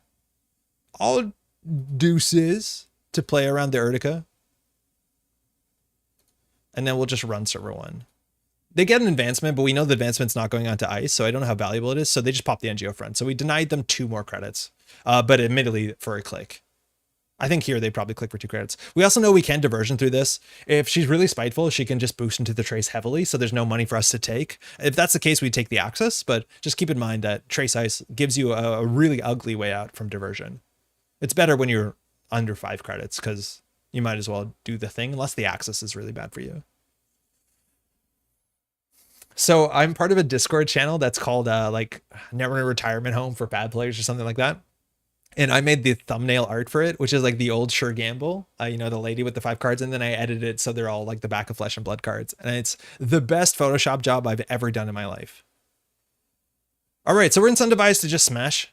We can just forged it. I think we can just forged it. Feels good. I think, though, maybe the better on tempo play is Bravado, but we'll see what this is. It's a Mess and Chessa. Okay. So we face check into this. We've already got that was a big credit swing. If we don't run here, it has to be like a Rashida for it to be really good. We're also not playing Pinhole Threading, which like, that's such a good card in the meta. That's an easy thing you can fix. And now we don't want to advance or run because if we run, that becomes a 4-2 potentially. We know Boomerang gets in here. Inside Job gets in here. We have to top deck the 1 of Inside Job. Okay. We can play the no free lunch. It's fine. Bugalter does deal with Turnpike relatively well. So I think we install the Bugalter so that we can actually deal with Turnpike and we can threaten diversion. So many FFG refugees in Fab. Pravdavo spooks me because it's a red Courier's Beal deck. This one might not be. There was the one that Melias played at the last CO. And for that, economic denial is really important. It's not a very fast deck and it runs a lot of 5/3s. So just central pressure gets us there. But otherwise hard to deal with. Okay, so here they could duck. But I think we definitely want a diversion. Do you have E-Shutdown? We have 2. And E-Shutting this down is pretty good. So we lose a credit on an encounter. This ice is going to be a big one that rotates. We break for 1 credit after a refund.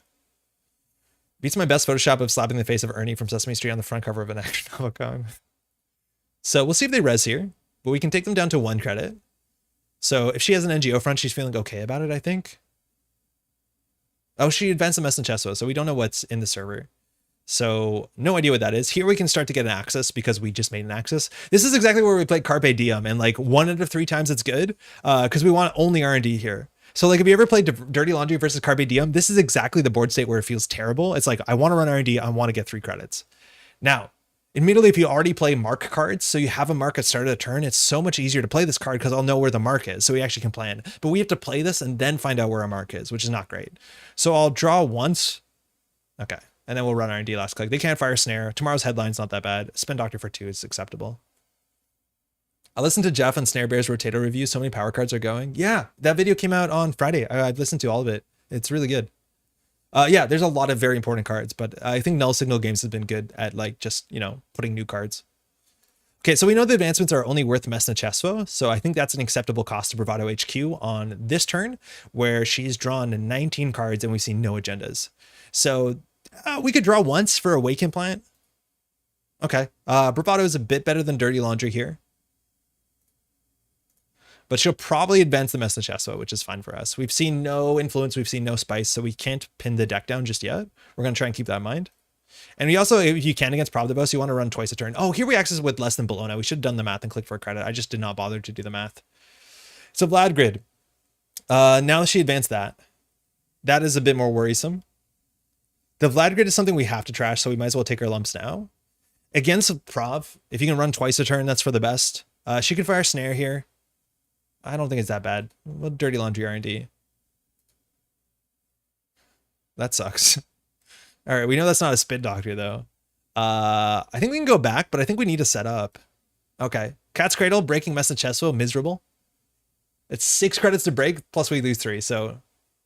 Oh, it is. It's here. Remastered edition. Okay, now we need to keep the pressure on. Okay, so now Carpe Diem is okay on every server. Relatively, R&D would be the best case. We have no idea what's in her hand. Carpe Diem to go HQ. Yeah, that's good.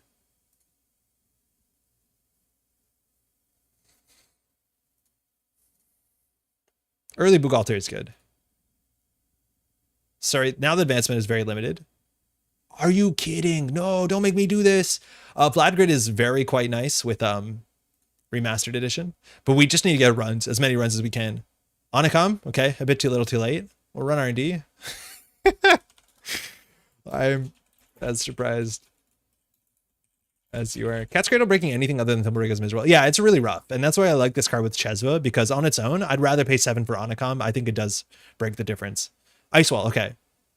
So that's the first ice that we'll have to deal with. Tycoon is not, it's bad because they're going to get 2 credits a turn. We don't want to give them 2 credits a turn. Economy is a very rate limiting factor at this point in the game. Boomerang's okay. Yeah, we really need an E shutdown now. It's worth knowing we run through this for 2 credits. So we know she has an Ice Wall. I think that's all we know. But the problem with the Remastered is now Bologna install advance. That's not good. We've spent 12 credits trashing cards. They weren't installed, so Miss Bones wouldn't have worked, but now any run she gets value, and we don't know what this is. The only thing we know is that's probably an Ice Wall, which we want her to res. We always can res and like potentially jack out. Let's draw once for a run card. Oh man, our money is gutted. Probably spending 12 credits trashing stuff was too much, but like here we're struggling. We can't even threaten Bologna. We want her to res here. I think here we genuinely might jack out. Like I think giving her free advancements is really bad. If it's an NGO front, I don't think she can score out much else, but like free advancements, advanced credit, Remastered, something like that is really bad. But I don't think we should give it an advancement a turn for this low value of a run. Yeah, that's definitely not correct. She advanced the Ice Wall though, so probably Rashida. Drop once more. All right, we'll have to play that next turn. We don't need 2 Onicom. I feel like we gassed ourselves out a bit. Okay. It's a Keeper Isabel. When your turn begins, you remove an advancement token from installed card to gain 3 credits. This card is pretty wild. 3 credits is good. Advancing a card is a click and a credit, which is really expensive, but if you get the advancements for free, I have almost never seen this card on table besides for B points. So I think we have to get this down, or she's just going to get infinite money, or we have to stop running. Unfortunately, this costs 8, and we can be on 6. Imagine we were 419. Yeah, like we've got 4 credits so far from her ability. If we were 419 though, I feel like we'd get a bit farther, and that's kind of the lowest issue. So we face check, we basically give her 3 credits. So again, if your whole deck has run-based economy, like there are a lot of decks that are out there to get you. Like Asmari, we would be giving them like 8 free credits. Isabel now is a problem. Was the B faction for one of these April Fool days? No, it's like at big tournaments. I think it's mostly Sanjay that puts out like, maybe not just Sanjay, but like there's certain players that put out this point system where you get points if your deck has B cards and then lose points if they have Ant cards. I've never fully understood it, but this is the biggest B card in the whole game. Beekeeper and Ants and Rose hipster bankers. Yeah. Just get those free advance encounters. I'm struggling. I have no idea how we transition from this hand to a game we win. I guess we draw. Okay. So we probably set that up so we can do those 2 next turn. So we can draw once more, click for a credit, hit creative. Oh, we have to discard a card. Oh, I counted really badly. Oh, that's a really bad draw. Well, at least the mutual favor is dead. We have all our breakers. Counting to 5 is hard sometimes. I guess we had to count to 7. And now if we don't run, like she just fast advances out 3/2s from hand. At least one of them. So she's basically on 4 points. Because we have no like good way to lock. Why not install Onicom there? Oh yeah, we could have. We could have actually got the free card draw. Admittedly, we didn't need the card draw. It replaces itself. Yeah. Probably should have. Okay, Carpe Diem is pretty rough here. Well, we know if she reses the Ice Wall, we're fine. No idea what server 3 is. We could do Boomerang, check it, and that's reasonable. I don't know what it would be. Get it? But this run is worth 3 credits because we can't trash this for 4 credits.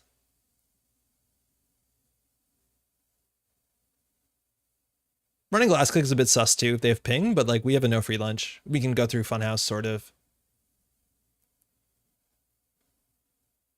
No further action. Okay, so denying Glow's value. Admittedly, she's getting 3 credits. Advances Messachesso. Maybe this. Do we die to Urtica? Offworld. Okay, well that's obviously good. So now the Boomerang is locked there. We have 2 more of them in the deck, so if she overinstalls us, whatever. API for 3. We're not too weak to Hardying News. I give it 0.5 B points. She's drawing. Another diversion like won't do enough. It'll be good for us though. It's a relatively cheap diversion. It costs us, I think, 3. Advance. I think it's an NGO front. I think we will not run that. Let's hit R&D. Yes. So we are pretty assured that that's an ice wall. So she res that. So we get our money. That's nice. We are being punned upon. All right. This is where Wake Up and Plan is also difficult because like if this trashes a good card, we no longer have a good card. I don't want to install the Tycoon. I don't think we're ever going to use Cat's Cradle to break a mess in chest flow. So I think we're allowed to just hit this and just go HQ.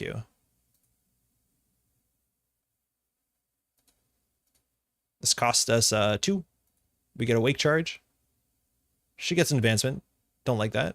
It's a calibration testing. Okay, that's fast advance. I guess that's a win con. We should respect that. And oh, he shut down. That's not that good. Right now, her most expensive ice costs 5. I don't know what server 3 is. Oh, she took an advancement off of it, didn't she? Yeah, she did. So probably not worth interacting with. We do know 3 of her Vlad grids are out, so that like is a win condition. Server 5 does seem like a spin doctor. Okay, Urtica can be 4 damage. Draw. Draw. Run server 4. Don't forget Remastered. No, for sure. Oh, you're right, because it could have been 5 damage. You're right, because she could have Remastered. Yeah, that would have cost us the game. We should respect that. So that was an NGO front. So she popped it for 5. So she didn't get her ability. So we don't have a huge incentive to run right now. Besides, we don't get our ability. She's going to get 3 credits. She's on 18. We're really weak to Hardying News. We can probably clear some of the tags though. So here we actually have an incentive considering she drew a bit, right? She drew, yeah. So I think we dirty laundry HQ. Like our money doesn't matter. So the advancements don't matter. This doesn't seem to be an agenda. So we just want to get our wake charges. And we also want to draw a card from Monocom. So like whatever. We could consider popping the no free lunch here to make sure that we can steal Bologna. Nice. Okay. Okay, we really need a Bologna. I think you should probably still play Bologna in this deck anyways. Even though like it seems like we're on fast advance. Like Beal is definitely in this list. Remastered Urtica would have been wild. Yeah, we could have died to that. And that's a play that like Remastered Edition really excites you. Okay, second ice on HQ, respect. So now we can run third ice on HQ. This is why, like, again, Wake and Plan, like, now is going to be useless. Unless we draw our Sneak Door, which now with 3 cards in hand, I'm down for that. Okay, so we could Boomerang run through that. C3, seems good, as long as we access Bologna. Class Act for 4. We could do Class Act. Are we in a rush? I don't think so. We know that's not a Vlad grid, but we could do Class Act, Credit, Creative. Yeah, that's fine. We need to find, ideally, the last Tycoon. Sneak Door is really good here. 18 credits. We didn't run. We have Forge and Shutdown. Summoner is living up to the stream title. This has been good. Yeah, no. She did it for us. This is what we need. Stream title is now accurate. I don't have to change it. So far, also, we've got 6 credits with our low stability, which, like, at this point, 419 is falling off because we're not contesting economy, but, like, Link is okay into the matchup, I guess. So how do we play this hand, right? Like, we can just Boomerang this. It doesn't seem like we need to run this. Boomerang this, run.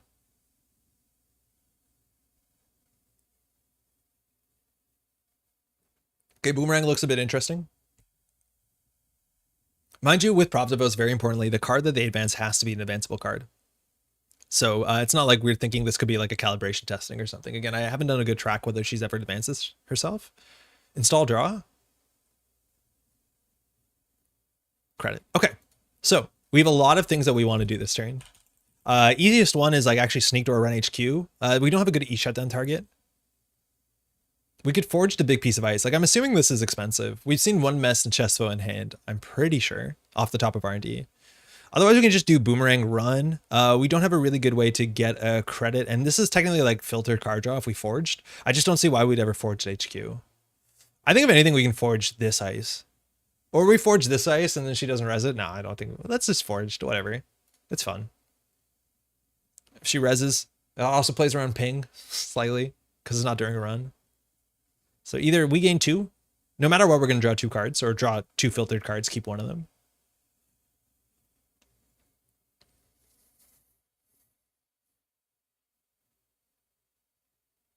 Ah, it's gone. Okay, so we added 1 card down. All right, that's an easy choice. We kind of want to keep this till next turn if we can. So we just trash an ice. That's weird for criminal, isn't it? So we can do boomerang. We need to access with 5 cards, 5 credits. We have no Mad Dash in the deck. Not the best or the easiest Mad Dash deck. So we can boomerang here, it trashes. So we run, we break, she gets an advancement. We know nothing on the table is going to be too bad. We can see 3 cards, so we can do Bologna. We have to trash cards from hand. We can trash the Bugalter unless she's also running tags and then like Keegan Lane. And then we can install the No Free Lunch and then greed this next turn to get the card draw. So we'll run R&D. 2 face down cards in archives. I don't think I think we know by definition it's not Spin Doctor, so we don't have to like shuffle things in first. But hopefully if she ices this up better, we like Sneak Door. Reach server. She gets advancement. Okay. Yeah. Catley testing. It's gone.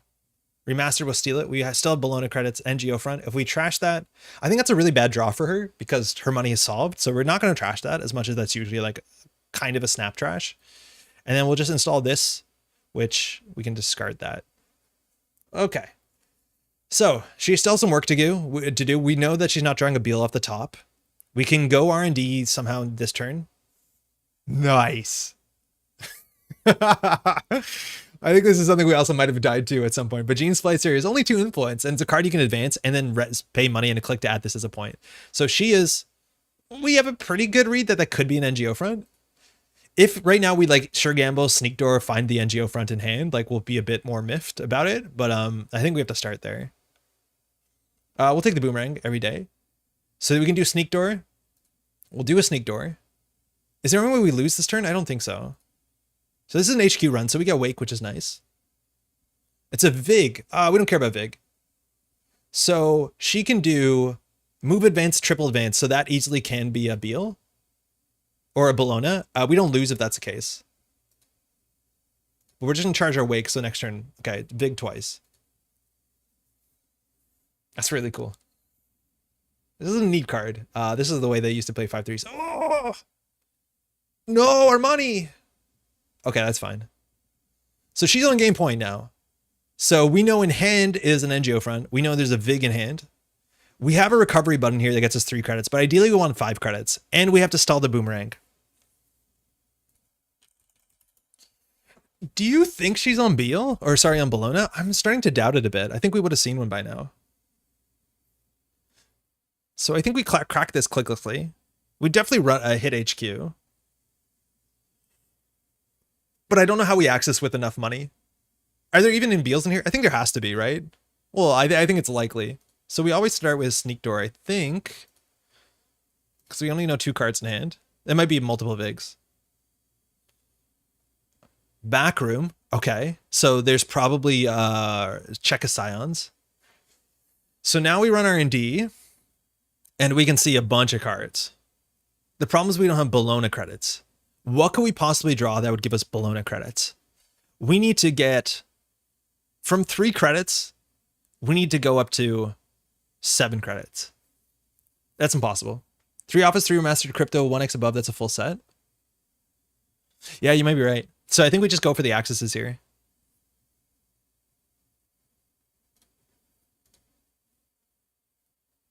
Yeah, you can't use more than the Wake than that.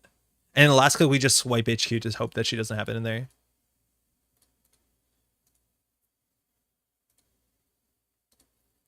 Turnpike. Mitosis, super cool. Spin Doctor, can't trash it. Ubiquitous Vig. Okay, so we know it's not coming off the top of the deck anytime soon. So we just have to make sure it's not an HQ. And Geofront. Okay, We already know that she has too many things that she can pretend are agendas, so I don't think we have a good incentive to trash that. Also, Gene Splasher makes more sense if you have no large Beal option. Maybe. Yeah, maybe. So she just drew a Turnpike, which like doesn't end the run. That can be a Vig. She had it in hand. Oh, get out. Oh, GG. That was an HQ, huh? Oh, no. That one was intense. Ah, she had it in hand. 1 in 5. So we ran HQ 5 times. We saw Vig. Oh, man. Did we run 4 or 5 times? I think we ran 5 times. Oh, wild. Yeah, well played.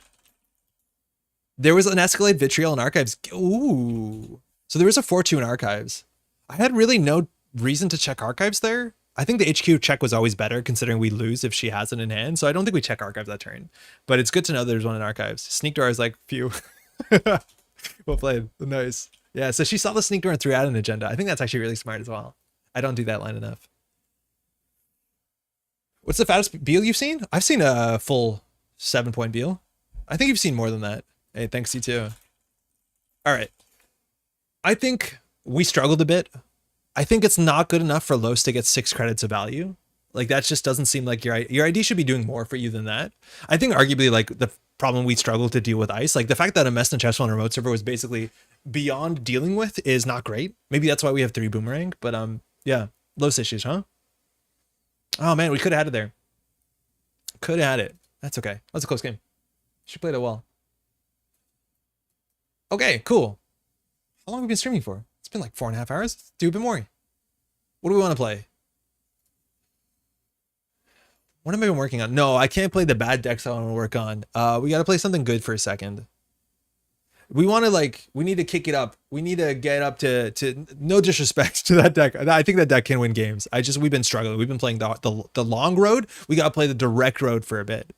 So let's play Hyobu Institute. I'm okay playing Hyobu. Let's try playing Hyobu. This is not going to like scratch the like immediately what's it called, first order optimal strategy, but we're playing Hyobu. Play Saka's Akiko. I think I like the Hyobu. I think it looks more interesting than the Akiko deck. Like this is kind of the issue with the Akiko deck, if I'm not mistaken, is that the Akiko deck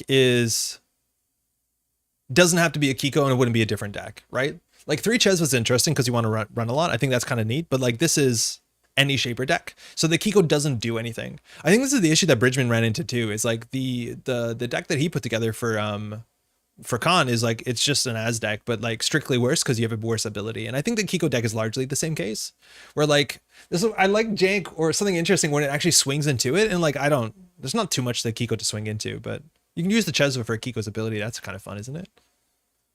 I think the Hyobu is like a bit more interesting because you actually start playing cards that you would not see in any other identity. Like I've never played Loot Box. I haven't been excited to play Standard Procedure. I haven't been excited to play 3 Subliminal. So this kind of lines up better to what I want to do when we're trying something weirder. Because the Kiko deck is just any shaper deck. Question about Concerto. At what credit value would it be a decent card? I draw 1, 2 credits good enough? No. I think 4 credits is probably not even good enough considering that, like, obviously you get a card draw. Okay, if you're talking about competitive Netrunner, Concerto is a really hard sell because specifically it's a run. You can use the credits during the run and you get a card draw. Now, if you look on average, what the costs in criminal decks, what the cost of cards look like, they're pretty low. Like generally the most expensive deck in any criminal deck is largely Sure Gamble, which is 5 credits. And yeah, that's obviously the best case. But if you look at this card and you look at Overclock, like Overclock also doesn't see consistent play in criminals. It does see more play in other factions. And Overclock doesn't give you a card draw, but it consistently gives you 5 credits, technically 4 credits for the run itself. You can play this cheaper with other ways too. But like still, the fact that this card is situational based off of setup and things like the Anarch Bin Breakers get you there, SMC get you there, Simulchip get you there. In criminal, in the faction, we're running and having credits at the same time. And also it's a run event, so it competes with everything else that you're playing, like Bravado, Dirty Laundry, heaven forbid, Carpe Diem. The amount of money you need to get off of this is pretty rough. Also, the thing is, like, when do you play this, right? Like, to want to be able to play this, you're already set up, so you already have your breakers installed, so you're already breaking ice, and then you're hoping that the money helps you break ice. Because what else are you using the credits for? Like, to trash cards in a remote server? You're generally not doing that. It's really rough. So I've been working on my own set. I'm pretty doubtful whether it's going to come out before the new NSG set is, but the Shaper ID that I've been building plays with the top card of the deck face up. Because I want to play a Shaper that can play like Haley to get that click construction and value, but also isn't like super overpowering and lets you do Shaper tricks. So I don't know how balanced this is, but the Shaper that I was putting together says you play with the top card of your deck face up. So you always see the top card of your deck.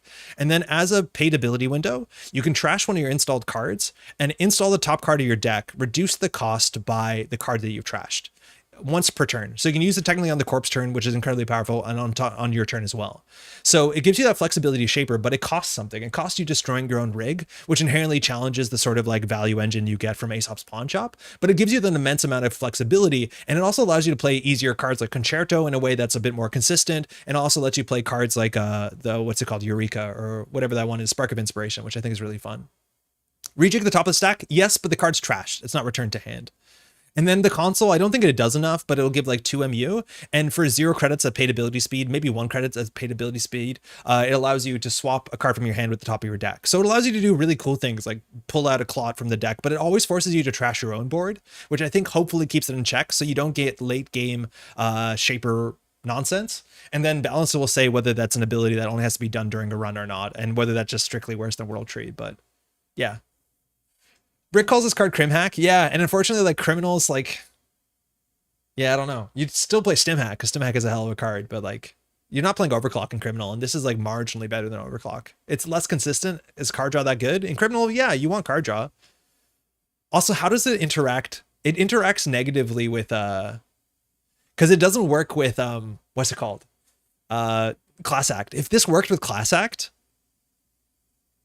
so you could see 2 cards and it would be more consistent, that would be kind of cool. But it reveals the card and it doesn't draw it, it adds it. So it doesn't work with Class Act. Corp deck. What's this called? Loot box. Good card confirmed. Hyobu Institute. This was one of the reveal cards we had for the first NSG set. And it says the first time a turn that you reveal a card, you gain a credit.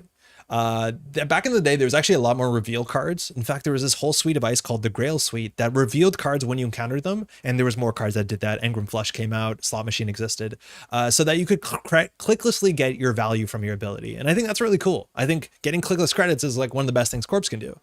Now, since then, a lot of those cards rotated, got banned, stuff like that. So the ability of this struggled. Even at that time, in Netrunner, it was like less good than Polana, which Polana was the other clickless credit econ thing you could do in Jinteki that was a bit more straightforward. So this never saw any competitive play whatsoever.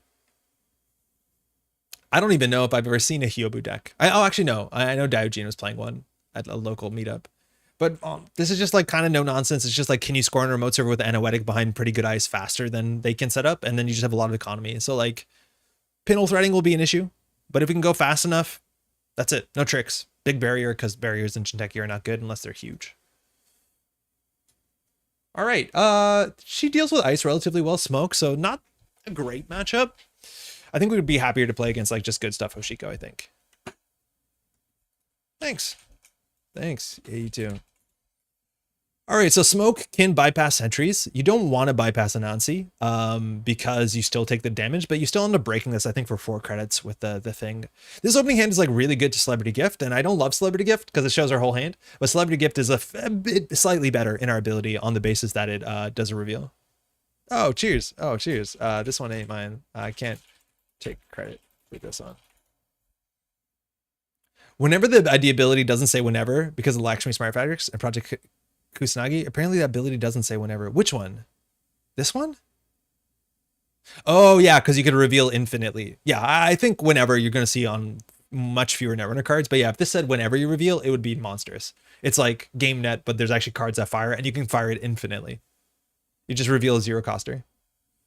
Cute giraffe, yeah. I don't know if you've seen the original NSG art. Sorry, FFG art, but it's also like absolutely adored. The complete image Hyobu was interesting to see if not to play against. If this was the Diogenes list you mentioned. This is not Diogenes list. Complete image Hyobu is like, yeah, complete image came out like with Hyobu, but like Hyobu at the time wasn't even the best identity to play it. So here, if they steal a send a message, we can get a free res. So like there's some incentive to not ice up HQ, but I think putting a DNA tracker there is going to be disastrous enough that we're happy with it. Ideally, we want 2 ice. Celebrity Gift off the bat is fine. Yeah, with this hand, it's totally fine. It's just a bunch of ice, and all the ice is like, it's hard to know which one you're face checking into. So I'm okay with that. But if you reveal like 2 agendas and then like an enigma, like I don't know if we'd Celebrity Gift that. But that's actually a very notable Celebrity Gift hand. If we didn't have to send a message, even better. But it's really cool because all these ice have basically the same res threshold and they hit differently. Well, they hit all hard, but like Tollable has no idea what this one is. Pretty sure it's not the Chiashi. But we need to get the Chiashi on the table, so send a message gets fired. Oh, lost the Spin Doctor. That's okay. So Smoke, 40 card minimum. I think he's playing more than 40, right? 36, 37, 38, 39, 44, 42. It's okay. Going back here. A bit of a snare respect. Maybe not last click. Looks like this is a trashable. So what's trashable on our deck? Mavirus gets trashed. Rashida gets trashed. Spin Doctor maybe doesn't get trashed. Oh, it's an Obokata. Deciding to steal Obokata. That's a really good start.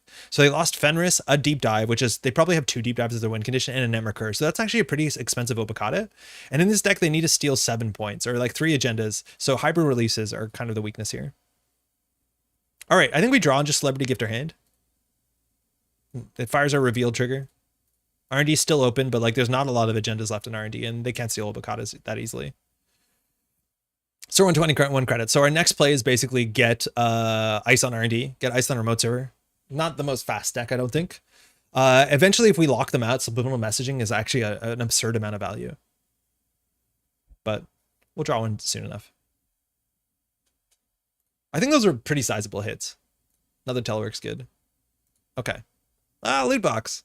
This card's cool. It reveals. This is the sort of thing that's actually like very similar to what's it called, to Concerto. It's like the Corporation Concerto. This on R&D is quite nice. This on Remote Server is quite nice. Barriers are the hard thing for Smoke to deal with. So I think we draw up once. Pathinimus is on Archives is good enough. We'll put that on R&D, put this on new Remote Server. We just have to make sure we never overextend too heavily. Admittedly, once we get this in our Remote Server though, we can overextend because we only need to res 20 credits with ice. So I don't know if we go install Advance. Shaper breaks us for 4+7. I don't know. Can you actually break this with a single propeller? I don't think you can. I think you run out of counters. But like maybe Palangi and then like Bypass does it or something. Ah, good money. Okay. Rashida's probably a reasonable start. I just want to get a Subliminal so we can fire stuff. And we have to remember, instead of clicking for a credit, we should just click for a card in their hand. It's strictly better. So we'll do Server 1. We'll do Archives.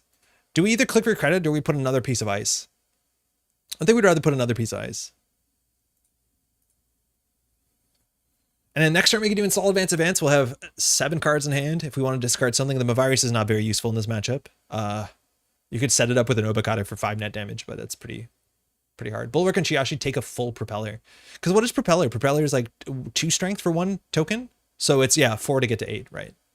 Double ice and start pushing out agenda, yeah. And if we can get this out, like we get another ice resed, so better for us. And again, they shouldn't be surprised what these 3 ice are largely. And it's hard for Nemricur to get value if they can't run consistently, so we just have to make sure we don't overextend financially.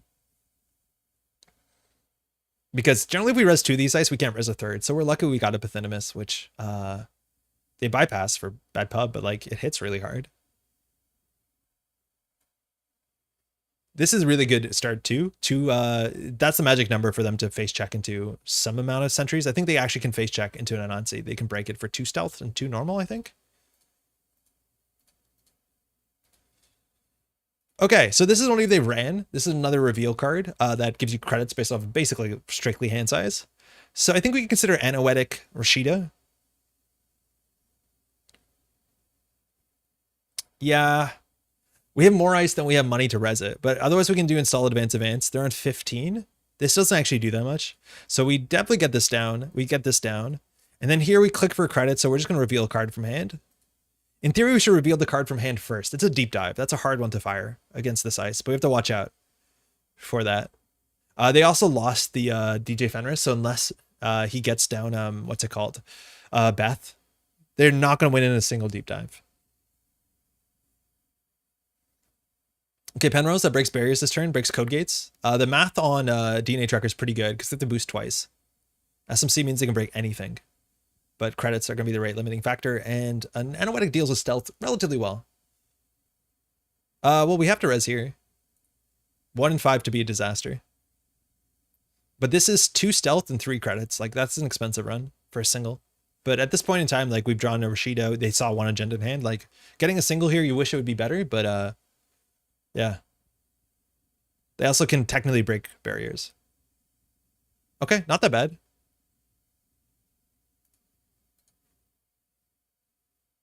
Chiashi. Okay. Rashido, we need a double Ice HQ. Draw 3, gain 3. Okay. Wow, we flooded up. So, she has run. Obokata is pretty safe in HQ. So we can name a card type, reveal the grip. We know that there's a deep dive in there. So this, at a minimum, is a 3 credit card. Hedge fund seems a bit better immediately. So we can do that. We can get the send a message in server 1. We can get this on HQ, I guess. Chiashi technically is the most taxing, but like it's hard to see anyone run through the server relatively well. Do we want more money? Do we want ice? I think we want ice. It's just, again, with 22 credits, it goes pretty fast. The early Obokata rip was obviously pretty good for them. But like we could easily give them a send a message to res to give us like tempo. But here is going to be a bit harder. We have to hope that they respect our ice a bit. But next turn is like advance, reveal a card maybe. And then we can just let HQ go. The thing is, like, we know where 3, 6, 9, 12 of our agenda points are. So like R&D open is not that bad. Beth is bad. Beth is not good. But they went down on low credits. They also didn't run, so we can't standard. So we know 1 card in hand. So I think we do advance. We can consider triple advance. Nah, I think we're fine. We'll just reveal. So we know as SMC in hand, we know a deep dive in hand. And I think they're going to set up for the deep dive with Beth. So we can throw out something here. Standard procedure, if they keep on low hand size, like it's not great for us. It's an economy card. I don't see where we're going to res another Chiashi here. This is more taxing than DNA tracker. This might be an incorrect discard. Channel Bridgman and take notes. Yeah, I would if I was a tournament for sure. I think in general, there's some decks that need it more than others. This is a good one. But I think I'll be able to remember this. I do a better job of remembering runners' hands because you play around it a bit more directly. It's not like an AS deck where there's like triggers to remember. Like we're just advancing agendas, like whatever. It's also hard with this hand, right, to play Anoetic. Now, they don't have 4 credits. Like I don't think they're running it. I think there was a good reason to triple advance this, and then we just res the Chiashi. This loot box is doing way more work than what it actually is going to do. Like it doesn't look great. They break this for 2 credits. Like whatever. It's an econ card.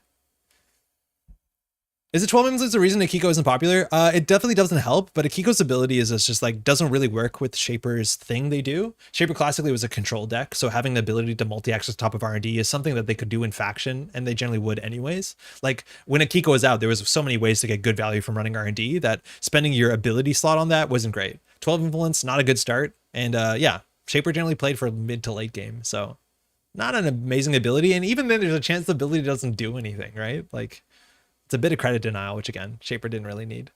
It like feels like it should be a criminal card. And even then it wouldn't be a popular criminal card, but 12 influence definitely wasn't a good start. I feel like Sneak or Virtuoso would be cool. In Akiko, Virtuoso is like 4 influence, I think. It's wild. It's a lot of influence. Yeah. And then you're still stuck with like trying to build a run-based Shaper, which is like already kind of difficult. Obviously with endurance around, I think Akiko is the strongest she's ever been, but like I think basically most runners are. But it's like hard to put together a set of cards that incentivize you to try and run R&D every turn. So, you know, why not just play 1 R&D multi-access card in your deck that you pull when you need it, and then just play like Lat or whatever. Where are we going? Wah! Okay, so this is the last run. They have enough cards in hand, so we'll res the Anansi, because here we can score this out to res the Chiashi, or probably res another Anansi on R&D. But we just gotta watch out, because they have 5, 6, 7 credits, so here they have to SMC to bring down their breaker. There's some argument to not res the Anansi, so they lose some of their overclock credits, but I think they still get full value here. They're also respecting Obokata. You have to remember not to bypass after it. If they bypass this, that's so bad. Because this, to break it, it's 2 stealth credits and then 2 real credits. So it's a bit more expensive than bypassing, but you definitely don't bypass it. Yeah, this eats into the real credits.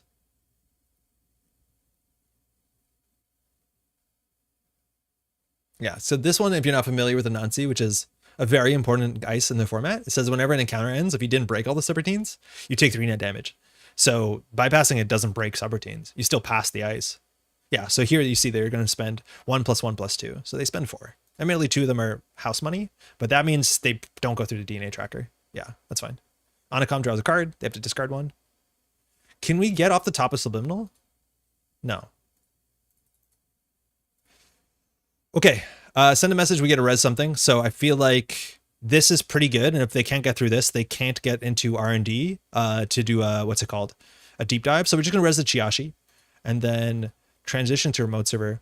I think standard procedure actually might be more playable because I don't think we need to Rashida this hand. I think we want a Spin Doctor. We have 2 more left in the deck because they trashed 1 early. But this abstractly is an econ card, and we are probably starved for econ. So I think maybe keeping the loot box throwing at the Rashid is correct. Yeah. I think that's wrong. That's okay. We're learning. All right, telework. That's 2 teleworks out. The third one too. They lost to the Obokata. And this is where they're gonna they need to have as much economy as they can have that it's not run based. And if you're not familiar, that's a good example. SMC. Okay. No event this turn, I don't think. And you need to keep your cans up. So if we jam the Obokata, but they have to produce their Fractor and break the Chiashi. They can always trash their Penrose and reinstall it with a Simul chip if they haven't trashed a program. And then Penrose through this, what is it? It's 5 credits, 2 of them stealth. It's not that bad. I'd keep jamming agendas. Oh, we definitely are. We definitely are. And we're going to top deck a Subliminal and it's going to be sick. Because, that is, I think they went too low there. Because now we have a window and we definitely jammed this one. It looks like it's an Obokata. It's not. We have 8 credits, so we're exactly threatening something mean here. But please just top deck a Subliminal. It's so much money. It's 2 credits a turn, clicklessly, Subliminal. Because they can't run. But 2 credits a turn is so good. Our Hyobu has fired twice. No, it's fired 4 times. And twice of them was on clicking for a credit. So it's not an ability, because I don't value looking at their hand that much. Yeah, don't jam the Kobaka. No, we don't jam the Obokata. We want to get a free ice. And let alone, they had low hand size. So it'll be safer later. Yeah, Obokata is the one that you often don't want to score out yourself, and you want the runner to steal it, because if they steal this, you can jam the 3rd Obokata, right? Any deck where the corporation scores on Obokata, it is a huge sink. It's the huge sort of time and credit sink that generally agendas should be. And it feels better for you. Surprised by how much was leaving? Oh, in rotation spark? It's a really big one. It's a really big rotation. And there's a chance that the loss of rotation might be more exciting than new cards. It's a high hill to climb because the game is going to be definitely, even if the NSG didn't release any new cards, the rotation is going to be huge. And then on top of the new cards. So it's going to be funny to see what takes up more conversation, but I'm pretty sure we're going to see near prints. We're going to see here's a new hard hitting news that's a bit more balanced. Here's a new breakers that interact with the heap, right? Stuff like that. Okay, if we res the Anansi, we go down to 0. We're just not going to do that. Because we know this is Subliminal on top of the deck. They can't deal with that. They can't deep dive this turn. We know they have a SMC they installed, so we know they have a deep dive in hand. That's how they win. I think 14 IDs are leaving. Oh yeah, there are. They are, but so 6 of those are deluxe. I'd argue that none of the corp IDs in the deluxe are relevant. The runner IDs are very relevant. And then we're losing. What else are we losing in terms of runner IDs? CTM is losing, which yeah, it's about time. We are losing. AOT is safe forever. Oh, well, for system update reasons. Now do it up. Just run back. So this is the thing that they want to do. It's a bit different. In theory here, they got information, right? So what you can do here is if you don't think you're going to run later on in the turn, during a run, you can always pump your breaker to move a stealth credit from smoke to Nemercur, or from your mental to Nemercur. Now, in theory, they saw the top of the deck, so they know they didn't want to run again. Maybe there's a trashable, but we probably don't res. So technically, the information gain, but I don't think they're running again this turn, whatever. But that's the big engine here with this deck, is that if you want to run cheaply, you basically get a free credit, a free card draw. Omar's rotating. Yeah, I would argue that hasn't been that relevant competitively, at least since Rebirth rotated. Null rotating doesn't matter. PU is banned, so whatever. Yeah, Adam is the most important runner. I'm ignoring its cards. I think Smoke is important to a lot of people, but Adam is definitely an important one. Okay, so we win if we top deck a 2-1. Right? So if this Rashida sticks, there's a big chance that we win. Again, Hyobu has only fired 4 times. 2 of them were clicking for credits with a bit more information, but like we didn't really gain any information. So yeah, I want them to fire my loot box so bad. We both get a card. Oh no, they get a card. We get credits. It's fine. But yeah, now they just have to like pay. Admittedly, it's only 2 credits to run here, and it'll be cheaper with Taka. But they have to lock the top of the deck because we have a 2-1, and they don't have Clot usually. They could have Clot, but like we could also have NGO front, so we do install advanced action. Wait. Apex rotating hurts Shaper more than Apex. Apex rotating hurts Shaper a lot, and it just hurts everyone because Apex has a lot of really interesting cards. No joke, one of my favorite cards in all Netrunner is Cash, and then second behind it is Harbinger. And like having a card like that is like so interesting, where it's like a card you install that doesn't do anything. Cash did something, but it represents like an engine piece. Oh, you bypassed. Oh, sorry. Yeah, so there they bypassed, so they took the net damage. I think that was a surprise for them. Like it's just such a cool card. I want cards like that. Like I want cards that you install that like don't do much, but are still worth playing because the way they interact with other pieces, like it feels really interesting. Yeah, that one will get you. That one has gotten me before. Okay, so we know we're not winning off the top of the deck. But the idea is that they bypass the non-C to save 2 credits, and then they took 3 net damage. They end up losing. They still have what's it called in hand? Their win condition. But they did lose an overclock, a simulchip, and I think a creative. So expensive run. They're in 15 credits. Maybe they will reprint crowdfunding as a program. Yeah, they could. I want to get like a, and I think this works for the idea that I talked about, but like I want to get a cash that draws cards. That's busted. I think that is busted to draw at any paid ability window. But yeah, cards like that are really cool, that they have like a shelf life and then you keep them around. I think that was a big bummer about a bunch of the new cards that came out in the last NSG set, is like so many of them trash themselves when they're empty. Like I wanted to play like a virus deck, you know, where you just pawn your own stuff over and over again, and you can't, because like NFR trashes itself. Time Bomb trashes, well, of course it does, but you know what I mean? Draw once. Found it. So we have to put something in server 1. We can play this. Do we need more credits than this? No, we need cards in hand to protect Anoetic. So if we ice R&D, we can't do anything. So we'll just look at a card from their hand. And now if they don't run, you reveal this and add it to your hand. So it's clicklessly 2 credits. That's the thing that we wanted since turn 1. We would have had like way more money than we do. So we'll reveal a card from their grip. It is a daily cast. So we know daily cast and deep dive. They might be at the point that they can deep dive this turn. At least for that, Rashida, like, they don't win. We're in 7 credits, so they're only getting credits from Beth. To win, they need 5 clicks. And they're pretty scared about running this remote server because it is very expensive. Actually, maybe that turn we should have Hyobu'd the top of their deck, because loot box might be res this turn, but like, it's very likely they draw. I think it's wild that Nuka trashes herself. Exactly. Like the value of Nuka, if she didn't trash herself, would be so much better. Unfortunately, Charge, I think, needs the card to have a power counter on it, so that doesn't work. But if you could pawn Nuka, like 10 out of 10 Shaper card. First Responders is one of my favorite cards. It's sort of hard to draw during any paid ability window. Ada, I don't think I've ever fired First Responders, but you have to have taken damage, right? Like it's such a niche clause. And I think specifically the corp has to have done the damage. So otherwise you could have just been like, take a single damage from a cybernetic, draw your whole deck. And it doesn't let you do that. All right, so they're going to see the top card of the deck. So if it is the 2-1, we have to draw it through Rashida. But yeah, First Responders is potentially a wacky card. I think Bug Out Bag is also a card that I think is potentially a very wacky card, but there's just nothing that supports it. I've played Bug Out Bag decks back in the day when there was cards that let you drop to hand size or cards that let you get big money. It's super rare to fire, but I love the theme. Yeah, it is a really, really cool theme. Okay, so it looks like Rashida fires here. And so we have 2 of the agendas we want. Otherwise, we can just jam the Obokata and they have to deal with it this turn through Anoetic, which is difficult. It's not impossible, it's difficult. We know they have a daily cast and a deep dive in hand, so if we need money, the standard procedure is not, it's actually consistent. It's likely to be more than Hedge Fund, because we know they're on an Onicom deck, so we name event, and as long as we see 2 events, as long as we see 2 events, of which we know they have 1, we'll get more money than Hedge Fund. Unless we fire our ability off a different method.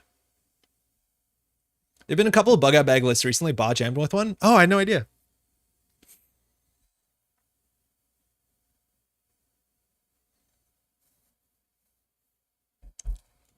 think it's longevity. Yeah, it's a hard call to make. Adam, you were my one and only weep squeep for me. Yeah, Adam, it's such a bummer that Adam rotates. It's also really weird because I don't know if y'all know, there are a bunch of mini faction cards that exist in standard after the mini factions rotate because they didn't all come out in the same box. So technically there will be like 2 or 3 Adam cards, I think, around even when Adam doesn't exist. And I'd argue that a bunch of them are like go from very playable to nichely playable.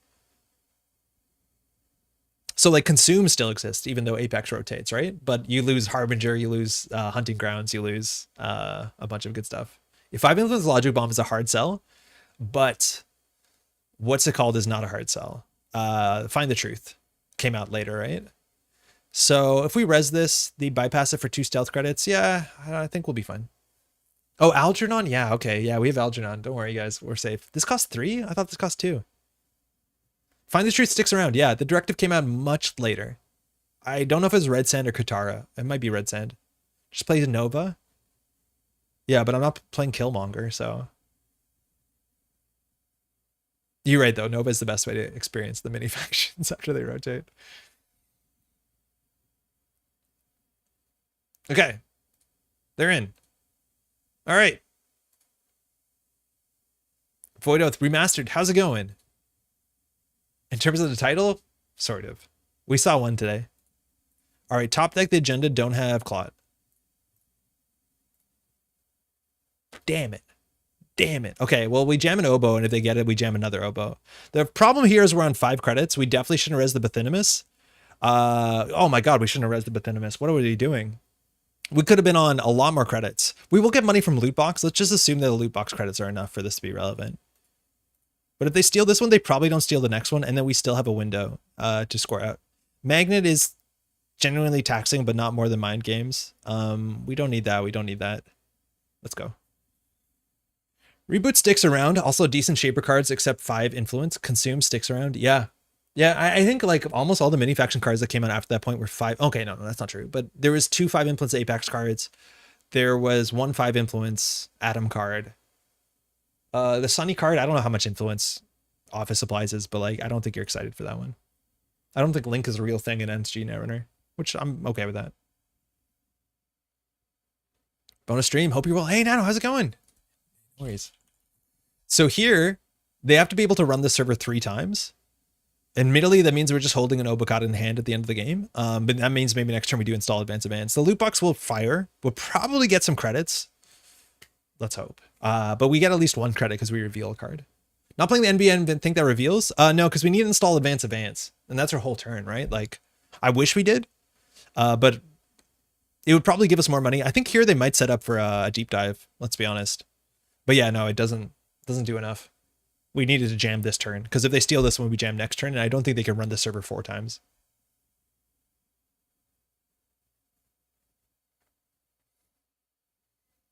Yeah, we definitely shouldn't have res that. I'd be much more comfortable on 8 credits here, because we need 2 for the Anoetic, and we still need 3 to score this out, so it depends how hard the loot box hits.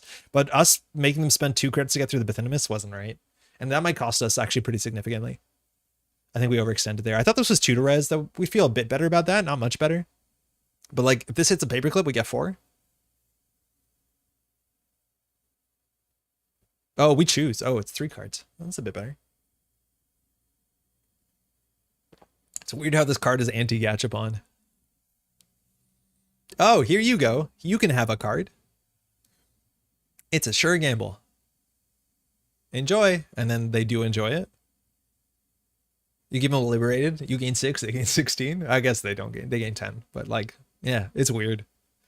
There's so much of this NBN ice, and I think this ice is going to get so much better, or like a bit better, because it seems like there's going to be future design support for NBN that cares about giving the runner money, because they printed a bunch of cards in the last set that give the runner money that like seem really out of place. Is this a loss for Robert for rotation? Schmendrix, definitely not.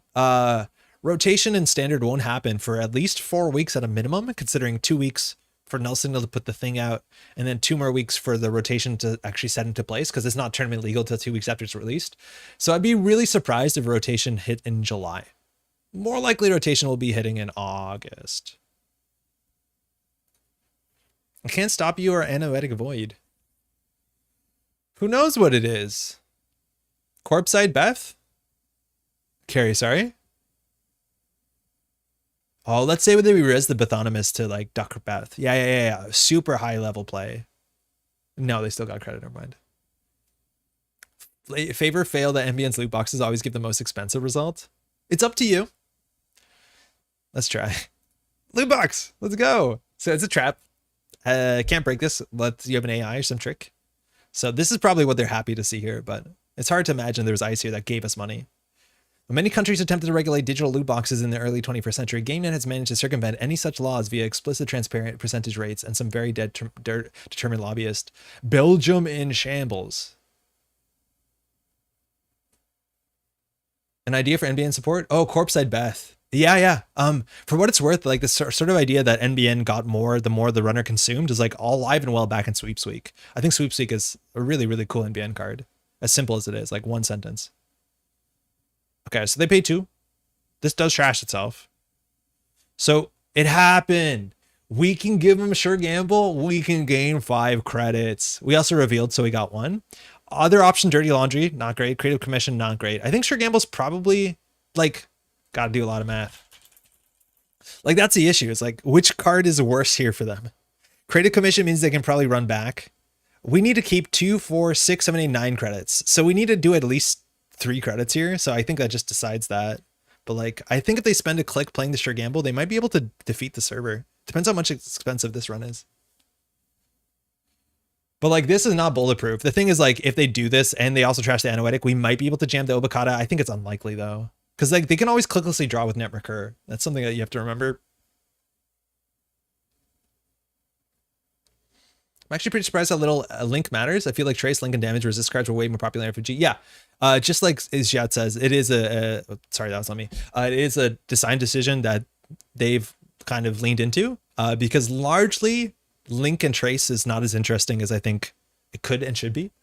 It was also for like Gateway, they specifically removed Link, and then going forward, or Trace going forward, they wanted to keep it simple. But like the thing is like Link just comes down to like a credit war, and I don't think it's as interesting as it could be. I think there's very few cards that do Trace in a way that's not just like, okay, to break this costs 3, or you break it for 3. And it's maybe nice to have another value there. It's just so unoften in this game do Traces fire where it's not just like, do you have enough? Do you not have enough? Like mid-seasons is cool where it's the amount you win by. That's interesting. Traces in which like people are incentivized to pay a bit and then you're incentivized to fail it. That's very interesting. But those board states just don't happen a lot. So this costs 7. I feel like that's expensive. Admittedly, they have a lot of money cooking. How would you design Trace and Link related cards? I think Link is messed up a bit because if there are just Trace cards, just playing Link kind of defeats all of their stuff. Like I've played 3 Link against NBN decks and it's just like not fun for anyone. It's just like, oh, I've ran into a matchup that beats all my ice for no money. Like that's just not good. I think Trace could be interesting, but then you have to make it a bit more nuanced where it cares about, you know, a couple more things. I don't know. It's hard. But Trace... The thing is like in original Netrunner, I think Trace, I don't know if Trace was a blind bid, but blind bid at the same time is kind of interesting because then people have incentives to pay more than they need to. There's other ways to do it, but it's a hard thing to solve. I don't have any strong opinions. Mind Game, that's expensive. Let's start with the 2 we want least. What would happen to Punitive? Punitive is one of the few Trace cards. What would happen to it? The same thing happens now. It doesn't really exist, does it?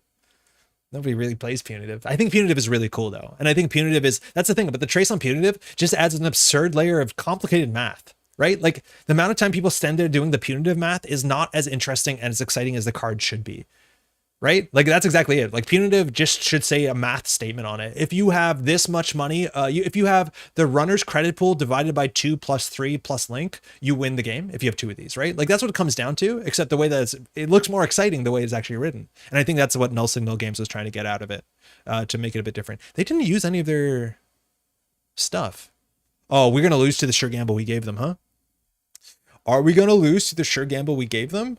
Because we can only fire this once more. Yeah, we're going to lose to the sure gamble we gave them. That's pretty fitting. That's absurdly fitting. We loot boxed them a sure gamble and they played it on us and it was the right play. There was Sagittarius or Invasion of Privacy. Yes, there were some ice that like cared about if you boosted into the Trace. But unfortunately they were on ice subroutines, so they're not going to fire. Like I think abstractly, there were some interesting ones. Like they can get in here. I don't think it's worth us to make them spend more money? Yeah, it is probably. Yeah, I think it is. Get off my lawn. Cards are weak for other reasons, but interesting ideas. Yeah, there's like a lot of ways you can play with Link that make like TMI kind of interesting. Like it doesn't always have to be just straight. Do you have more money? You have it. TMI was kind of that though. Troll, fun trace ice. Yeah, Troll is a fun ice. I like subroutine-less ice. It's just you can't have a lot of them because that's inherently the game. It's just like the ice design has to be more interesting. NSG's been doing a great job with that, where it cares about when you res it, stuff like that. All right. They twinning mental daily cast, so they still have a deep dive in hand. They arguably didn't have to trash that, considering we have one card in hand. Do you want a celebrity to give them this card? 3 for 3. We're still in 7. Do we need the gamble? No, but we were going to throw out our whole hand, right? Trojan Horse is still legal and cares about winning by enough to trash a key card. Yes. But again, like Trojan Horse is just math. It's just like pay cost of card plus their money plus whatever. Like I don't think it's as fun as anybody wants it to be. But yeah, Trojan Horse is one of the few ones that cares about credit differentials. Also, I think there's like a waiver might still be around where it's like reveal card from hand, trash if the difference or something. If we do install advance, they have to draw, run. This costs them. They definitely have enough. They have 3, 4, 5, 6. Yeah. We have to rebuild the server. We have to literally redo everything. We just want to top deck into the winning 2-1 off the top of the deck. Do we play that? I don't think we play that. I think we keep that as padding. Because we just need to find the 2-1 and we win. Like, I don't think we score in their remote server no more. I do love that smoke deck. Heretic, how's it going? Played with it last month. I'd be interested as she rotates out what they might bring in and make use of the stealth credit mechanism. Yeah, there's a bit of stealth credit existing within Null Signal Games' repertoire, so like it's clearly something they care about. But yeah, I think stealth is like such a cool thing that, and I've said this before on the channel, is that I just want so many more ways to interact with stealth that aren't just about breakers. Like I want utility stealth breakers. I want cool abilities attached to stealth, a paid ability, not just like, oh, okay, so it's a breaker that breaks ice good, because that's the issue. Like stealth suites kind of fall off if the meta is not about breaking ice efficiently, and I'd argue that breaking ice efficiently is not a fun part in Netrunner. Why is the runner's pool divided by 2? Nato, for punitive, because you generally have to land 2 of them, right? I think that's what it probably is, but like there might be some delay there. I might not be responding to the right thing. I mean, there are plenty of situations where Trojan Horse effectively asks the corp and the runner to value how many credits installed card is worth. But that's the thing, is like, Rakatha, I think that's exactly the issue. At almost no point in the game has a corporation, in the history of Netrunner, has the corporation paid an amount of money that the runner can choose to beat. Because either that's not enough money, and so it wasn't worth doing it, or the corporation has just spent 16 credits to trash a breaker, right? Like, it almost never happens. Like, you almost never see someone do a trace where you give the opponent a decision. And that's the thing with trace, is like trace almost never fires in a way where you actually give your opponent a decision. I'd argue the only ones you do is sometimes you do like a tempo hard-hitting news and it'd be like, you could pay 8 now, but do you want to clear the tags or do you want to float the tags? Like, that's the only time it's interesting. Because like almost never with Trojan Horse does it actually make sense. Moose Safecracker seems cool, but I haven't made it work yet. Yeah, exactly. Cards like that. It's a cool idea, but the card is just a bit underpowered. But that's exactly where I want Seed Stealth, to be attached to like neat tricks. Going R&D here, huh? They have a good chance of winning the game. They can't steal the Obokata, which is in hand. So in the deck, there are 3 agendas and 14. And that upsets me if this doesn't work out. Hey, Brendan, how's it going? It's a grid. Hell yeah. We've been streaming for a while. We've been on for a bit today. How are you doing? If both Corp and Runner have 20 credits and there's a last Hippo installed in face down ice, how much does the Corp pay into the trace to trash the Hippo? Not 20 credits though, right? Like if you spend 5 and then they spend 5, it's like, was that a cool card? I'd argue no. Right? Like we're just trading credits. Please, no. Okay. I know I'm hella late. Hey, Noah.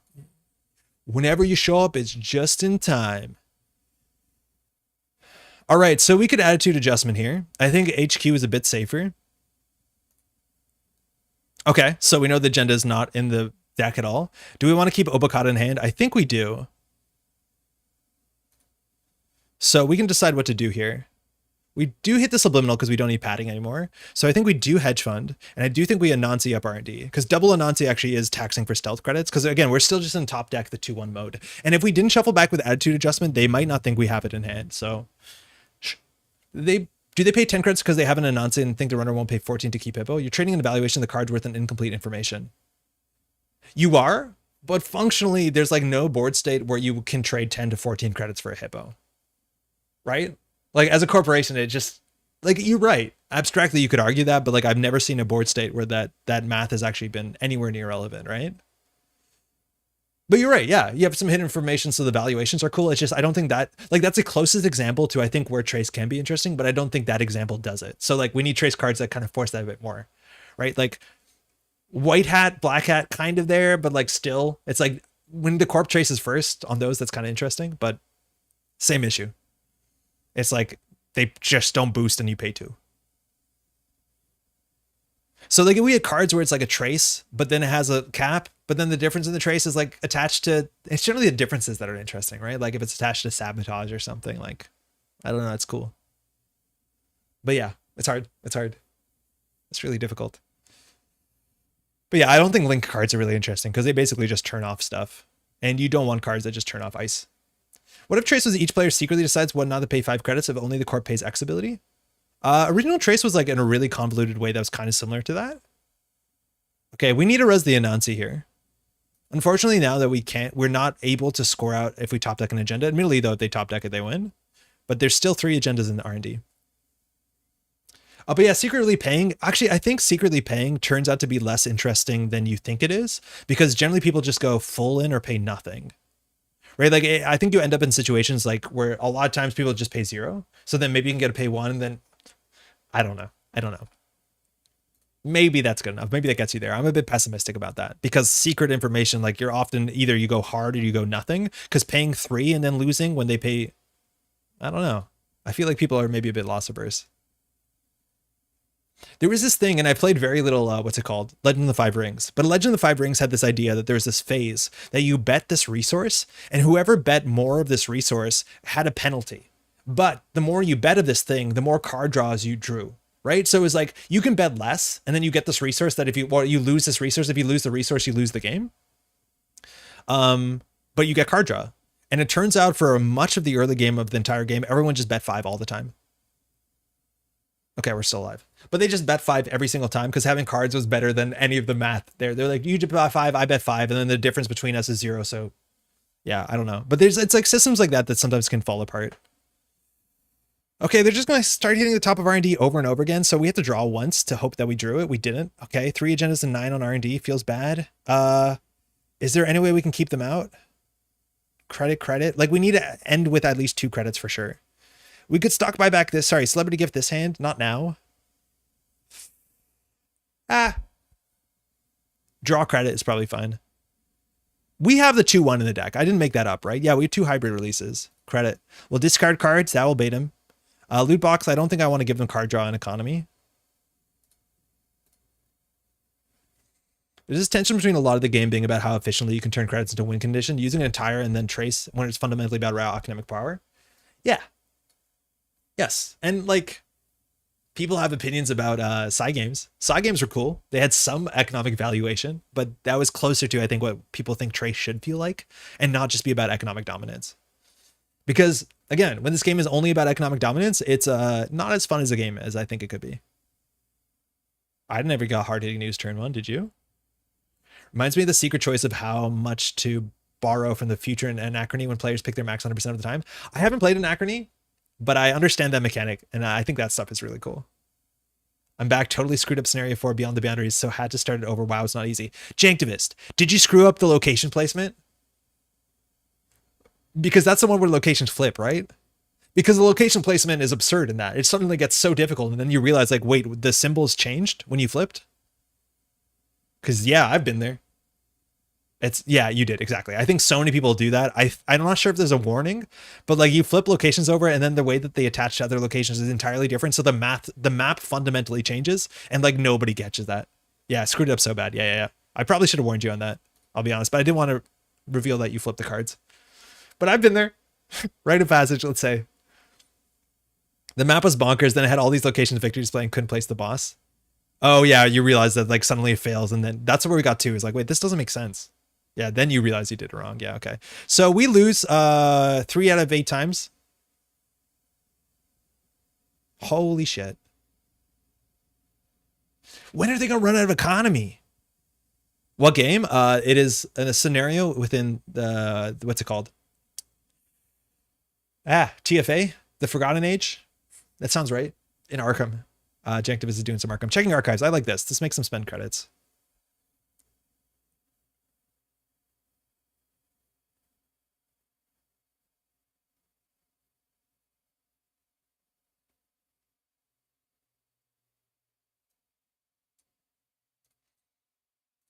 Nothing.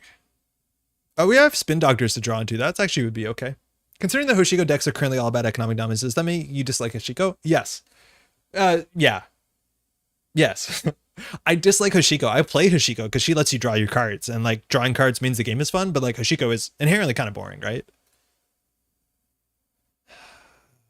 We have to draw once, hope we get a spin doctor, or hope we get the 2-1, and then we hold.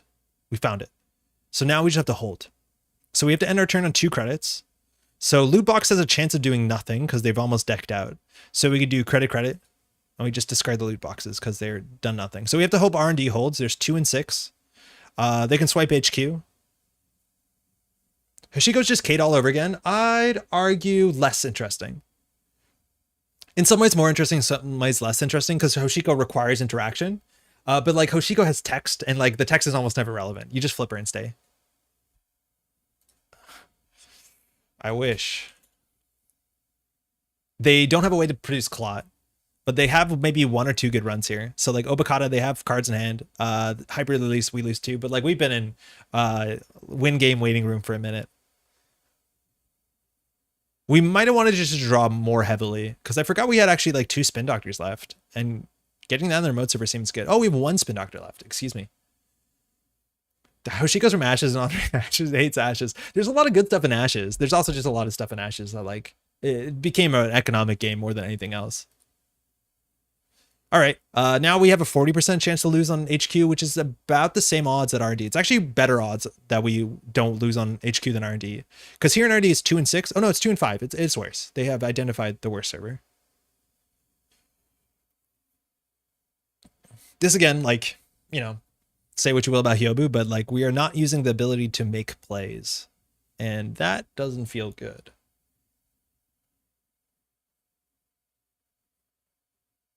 Okay, this one's expensive, right? It's like 2 stealth credits and then 3 to break, so maybe they only have 1 good run here, and then we win 60% of the time all the time. Those are good odds. I'd bet on those. I think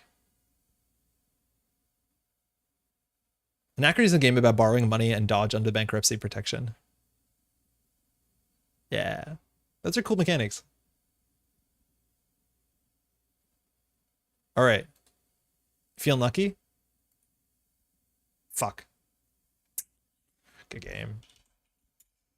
Yeah, just trying to draw. Just trying to draw into one of those. Yeah, your odds on HQ and R&D are super similar. 2 in HQ, so 2 and 5. 2 in 6 on R&D, I think. Brutal. I'm chucking in Resonator into my PE decks to test it out.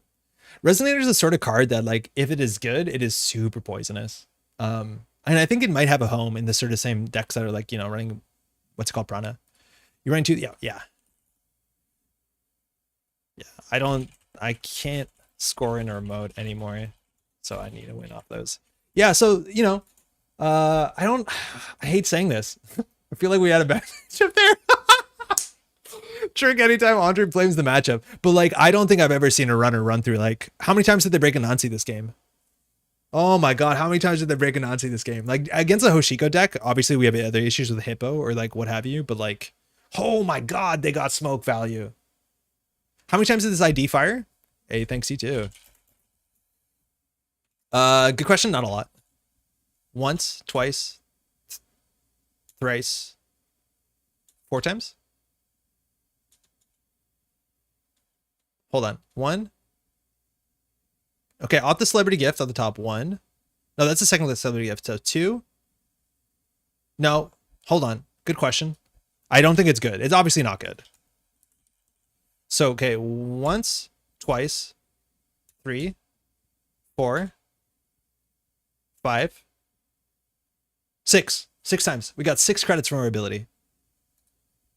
Does that include the click for reveal? Yeah. It includes 2 clicks for reveal. So functionally it was a click for a credit plus, which like we have no value for. So clicklessly we got 4 credits. Yikers. That stinks. That's bad. I would have dumped that op and played the spin where you dumped the spin and kept the op. Oh, the Obokata? I feel like the Obokata was safer though in HQ than it was in R&D. Maybe because with the Spin Doctor, we can draw more aggressively there so that we can refill our hand and go. Yeah, that actually could have been a very good line. But then I think we would have lost off of, arguably we would have lost off of R&D sooner, but maybe we would have drawn into the win sooner. Yeah, I think that's a pretty fair line. So the turn that we like discarded our hand down to 1, we could have discarded the Obokata immediately if they ran Archives, but I don't think they make that play. And then we get the Spin Doctor in and draw up and then use that to close the game out. I think originally we were thinking that we're going to keep the Obokata to jam the Obokata next turn, but I think we failed to realize how efficiently they were running through the Chiashi. As efficiently as like 7 credits is, but like they have a lot of 4 recurring credits for the game. Hey, Tulliville, GG. Yo, man, you ran through so many Anansis. I couldn't stop you. But I think you got unlucky off of R&D for the last like 5 turns or whatever. But yeah, no, Hyobo, not good. I'm going to play this as a deck list of the week. Let's play something that we feel a bit more powerful about. I think I'm going to play some Acid Spam. I only play Smoke and Standard, still learning. Oh, nicely done. Yeah, that's really cool. She rotates, you might be aware, which is obviously a bummer, but yeah. Yeah, I'm excited to see if there's more stealth support going forward. I'd be surprised if there wasn't. At least, maybe not immediately, but at some point. Yeah, you know, okay. All right, I think we have this in our deck list, actually. Let's just play it. She's so cool. Hopefully, yeah, more stealth coming, yeah. Arctic Blood, okay.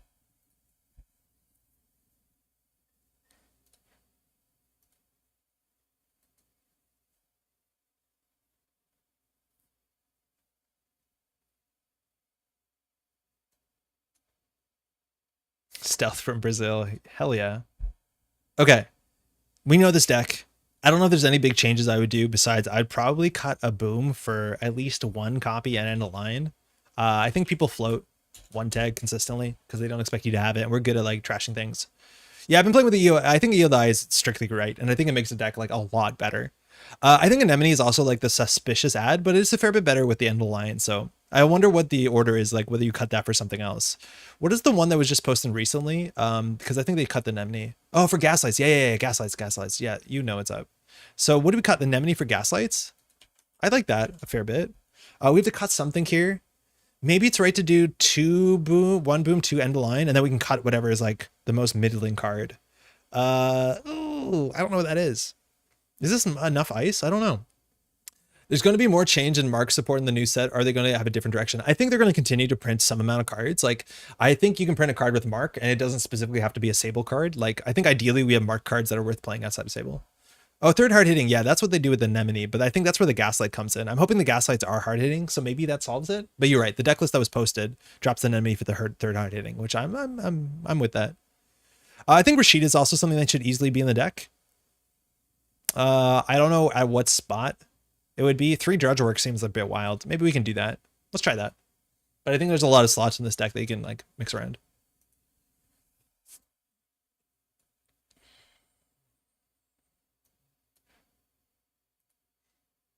That's the problem with the new mechanic nowadays. They just fit with the 1 ID except charge. That does not fit anywhere. I'd argue that you could. Okay, so yes and no. I think Sabotage makes sense as a. Okay, yes. I think you're actually entirely correct. I don't think any of them really have gone outside of faction in a very reasonable way.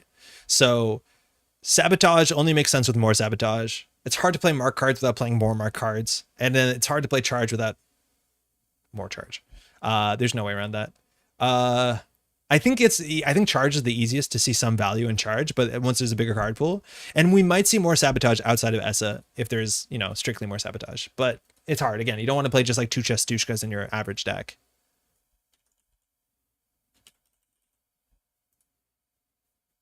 The op cards, I think the op cards are playable outside of op. Like unironically play extract out of op. Sometimes it's fine. What else is an op card? Like Zato, you can play outside of op. At least we got core damage sports. Yeah. Yeah. Ontological is playable outside of what's it called, which is pretty cool. Just coming back to the game after playing a lot in the FFG era, and I'm not sure where to start. Alexander, how's it going? Where to start? System Gateway. You probably know the game, but it's like they're very easy to get, very affordable like core set that's like a learn to play experience. So it gives you 2 decks and then tells you how to upgrade them slowly.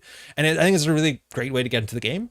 If you want to go from there, important to understand there's 2 main formats. You can find more information on Null Signal Games website. The first one is Startup, which is just basically all of Null Signal Games' last sets. So it's a very small card pool. And then there's Standard, which is like FFG stuff and then Null Signal stuff. So the last like 5 years of Netrunner, which maybe you have those cards. But I would start there. I would start in Startup, Netrunner DB, grab some deck lists, jam online, get into Green Level Clearance Discord channel. If you want more, Near Earth Hub. NearEarthHub.net is a really good website that has a bunch of links. Also ask more questions if you have them. But generally System Gateway is the best place to start. You can find all the cards for free, print and play. You can proxy at any level of a tournament. Yeah. All that's there. That's great. I thought you were gonna say it's hard to play charge without losing. Hey, Artiza. Hoshiko, okay. All right. I think that's a good enough matchup. 84 cards Hoshiko. Hey. Best of luck. Have fun. Does any runner actually use charge in standard meta right now? No. Like literally any use of charge whatsoever in competitive? No, 0. You just run the power counter cards without charging them? Not even always, but no. No. Like, I don't know what power counter the most popular card is Nuka, and she's probably not worth charging. Earthrise is probably second most popular, but like not consistent. That's really helpful. Alexander, don't hesitate to ask questions, but go on that nearearthhub.net, go to Green Level Clearance Discord channel, go in there and be like, hi, I'm a new player. And then like, you're going to be ambushed by people. You're going to have to delete your account. There's going to be too many nice people trying to help you out. I basically have an old Atman Smoke deck left over. Yo, both of those cards are still legal in standard. You can still play them. We're going to mulligan. Oh, that hand is a lot worse. We need to get a Drudge Work. We cut a Drudge Work. We don't have a Drudge Work. Help. Help. Spin Doctor start? Artiza mulligan. Easier on JNet than in person. New server. New server. This is a really ugly start. And I think this deck actually has some very horrible starts. Because it doesn't have that many things that are tempo positive on turn 1. Yeah, you kind of never, yeah, you don't charge anything, but like, how do you charge cards? Like charging cards is actually really niche. Like Deep Dive does see play. Not Deep Dive, Into the Depths sees play, somewhat. So that one does see play. But like Daig doesn't see play. What's her name doesn't see play. Isbister doesn't see play. So like, there's not a lot of cards, like charging cards is rare. Typerbaric doesn't see play, but the game is relatively fast. You can trash that. Nuka, Earthrise, Propeller, Revolver. Propeller sees play. Revolver doesn't see play. I think it's obviously in startup, it's a huge success, but like for multiple reasons. That's an urban. They have to trash that. You never use Into the Depths to charge stuff? No, you don't. But you play it and it says charge on it. But you're right. You never use it. Oh, we're in danger. Draw, install, economic. Okay. Stone Chip can charge stuff. Yes, that is one of the ones that, and it does see niche play, but like people don't charge Stone Chip. Will there be a smaller shaper boat in the next set? It's going to be mostly boats, I've heard. Like, I don't know. Brazil has a huge coastline. So I think you're going to get one boat every 3 to 4 cards. And I think if you play all of them, they become endurance. It's pretty cool. All right, they flip out. Nice. Nasex. Again, we remember we can trigger Nasex to go search our deck for something. Actually, we can't, because we need another thing that generates economy. I thought we were going to queue this up and then just like have an easy win.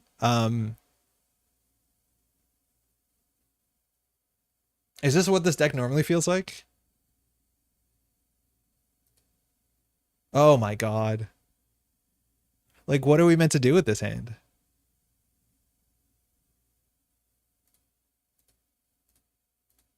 This is so bad. Call a spoiler, please. Oh, it's okay. They don't know. I summon endurance. Startup is kind of figured out nowadays. There's probably going to be more startup stuff after the new set. Yes, so yeah, I think it's easy to argue that startup is solved. Small enough card pool.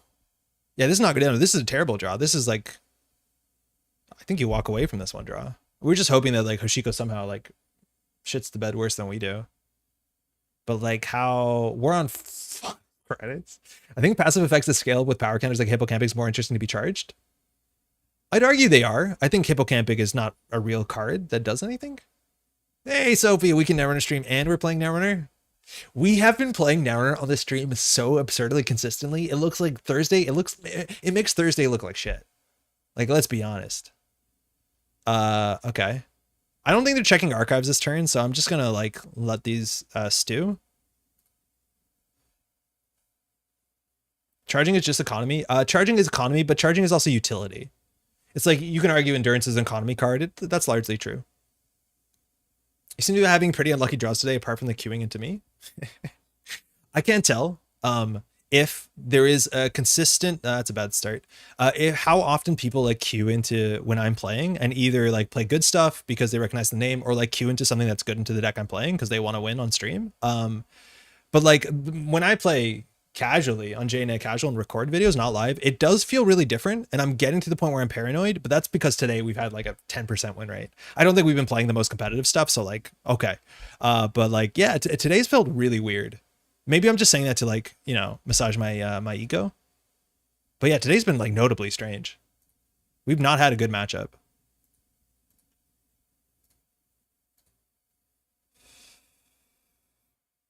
Jamming this on the table is kind of interesting. Wow.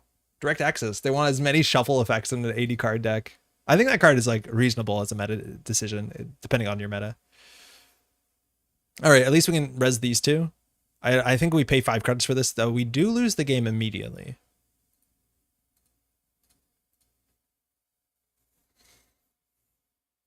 All right, and they're just doing their thing.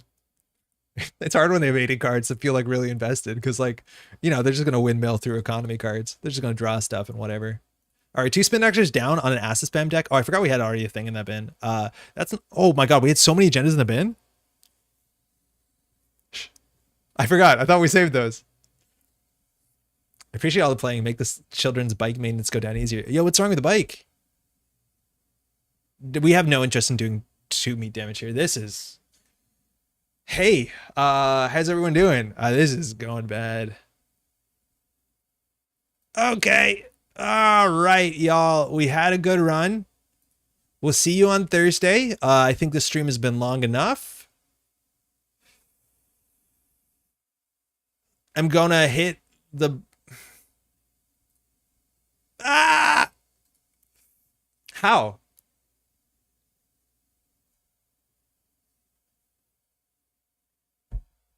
How? We've drawn 3, 6, 9, 12, 15, 18 points in the last couple turns. I feel like this is bad.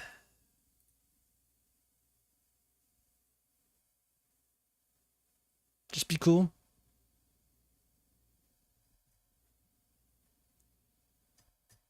Just be cool. I don't want to put that on HQ.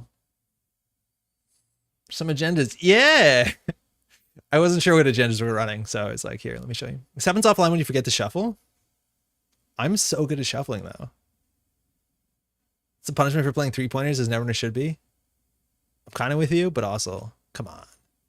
All right, so Banhar turns this into less net damage. A card. A card that does something on the turn we want a Jam City Works project. Oh, do they have 12 credits and Citadel Sanctuary? Oh, okay. It's okay. We're just going to get to a natural conclusion of this Netrunner game. It looks like a fast game. I don't honestly think so because like they generally just play survival. They can let us have this. Like this is not a really particularly good score. If they're feeling really saucy, they can like go for this. But like he doesn't have to. Like what are we going to do? Score this out, go down to 2 credits? That'd be cool. Admittedly, they should be trashing this Nasex. Like this is the biggest economy card we've ever seen. This could have been the most valuable system reset ever. Wait, sorry, Spark? What do you mean? System reset? Is that what this card is called? That sounds like a Netrunner card. I'm not sure it is. Ah, the load-bearing NASX. Oh, wait, hold on. No, nothing to see there. No awkward window. Got it. Never. Oh, simulation reset. Yeah. Well, on the plus side, we got 3 points. On the bad side, they have 19 credits, 64 more cards they'll draw clicklessly, and more money than they have things to do with. Can we concede? Like, we're cool with that, right? Our 3-costers out of the deck too, so like this border control gets nothing. I think we have Afshar out. Yeah, there's one Afshar in RD. This border control gets something. We fired Op 7 times already.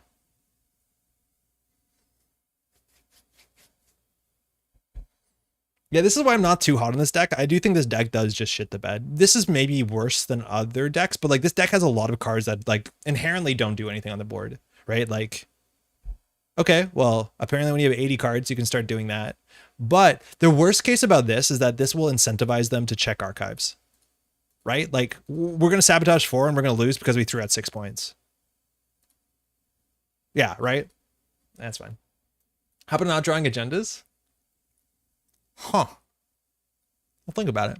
How big a Hoshiko? I think they were on 79, maybe 82. It was in that ballpark.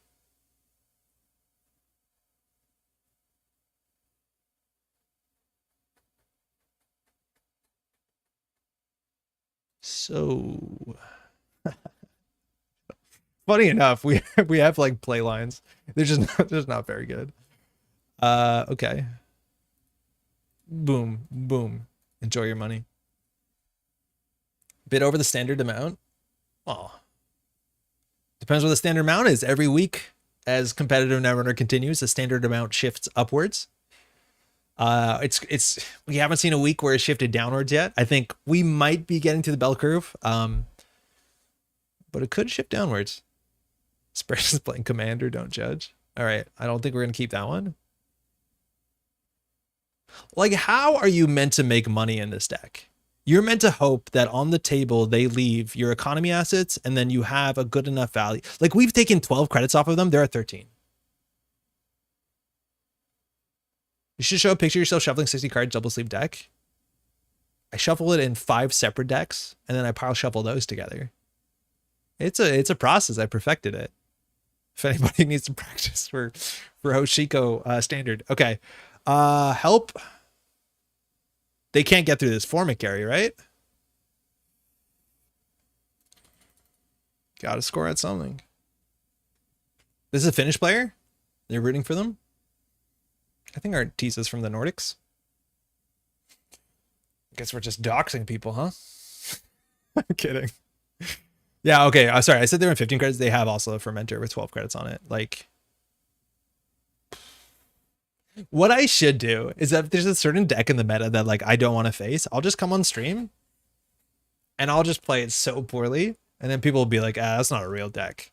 And then I don't have to worry about like op with 3 assets turn 1, you know? This is a tactical idea. I'm shaping the meta. Top of R&D. Joke's on you. There's 6 fewer points in there. They haven't checked archives. They know one of these is not a spin doctor. Pick up the deck on the floor and shuffle. I have never messed it up. I don't think that works. 27 credit. Okay. Go.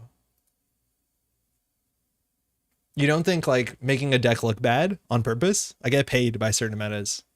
Like certain testing groups are like, hey, we're working on this like freedom list. I'll send it to you. Just play a real bad man on stream and then be very upset about it. $30. I'm like, yeah, that's good. I have to mark it as branded content or like, you know, this has been sponsored content. You lost in Loki and people still jumped on the deck 1 week. Yo, Loki's been around for a while. You have some influence on meta based on your deck videos. The auto dialer really made the round. Some others in the past same. Yeah, Nemo, that's actually like a very real thing. Is that the deck did like people do play that. And it's something that I'm a bit like I have considerations about that. Like, I don't want to like, hey, welcome to Metropole Grid. We're playing PE Grinder. Like, I don't want to put that on channel because I'm aware, you know, that has an impact. But yeah, as much as Auto Dialer, I think is probably the least fun deck I published for your opponent. It's the most fun for you. Oh, thanks, love. Essential water. Nice. Thanks, Maddie. She got me cold water. That's okay. We just let that happen. So we talked about Sabotage not showing up in a deck, but like, hey, yeah, 80 card slots, go. We've sabotaged 8 from the top of R&D with no impact on the game. Okay. So. I'm aware this does nothing, but we're just trying to get out of here. $30, you get a Thursday amount of play. $90, you get a Sunday. Oh, that's actually really good. I haven't considered that. Is the Sunday viewership better? Maybe. It's wider. It's a bigger impact on the meta. Check our archives. About time. We haven't drawn a Spin Doctor yet. Oh, no, we drew two. Never mind. That's on me. Still going? Left to watch Across the Spider-Verse right after you started? Yo, we didn't talk about that. Oh, they can't steal that one. Oh, mercy me. We're still in the game. No. How did you like it? I was able to watch both of the Spider-Verse movies in the same day. And I'm a big fan of them. You can't tell from my tone right now. But yeah, no, a huge fan. Those sabotages aren't hitting. I wonder where the agendas are. Well, they found it out. You loved it. Yeah, good.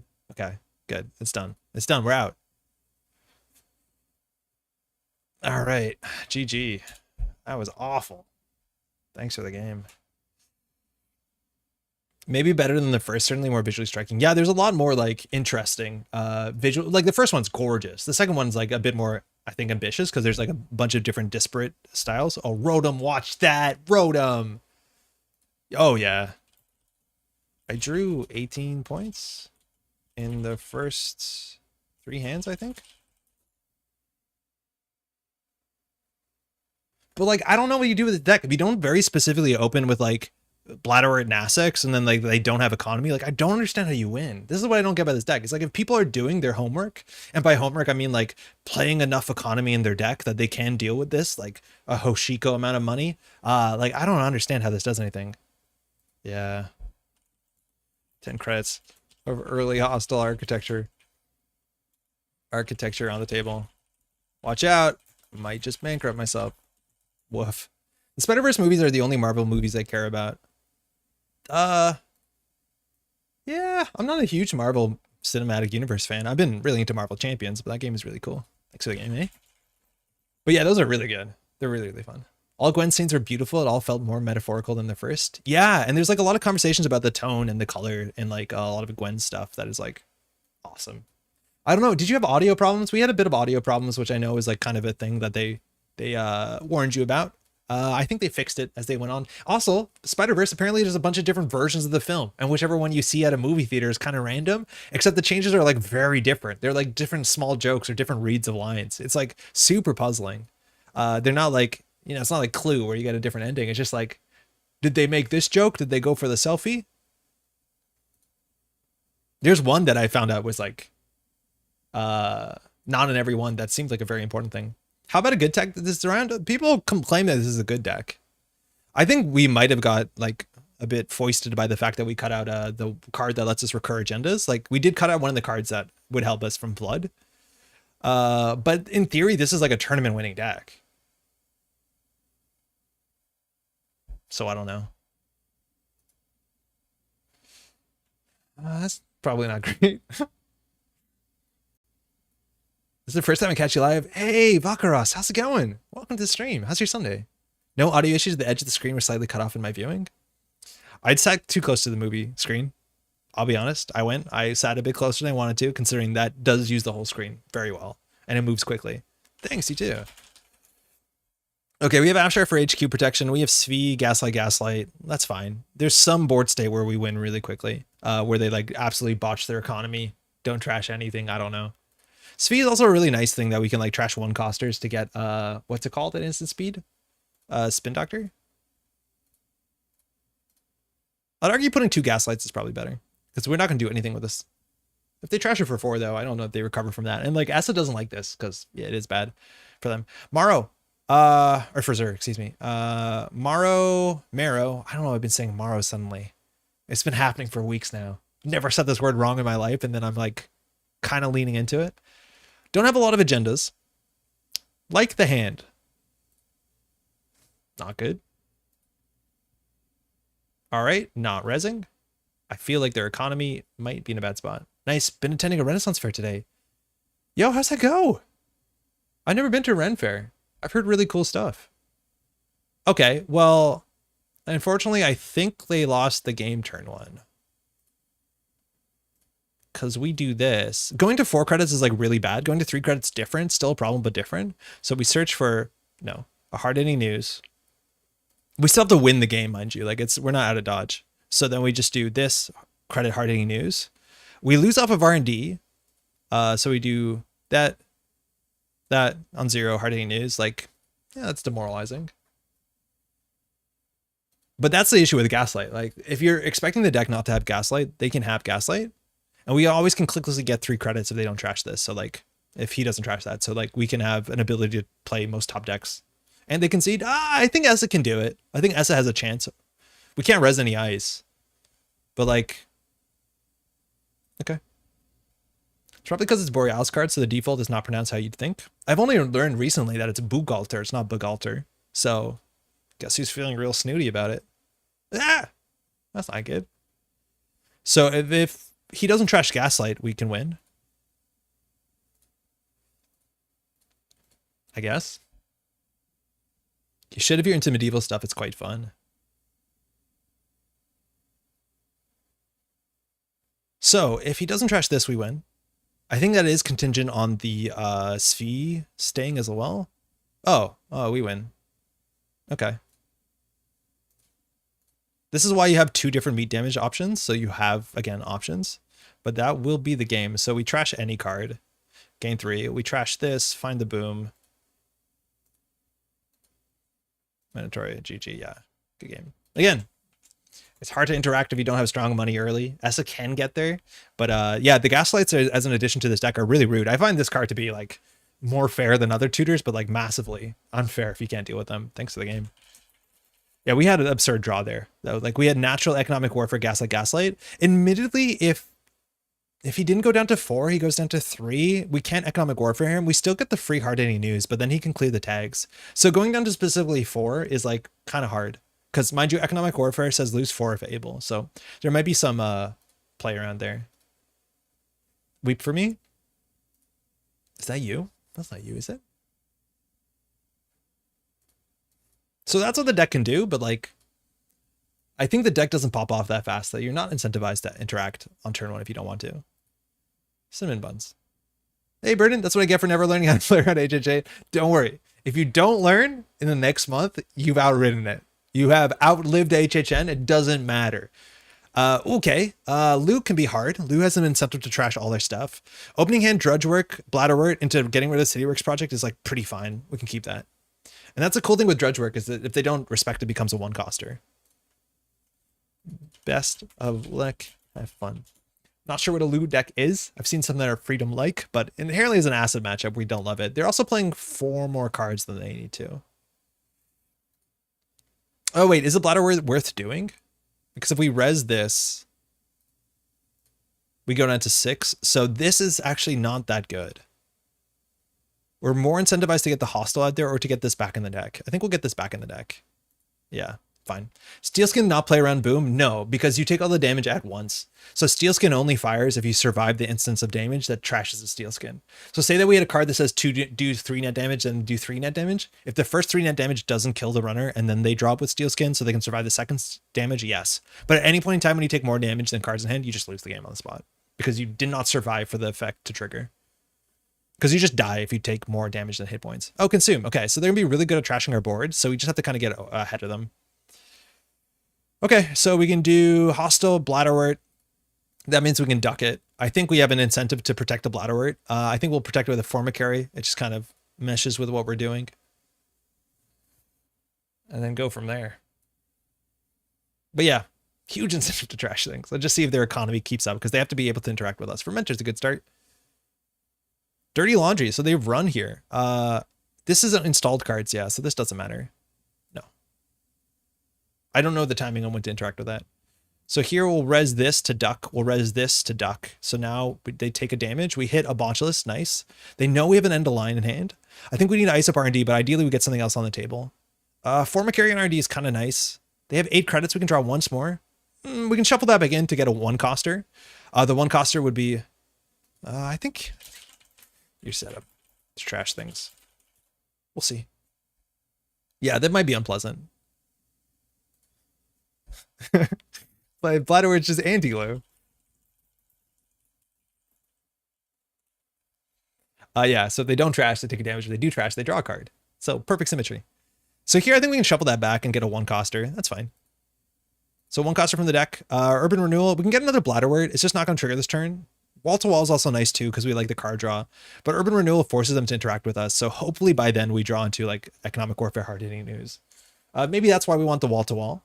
To be able to draw in, because like we're dependent on drawing the cards that interact with them, because otherwise they can just slowly dismantle our board. And the Fermenter is like just annoying enough, right? Because you only pop this when you need to, so it puts us on the clock. This is another card too. That's the beauty of Op, is like when your cards trash themselves, you go get a 0-coster. So it's not just do you survive the Urban Renewal, it's also do we get a Speed Decor or a Rashida abstractly or a Spin Doctor more accurately. So draw 3. Unfortunately, Bladderword's just a credit here. Don't like that. We're gonna ice this one up. Dirty Laundry. They're running. All right, they're trashing that. Ruse the Formicary. Yeah, I think we will. It's their last click. So now if they want to do that, they take more damage. So they're gonna take 3 damage here. Sorry, 4 damage here. So there's no way we give them a tag. But this is where like Public Trail to End of Line abstractly kills. And now we have a server here we can jam stuff in. So they took 2 net, so they lost a Consume and a Hippo. Wow, 10 influence. So this might be the deck list we saw online before that was playing 2 Consumes. It was a deck list a week a long time ago. Maybe this is his own deck. Hostile Architecture. Again, it's 4 credits, but they get 2 credits on the Consume. We can't really afford to purge that easily. Lost to Stargate and MK Ultra. Okay. So Urban Renewal, Bladderwort doesn't do damage. We can do Economic Warfare. Ideally, we put something in the remote server. They have a click for 2 button, but they also have a click for 6 button. We want to ice up the Urban, but we also want to get our money down. So we draw. Yeah, this feels rough. Server 4, server 2. Can't wait when the bin breakers will finally rotate the meta shifts from this. Andrew, I worry, and I hear you, I'm tired of the bin breakers too, but I worry that we're just going to go to fixed strength breakers and then ice will stop being relevant. Like, and then I also worry that program destruction is going to be very powerful because I don't think that's a great place to be. Okay, I think we scored the Aziev. And then if they trash this, or they don't, we jam out the City Works. Oh, we have to trash one of our installed cards. That's okay. Because we can trash this, get a 1-coster. We'll get an Urban Renewal. I think we'll get a Wall to Wall. We need some economy. Oh, actually, we could have just got a Bladderwort. That's strictly better. Oh, I feel bad about that. We hit a Steel Skin, though. That feels really bad. We hit a DECKLISTS. That's kind of cool. So I do think this is the deck list of the week that was posted a while ago. I don't think it was Cinnamon's Buns' list. I forget whose list it was. We should know. All right, Knobcurie is pretty good. So here, if they survive the Urban Renewal, oh, maybe we could have left the Aziev on the table. Because if the Urban Renewal fires, now we score the City Works project. They could just infinitely imp it. But here, we get to do our choice order. So we do Bladderwort first. 0-coster. I think we'll get a Gaslight. New remote. Here we can do one of these. I think we want the card because we want to duck credits. Meaning everyone will be on Cleaver Turbine style suites. I think there's a chance. Oh no, you're good. Oh, you're good. Yeah, that's not game. Because if we pulled out the Bladderwort, it wouldn't have triggered, let alone, like, not only were we above the credits, but it just doesn't fire. So I think here we want a card because I think we want to, no, we'll duck because we double advance. Ugh. I think they're in a really good matchup for this. Right? Like I understand their frustration, but like I think they can clear the board. They're a good setup. There would be a new suite of breakers for sure. I would be surprised if there wasn't. And some sort of breaker that like interacts favorably with the heap. Because there's just so many cards in Anarch that force you to trash things. All right, the Gaslight, we could go get something. We're going to do our triggers in order. So first we'll do the Bladderwort. We hit a Gamble. With the Gaslight, we'll get a Hard A News. We'll gain a credit here. Yeah, because we're going to score out. And then we'll just do triple advance. So we're on game point. So hopefully we can just score another one and that'll be okay for us. Foreman carry, they break for 5. Do they have the decoder yet? We haven't trashed the decoder yet. Bye, Foreman carry. But they can do a comeback here. Steel Skin to draw 3. They have 16 cards left in their stack. Dirty Laundry. Okay, they're finally trashing stuff. This is good though. Good. They stabilize their economy. Remove and res the Formicary. Yeah, okay. So that's 3 more credits, plus 2 for the install. They trash this for 3. They get a consume counter draw card, so they have a click for 4 button. And they have a lot of money on the table, so they probably hit this. Oh, click for 6 button. Oh, right, because of the Knob Curie. So it's only a matter of time before they get an imp down. The deck is on 3 imps. Maybe a variant that allows program destruction to work. Like if this is trash from the grip, gain some money and tutor another copy from the stack. I would argue that makes program destruction not work. Because program destruction, you can't put that much of it in the deck. Yeah, they're set up now. So the only way we win is, I think here we lose. I think we get this far and lose unless because they can just imp our CityWorks project. So I think they get this far and they stabilize. We have to invent a really weird situation where we don't lose here. Especially because we're on 0. Probably shouldn't have done the Formicary. Yeah, this is bad. Purge. Purge is a problem when they have a click for 8 button. Immediately they have 2 clicks for 8 button. I think a breaker, so if you have a breaker that's like, this breaker gets +1 strength, or like the paid ability on it gets better for every copy of this in the heap, I think that's interesting because it allows you to destroy them and feel okay, but you still have to install them for tempo. Maybe it swings a bit too much into late game runners just win, which like, turbine. So I don't know. But yeah, I think that's interesting. I think I've seen some really cool designs that care about heap. Like you can install this from the heap, but then after the run it's trashed, stuff like that. Something that rewards you from trashing from the grip. Yeah, exactly. Mechanic play X3 of breakers. Yeah, that's the thing I like is like Anarchs have incentive to play 3 of breakers because consistency is bad, and then it works with all their like destruction stuff. So you probably want something that you feel okay trashing. Otherwise, we just get a fixed strength breakers, and then it's just like Anarchs are just like slightly different. Yeah, this is really bad. I don't know how to recover from this. Like, I wish we could jam something in remote server. Do we purge? I think we might purge. It slows them down a bit, but like, I don't think it slows them that much down because of liberated accounts. And I think we're going to lose one of these when they run HQ. But yeah, no, I think they've turned the corner. We didn't establish lock. We established scoring 5 points. And we don't have an audacity, right? So they're going to imp something important here. Hardy News, that's an important one. And now we're the one who's saying ugh. This deck could use more econ like Regolith. I'd argue that's too slow for the deck. I think it's like if the runner has economy, can trash your board. Yeah, you have nothing. And that's why I don't understand this deck.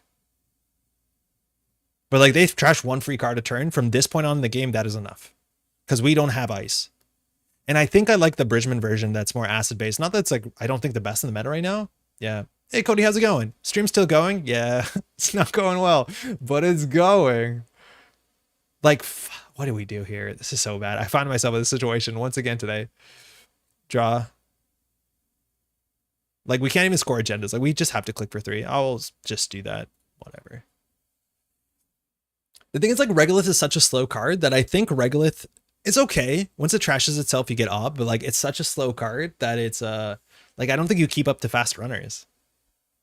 Do you have Audacity? No, the deck doesn't have an Audacity. So we have to score in a remote server somehow, which is impossible.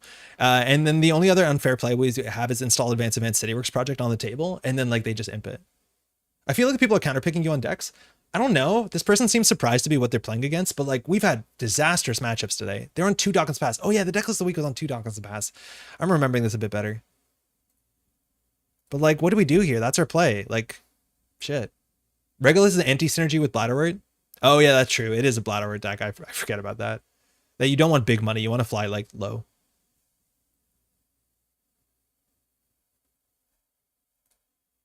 Our win rate today is really bad. I think we played like 10 games, won 2 of them. We didn't lose end of line. Oh, because they saw 2, right? They trashed the border control. This is only installed cards, let alone we can't res it. But like, You let me know how we win from here, because I'd love to see it. I think we need a snare. And even that.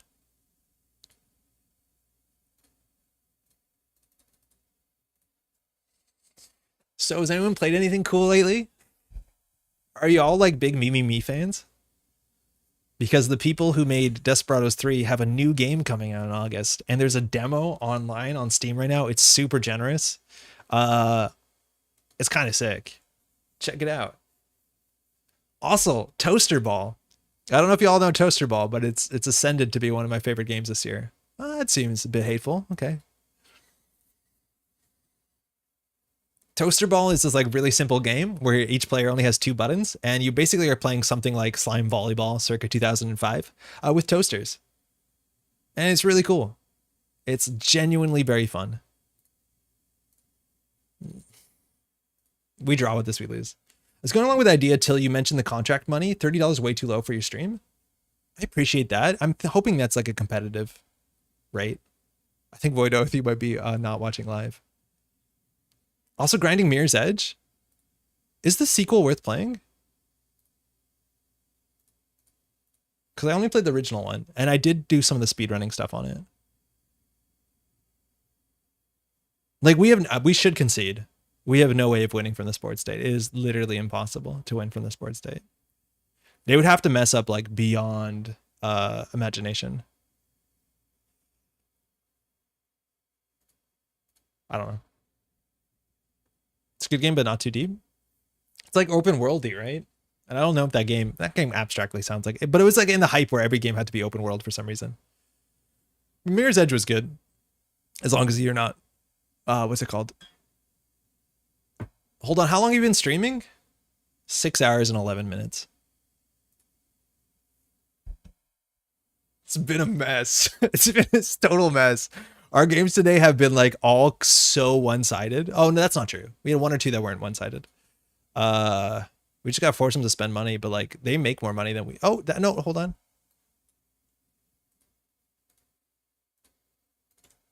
Have you tried Battle Brothers? It's a great one, albeit extremely addicting. No, I haven't. That name sounds somewhat familiar though. This game is so over. This game was over a long time ago. No shame and conceit. I know. But they seemed upset that they had to play the game. So like, I kind of feel like they want to win the game. Like, I feel like they want to crush us. And so maybe for the sake of content, we shouldn't let that happen. Like, we should just walk away. But yeah, like, how do you win? How do you win? You can't. You cannot. Yeah, you got to spend 6 credits. Enjoy. Spark, gotta go. Love the Sunday stream. Have a great week, everyone. I appreciate it. Enjoy the rest of your weekend and the beginning of a nice new week. Hey. All right. Hey. You mind if I throw in the towel?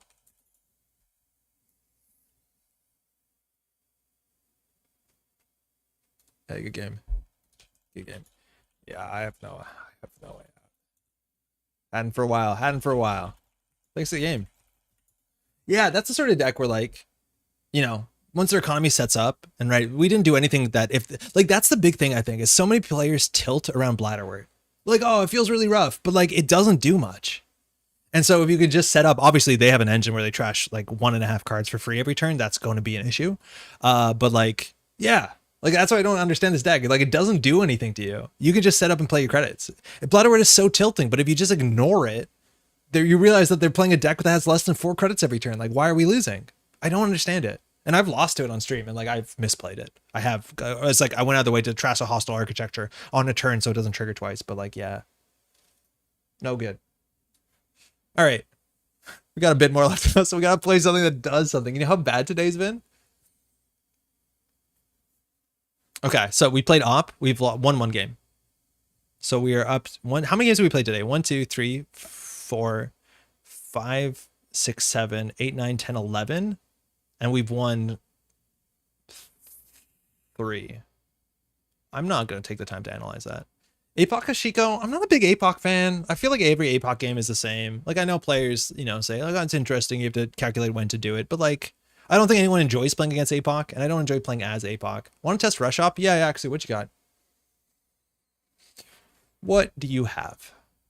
I'll play it.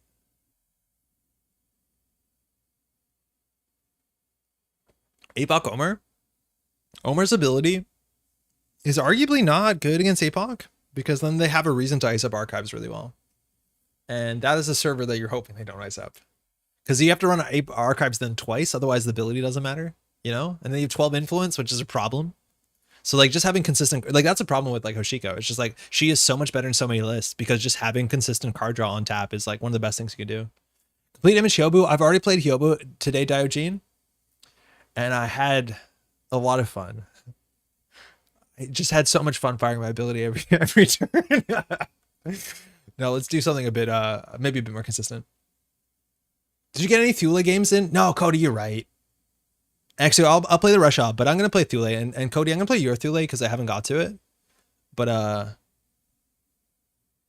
yeah, I haven't played Thule in a while. Thule is like something that's just very comforting to play. Yours, I forget what yours is called. I'm just gonna search the name Essa in the deck builder. The Apex deck looks interesting, not good, but interesting. What's the Apex deck? I think we've done way too much to we've seen too much to play Apex today. Basilar Synth Client. Heartbeat, Prepaid Voice Pad, Assimilator, Dreamnet, Hunting Grounds, Orca. Yeah, okay. Rejects the standard Wasteland Econ suite. I don't know that people are actually playing Wasteland. It's so slow. Yeah. Are people that excited for getting another click? Like that you spend 9 influence on it? It's a cool thing to do. Don't get me wrong. All right. So this is the version that Cody played, 14 Influence Classic. The version that I am more familiar to is not running Off-World Office. It's running the Megapres, or sorry, the Vitruviuses, which are not better. I don't like the Megapre as compared to the what's it called? The one that gives you 3 credits. I never remember the name of. This obviously is a bit better with the single Biotic Labor, but I'd argue that this credits in this deck are really bad. We're hoping the Off-World Office like brings that back. Harmony AR Therapy, yeah, right? At what meta? At what speed are we tackling the meta? I think it's a good time to get your Apex decks in though, right? Like Apex rotates from standard eventually. People are playing Eternal just to get to that Apex magic. Thule 3 S0. Thule. Okay. But the idea with this deck is that basically anything you put in a remote server, the runner often pays more for it than it does for you. And we still have like a stock buyback economy plan, and we still have a lot of negative points. Understanding how much core damage to take, also very important. And I think we've been pretty lucky stealing some nice ontologicals before they've been catching up with us. Corp. Yeah, let's go. There was like one good Apex deck, right? No, never. Not even once. Like competitively, no, never. There's been like Apex decks that have been like surprisingly more functional than you think they are. But if you're talking about like competitive top table Netrunner, Apex has never done anything. Apex's cards, very competitive. But unfortunately, Apex has such a bad text box that it's very, very hard to get that up. Yeah. Like if Apex had a blank text box, Apex would be better. Right? Isn't that wild? It's like if Apex just had no text on it, Apex would actually probably be reasonable, but probably not better than anything with a text box, but it would be better with a blank text box. I wonder if we ever get new mini factions. I would be surprised if we do. I think you'll see more stuff like, you know, like Nova, if you can argue Nova is and Pair is a mini faction, something like that. But I'd be surprised because I don't know.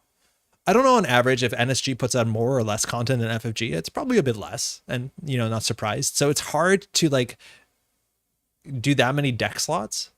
I think anything if there's a mini faction, like it should be a standalone release, right? Like it's like you could buy this and then you have mini faction, right? Like so you can just buy that and then you have like a card pool. Like I would love that if it's like you can buy here's 20 cards for a single mini faction, and then it releases like Ashes, where it's like here's a deck, it's pre-built. Hey, thanks. Hey, thanks. And then you could reprint some staples in it from whatever, but I don't think they want to reprint a lot of cards. You too. I've had the most success with this aggressive Apex. Is pretty fun. Let me open that. Makes sense. They're doing a great job anyways. Yeah, no, it's like, it's a bummer because people like the mini factions, but I think we're probably going to see the flavor, that sort of flavor on other stuff. How do we open this hand? Meridian Rashida's a pretty fair start. Spin Doctor also for spice. I think we can do better than this hand. It's hard to tell how aggressive Apex is, or sorry, Az is going to be because of Boomerang can just like come out. But Boomerang doesn't deal with Bloop too well. I think that's an okay start. We need ice up HQ though, let's be honest. We're playing against Criminal. So we'll mulligan into arguably worse hand. Arguably. Okay, let's go. So this is a card that we want to hide for a bit. Hendrick is really nice. They basically spend 2, they lose most of their turn. We want to get a scoring remote, but we also have to make sure that we don't get diversion straight out. And we can always just get Boomerang into diversion with Az, so that can just happen. Pulse on HQ is okay. They can always get through it if they figure it out. So that's not great. It's better on the remote server. So I think we do Drafter on HQ. We can put this in the remote server. And we can just put this in it. And like if this eats a Boomerang, we're okay. But like your early game's a bit dodgy because again, we're stuck by back deck. And we can't really push this until we have Seamless. I want to look at the Apex deck, but I also am scared. Endless Hunger, Amakua, DreamNet 3X, Waken Plant, Boomerang, Spec Work, Reboot. This deck doesn't have a lot of money in it though, right? Like that's really hard. Like how do you deal with Harding and use turn 1?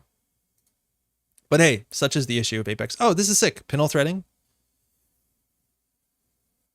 NSG should reprint Apex and Liberation while rotating all Apex cards out. Okay, Hendrick. So we can pay 2 here. It's pretty expensive. They still trash this for 2, and then they lose 2 clicks. It's like a pretty arguable trade. If they take a core damage, we're happy. But like, I love when people pinhole threading this because this looks like Rashida, right? All right, they lost clicks and 2 credits, so it's a tie. Draw. Speak of draw. Oh, that's not good.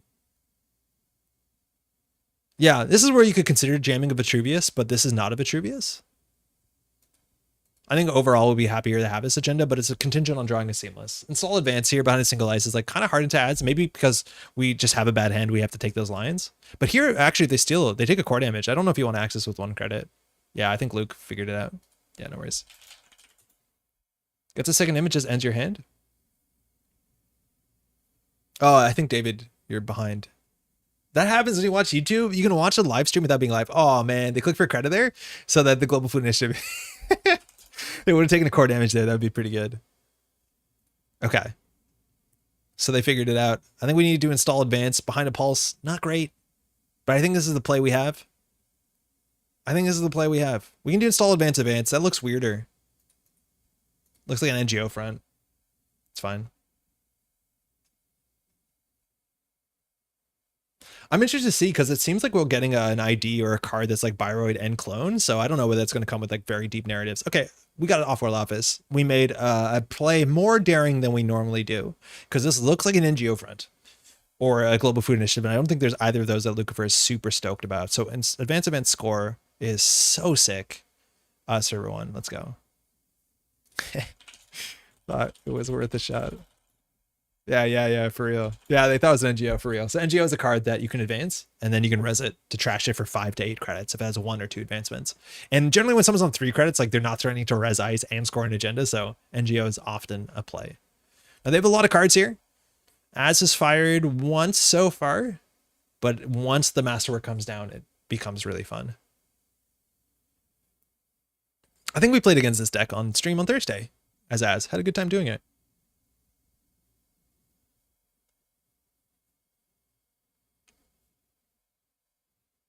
Let's see what they do. So Masterwork is the big piece. Credit on 6? What do you need? Boomerang HQ? Boomerang remote server. Ah, beans. So this is actually sick. We res a Pulse. So if they Boomerang through it, they access with no clicks left. So either they have to walk away from the run or take a core damage from Hendrick. Pulse is really cool as a card. It's like kind of neat. It's a bit niche. There's some imaginations where this is a really good card in like more generic stuff, but this is a hard thing to play around. Now that it's res though, it's just like a pretty subpar ice in general. But if they want to access here, we get a core damage for, so it's up to them. All right, 2. We got a core damage and they still have to trash it. They'll get back 7 credits, but like we got 1 core. It's a good start. Lost second pinhole threading down. That's actually a really important card because Giardono is a big part of this deck. Okay. So they're on single core damage. They have to discard a card. That means these are 3/2s. Ideally, we hold these until they're 2/2s, and by hold them, oh my god, they threw out a legwork. We don't hold them. That's exactly what we want. So we'll put this in a new remote server and draw, and whatever we get in the server, we put it in there. Ideally, we got something to put in the server. I think we have to try this. Like, we've been a bit... We'll get rid of one, but like, I don't know if you run that. You can get your way through this if you want to. You don't even need a boomerang. You can just click through this. But like the idea again is if we believe in our Nightmare archives, even if they interact with this, it costs them more than it cost us.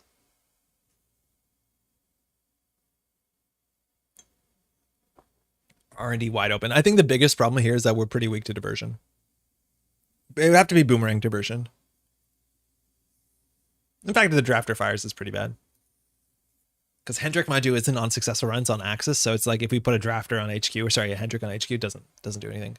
The check is the first bluff, maybe? Yeah, but it's hard to, right? Like, okay, well, they checked. They're still kind of expensive. Oh, with a bravado? Damn it. I'm surprised they checked this, right? Like, maybe with 2 Hendricks out, you feel better, but yeah, maybe they call it because we played it differently. We have to do this anyways. So this is now another click and 2 credits. Maybe if they see an ontological, they can take it, but this is still relatively expensive. Yeah, they paid for it. Okay. So a second ice would have been okay there. We don't have a seamless, so the off-world's not that great. We need a double ice HQ. They're unafraid of not falling for hijinks? Well, now they are. Oh, that's good.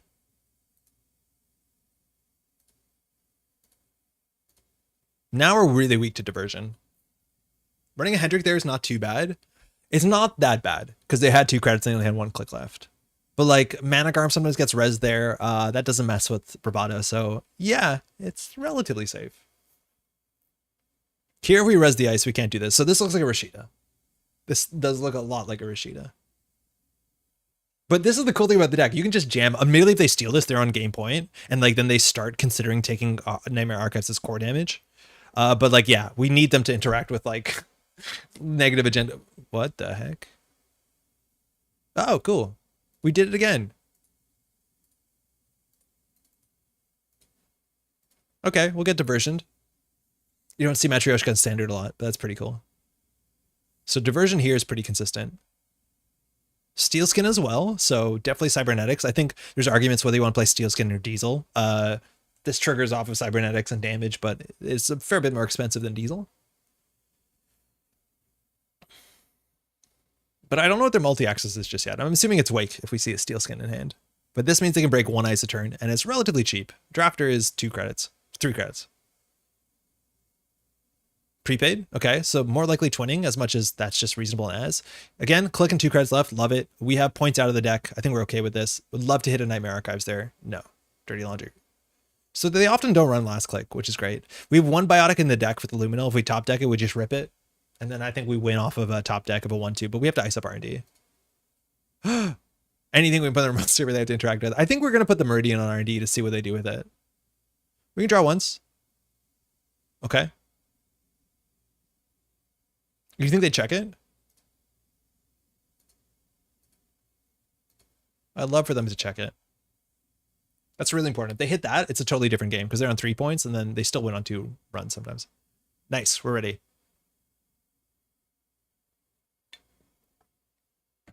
I'm hoping with the information that they know that we know that they know that they have Seamless in hand and that they might want to run this.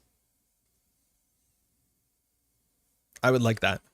Masaryk draws a card. Second Matryoshka. That seems like they want to run the server or they want to protect overclock. Love it. If we res this pulse, they might take a core damage. So I don't think we res this pulse.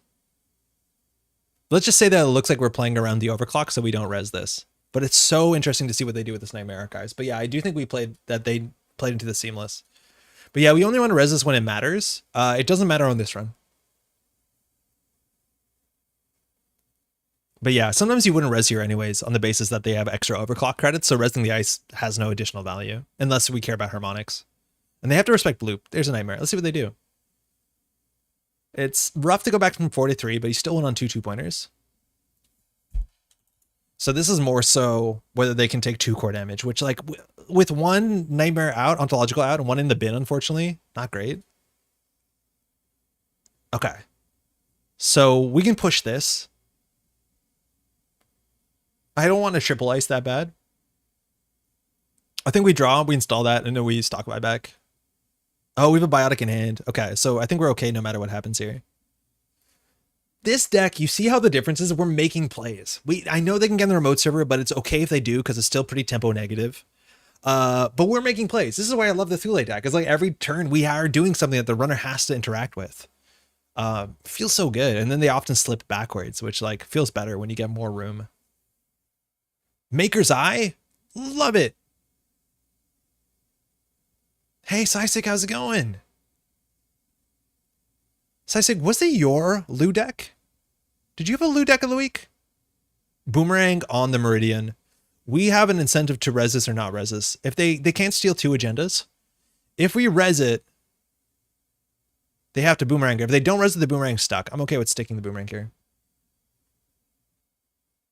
I don't think we're that worried about them running RD a lot. But they're credit shorts. Some decks are running snare, mind you. We're not. But yeah, if they steal 2 agendas, they die. Nightmare Archives, love it. They're going backwards. Okay, they're on 2 agenda points. Nice.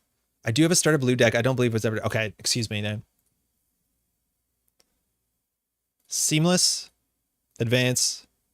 Score. Next turn we win if we get the biotic to stick. So they might come HQ. It's a 1 in 5. We haven't seen a DECKLISTS or Awake yet. We can install in server 1. We could also put the Mana Garment server 1.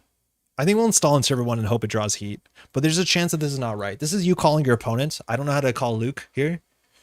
But like ideally, this is better in centrals. But now all we need is 7 credits here. So even if we get diversion to funds, we'll be okay. But again, it's hard for him to be aggressive here because if he accesses his last click, we also could be aggressive and like spin Doctor back into Ontological so we can draw it because we know the next 2 cards on R&D are not agendas. Every day is closer for stock buyback being gone. You really don't like it? Isn't it nice to play HB and have economy? Isn't that cool though? I like it. That's my favorite thing. Okay, this is great. So we res the Pulse here just because it ensures that he has no clicks left, so we win next turn. That's why we keep this. So now he might jack out. Unfortunately, none of this matters because we have the win in hand. But he's going to break it. So here he can access. He knows he has to access on every access anyways, on the basis that like he has to not lose here.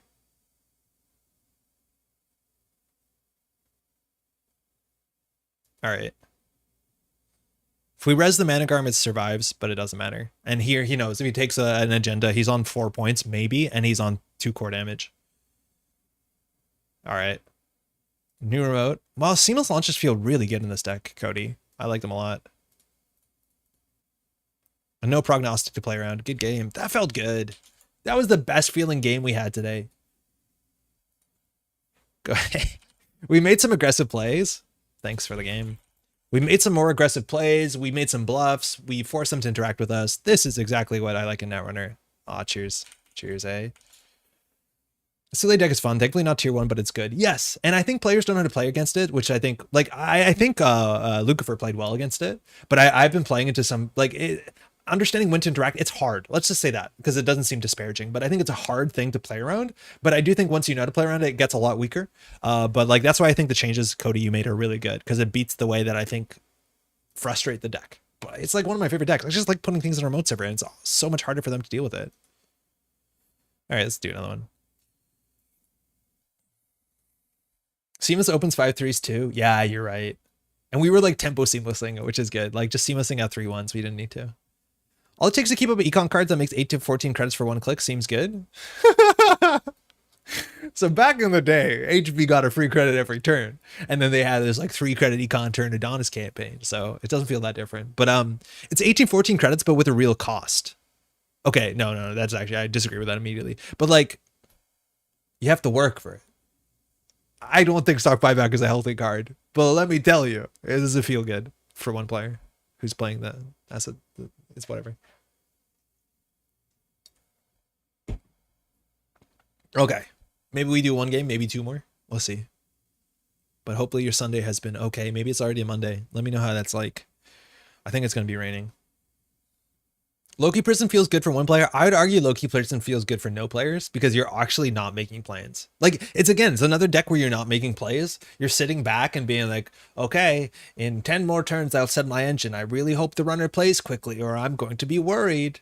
Right? Like, it just feels like you're shuffling around deck chairs. That expression means something. And I don't mean in that context, but it just means like you're just rearranging the furniture. It's just like, okay, hold on. I have to get that set up. Okay, I really hope they don't have hush. Oh, they have hush. Let me replant the combo. Okay, I'll put it there. Ah, it's turn 16. Let me begin to score out. Like I don't know. It's fun for someone. Market Forces for 18 feels good for one player. Toxic game. I'd argue it's more healthy than closed accounts. Actually, maybe not. Maybe not. Maybe it is the sort of thing where like you win. Like it's better that they're winning. One credit to lose all your money, pretty unfair. You gaining their money, maybe unfair. Who knows?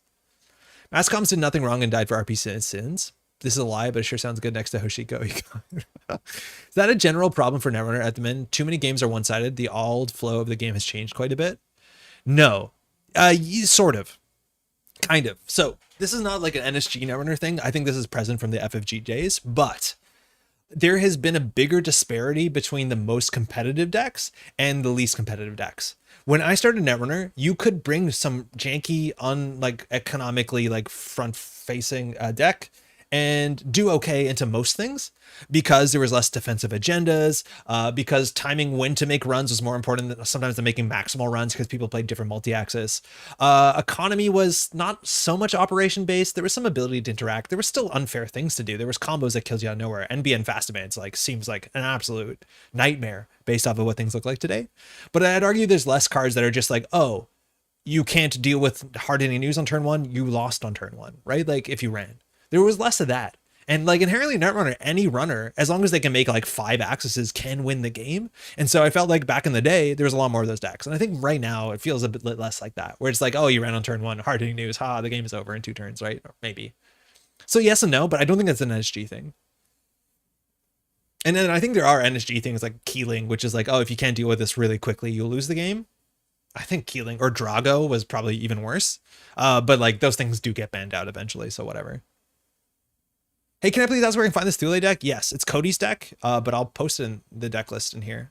Cody went nearly undefeated at the last AMT. Lost just in the finals playing the runner side, so I think he ID'd once, but yeah, he played well. Cody plays well. Every card has power creep. Card game has power creep. Sort of. I think Netrunner is actually trying to creep down, and I think it's a hard thing to do, and I think you see it worse in Ice. I think Ice is creeping down. And I think we're going to see a big jump when a lot of the best ice across a lot of factions rotates out in standard right now. But a lot of the NSG ice is actually a fair bit worse than normal ice. And I think that's one of the creep downs we're going to see. I think that's also the difference. Ash's economy crept up. I think that needs to be removed to creep down. I think economy needs to creep down a bit. But at least the games are supposedly are meant to be more about interesting big plays. I love that Chastushka is a play we're playing around as opposed to the inevitability of something else. Running some really wild power creeps on the best cards from the core set. Yeah. Doesn't mean it's an NSG problem, more of a late stage FFG on onwards problem. Yeah, this happens a lot with card games, right? It's hard to push the envelope without making things, different. But I don't think it's been awful. I do think that's the issue though, is when you roll up to a meetup and there's a difference, that's the problem I have is when I'm playing some casual stuff and you play against oh, even that op deck that we played today that felt terrible. It's oh, if you don't have economy on turn 1 to deal with the board, turn 2 to deal with the board, you can lose the game that quickly. And yeah, that doesn't feel great. It wasn't always like that. You used to lose to Seesaw, Scorch, but they had to draw all those cards.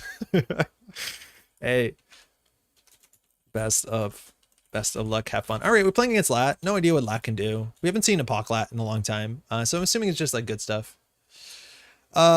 We have an opening hand that has no economy, but this deck doesn't. It just has a stock buyback, but we don't have a play turn one. I'm already behind Hendrik as a play, but I don't think Lat runs that aggressively. So I think we actually can get something behind a single ice. We'll mulligan for something behind an ice. If we top deck a seamless launch, we're okay. I'm watching with 3-hour delay. Can someone tell me when running with counter surveillance on HQ, all hand was trashed? Yeah, Stanyak, by any means. But if you're watching with a 3-hour delay, I don't know. Yeah, I guess the chat will get you. So Kagoslav has it. Yeah. I don't know if it's correct, but I feel with Runner, you can get away with way more janky stuff. Corp is more demanding to build. I think that's also like somewhat, oh, we did do it. Somewhat in the exact opposite of what I said. That is kind of true. Is that like Corp now, the runner decks are kind of powered up and they have like, you know, direct win conditions you have to address. So in some ways they're also like, you know, a Corp deck inherently though is like, okay, a runner deck, if you just have breakers, you have a modicum of credits, you can win the game. You get 4 accesses, you can win the game, right? On average, 17 accesses is what the number comes down to. But for Corp decks, you're much more constrained. About 1/5 of your deck has to be agendas. So you're in a really good spot if the agendas work with your game plan, not always the case. Then you also have to play enough economy to do your thing. So that's a quarter of your deck, if not more. And then on top of that, you will like have to have ice. So inherently, you are just much more restricted as a corporation of what you're allowed to get away with. That's 100% true. While a runner, you can just put like weird economy decks, some breakers, some nonsense, and then still stumble on a win. Corporations do not stumble upon wins.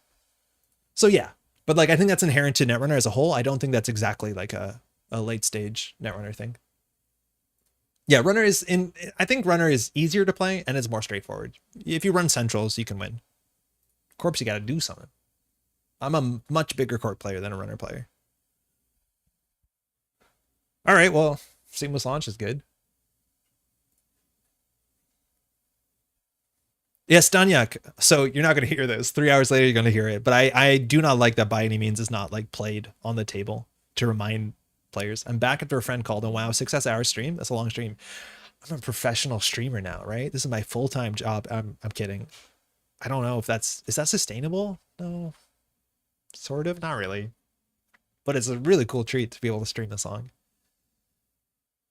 All right, setting up good. They've been drawn good. Sangeki off the top. They didn't trash anything, did they? This is a Corp card, right? Yeah, that'd be so cool. All right.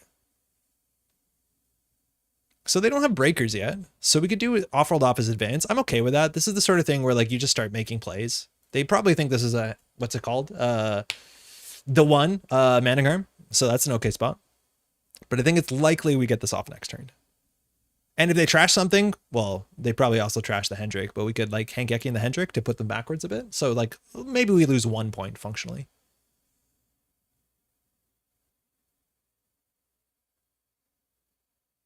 From enter, drop an Angolo, I dare you. Put a big old Angolo down, because we have pulse into off-world into Hendrik, so someone's getting core damage. Okay, just continuing to do their thing. We're on 4 cards in hand, so they could crack the stone chip here after clicking for a credit, and they would get card draw. Or like play a diesel, I guess. But yeah, you play against late game Shaper like this, you just gotta go fast. And we're lucky we have off-world office, because scoring out 2 Vitruvius this year, oh my god, what a nightmare.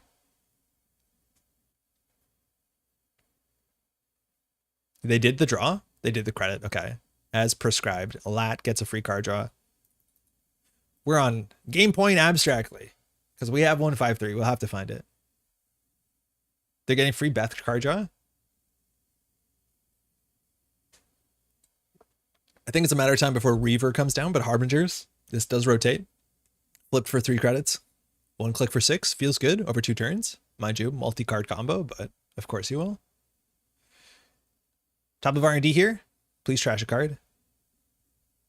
Yeah, okay. Mega Pre, they spend a click and 2. Defensive ability, anti-sports. Going back, trash a card. Please. Ah, okay. Is this too greedy for Shaper? I think like this might be too greedy. Okay, they're getting lat draw, so that's reasonable. They know we have an Echo. We could also do Pulse, but I think like there's limiting.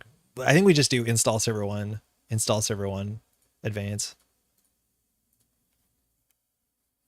Maybe they take a core damage. That would be sick. We score this out somehow. But like, I think we'll pay 4 credits for this. Beth, card draw, 14 credits. Going HQ here. Are they APOCing us? Oh, they might actually APOC us. Oh, fuck. I think we're getting APOC'd. An agenda steal here would be like pretty good. No, they trash Rashida. Yeah. Okay, they're not APOCing us. I thought they were going to APOC us. I thought this was like a worlds type list. So unfortunately, we're stuck between Ontological and Hangeki. Because in theory, we could send him to the Hangeki, but take the core damage, we can Ontological. Creative, a lot of money. What are you thinking? Do we risk that they take the negative point? I think they take the negative point. There's no way they take the core damage on Hendrik. Maybe they do because we're abstracting the points, but like it's a hard. If we had 1 core damage, yeah, they threw out a Reaver. Okay. Fast break. All right. So if we can top deck, how many do we have in the game? We have. Oh, this version has none of the 2-1s. Does Solomir's version have the Ella Vagaus? I thought it did. So now though they're at the point where they just don't have the flexibility to play around Thule, so they have to like take core damage. Now, are they on 21 credits? Yeah. Have they drawn through a quarter of the stack? Yeah. Nightmare Archives. This is important. They know we have a fast break in hand, so they might, and they know that we have a Giordano, so they might be sensitive to taking negative agenda points. Yes, they took a core damage, and they lost a Pinel. That's really good too for the Giordano. Not that money will be an issue. Okay, Hangeki. So they didn't trash the. No, you don't trash Nightmare Archives. It just sends itself out, right? That they want to trash. Okay. So, interesting idea for change. Go with 2-1s, could be quicker to close out. Yeah, it might be better than the Mega Pre. Maybe. So I think here we can just Hangeki them, see what they do. So either they access this or they take -1 point.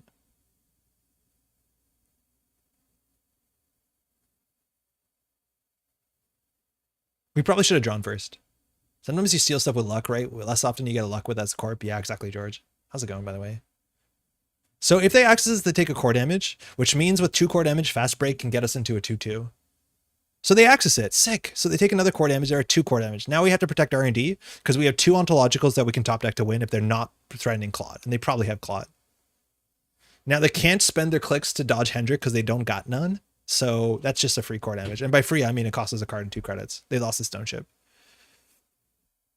Okay. They do trash Hendrik. Forgot about that. All right. So we'll ice up R&D. We can draw it once because we can put in the remote server. Do we ever? No, we have to ice up R&D. All right. We're on game point. So now they have to play our game. The worst part here is we didn't put something into server 1, which would probably continue our game to be a real thing. But they've been playing aggressively around the stock buyback. They also likely have to deal with the Spin Doctor because we can also shuffle to break R&D lock. Manic Arm. That's one of the ways we head out. Just going for axes. They know both of these cards in hand. If they're tracking, I don't think they had to run HQ there. Smells like a win? I wouldn't say necessarily. They need to produce something that threatens Clot, and we need to draw okay. They still have to get through 2 different kites of ice. This one technically doesn't require a breaker, but they have to like balance between getting accesses and setting up. Installing a Fermenter, I don't know. Maybe they need the card draw so bad, but I think draw 2 here is probably fair. Like they need to get breakers and a way to threaten Clot. Yeah, they're just getting a lat value. I'd argue maybe lat value is a bit. You feeling lucky?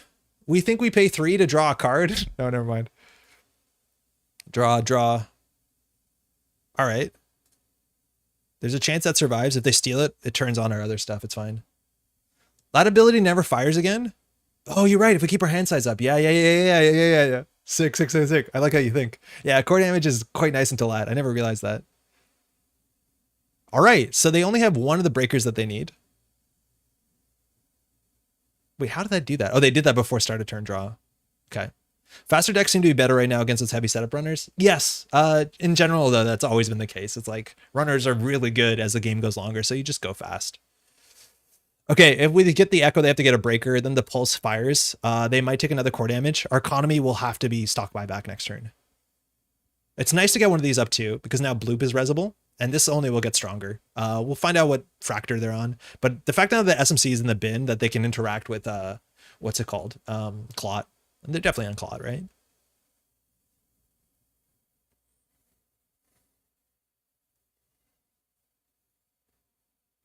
Okay. So this, they break for 5, probably.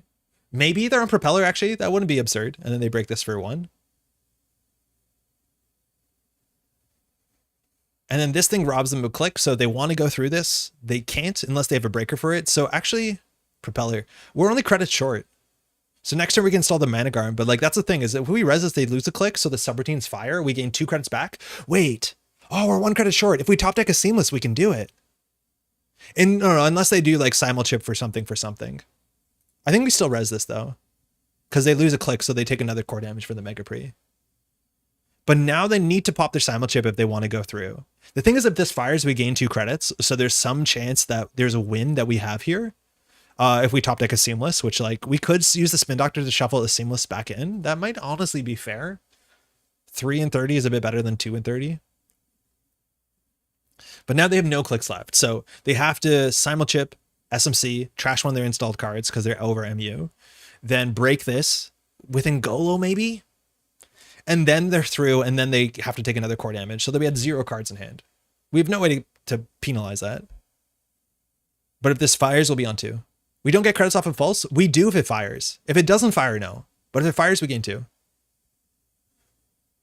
Right? It just depends what they do, because they might just, they might let it fire on the basis that we don't have money, so we can't score. But if we top deck a Seamless here, we win. Did I say wave? Pulse? Okay. The question is whether we top deck a Seamless here. I don't think we do. Or sorry, if we Spin Doctor to return the Seamless launch. I don't think we do. Yeah, we do. This seems fun. I think that's all we want. Wait, why don't we get money? Oh, you don't gain money from this one. I see what you're saying. I thought this was they lose one and we gain one. I'm too used to Anvil. Oh, fuck. Idiot. Okay, whatever.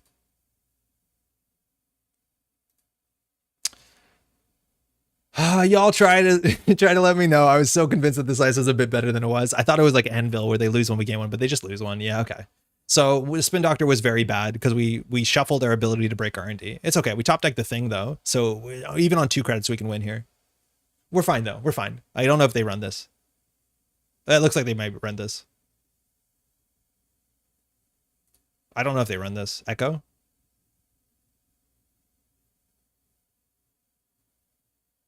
Do they run this?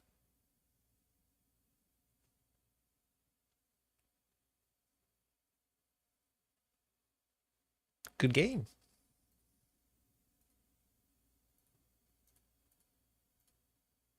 Okay, cool. Make plays. Push in the remote server. Take that, Shaper. Turn 10. You ready for that? Thanks for the game. Yeah, scoring out on 2 there is pretty absurd. So us shuffling back the Seamless, best play we could have possibly made. Hey, catch your around. All right. 13-minute game, 10 turns. Man, I like myself some Thule. That's a top deck. Yeah, I know. We needed it. We could have maybe clicked for 3 and not put the Managarm in there. I wonder what the read is on the server if you think it's the Managarm. I think you still have to go for it because we're on game point. And obviously one of them is something we protected. It's not a Rashida. It's probably not a Spin Doctor. So I think you still have to go for it. So you probably just like click through this thing because it doesn't end the run, right? Like that's a really big thing. Okay, one more.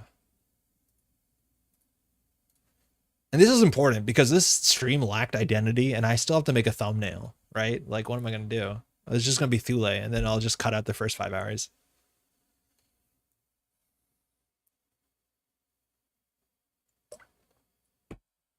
What up, you got? Sable. All right, Sable is not great for us.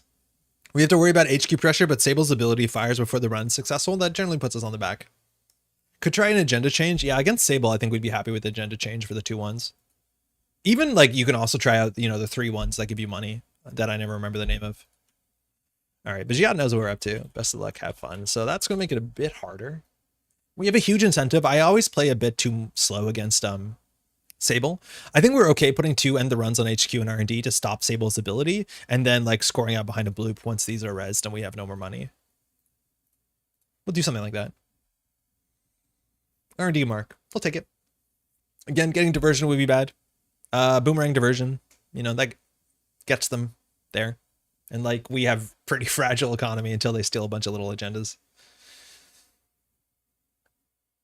Stop buyback was like not a card in the last game, mind you, but that's because we were scoring out. But it's really nice to have that sort of like late game inevitability. I don't know how bad the face check is here. Like this is not a pulse. Maybe you're worried about wave. Bloop, mind you, has to de-res a harmonic. So like the bloops are something you have to respect because it's a very disastrous face check, especially for criminal, but they're just not everywhere. Hyperloop, that's the one. Carrie, I never remember Hyperloop's name. I want to call it Meridian. Are we getting a boomerang and diversion? Fuck. So we either reuse, yeah, that's really bad.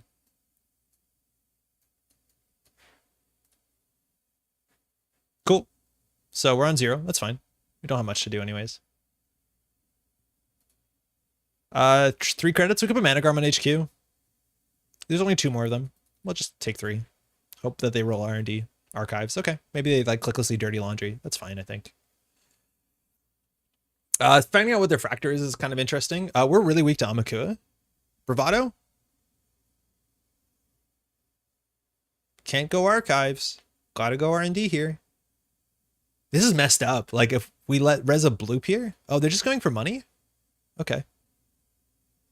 I thought if they put the Paragon down, they always clicklessly run archives, right? Because the mark is there. I think you want to do that before you bravado, right? Because you gain information. I think there's a chance that that's a bloop. I think it's really bad if it's a bloop for us, but yeah, you gotta watch out. A bloop there would do a core damage. You gotta watch out for that. But 2 barriers is a nice spot to be. And now we can do a remote server bloop and maybe they boomerang it. Maybe. Yeah. Yeah, I think you do this first because it's clickless and you get information on the top of your deck, which should help you plan the rest of your turn.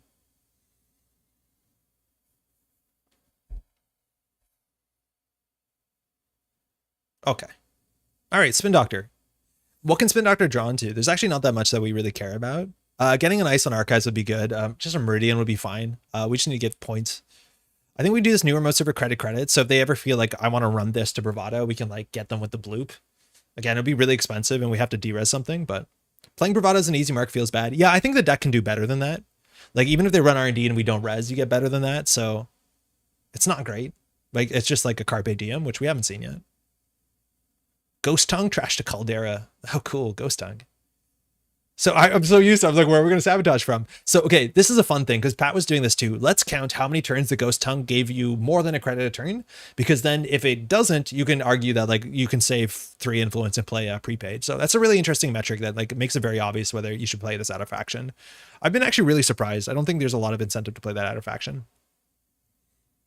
All right, well, here we build a hell server. We just want to make sure we don't overcommit so that they don't ever not run it.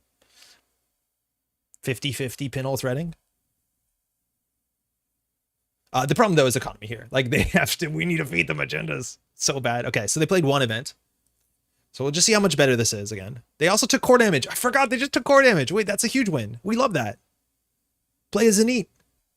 Playing into Thule is already a very large mark. I totally forgot about that. I was so focused on the economy that I forgot. All right, 1 event a turn. Let's see how expensive core damage is.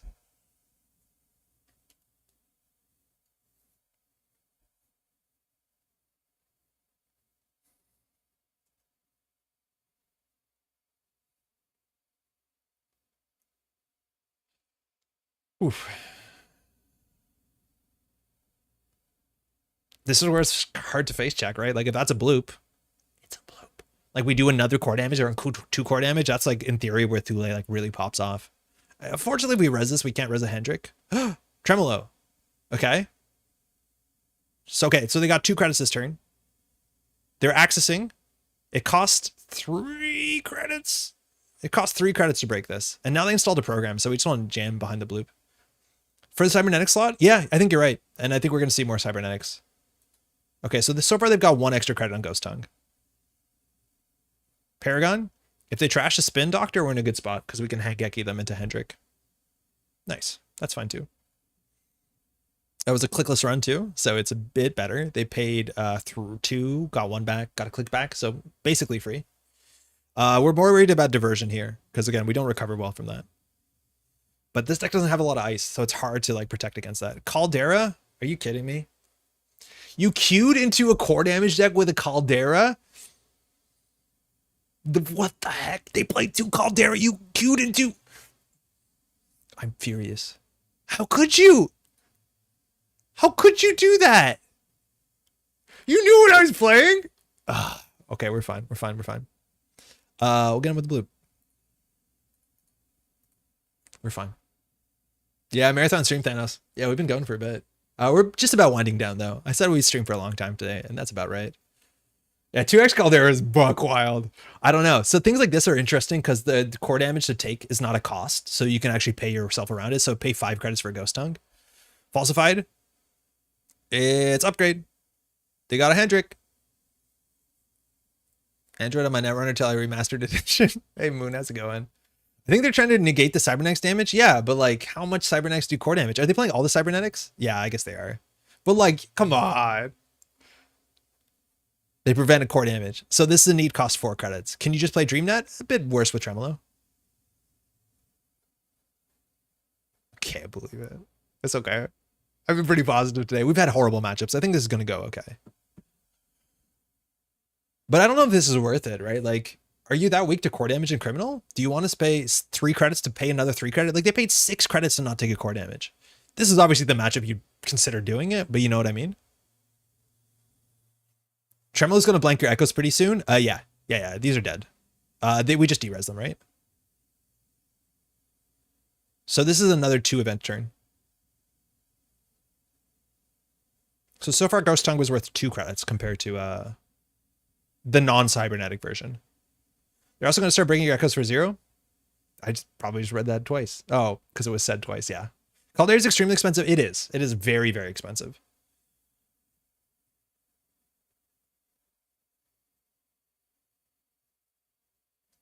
Cool card though. I don't like cards like this. It just turns off your ability, right? Okay, we can choose to seamless this. Gives us a bit more of a turn. We have a Spin Doctor that we haven't used yet, and we're going to use it. So we're going to go out our way to get more Spin Doctor value. All right. So now we can purge. Server 1. Res. This does nothing. I'd argue we can draw once. Okay. We'll put that on HQ. I think the remote server seems nice, but I think HQ is a problem server. Click for a credit. We could trash the Spin Doctor and put something else in the remote server. I'm happy with that, but on 3 credits, right? Like we can only res one of these. We want 5 credits before we push in the server.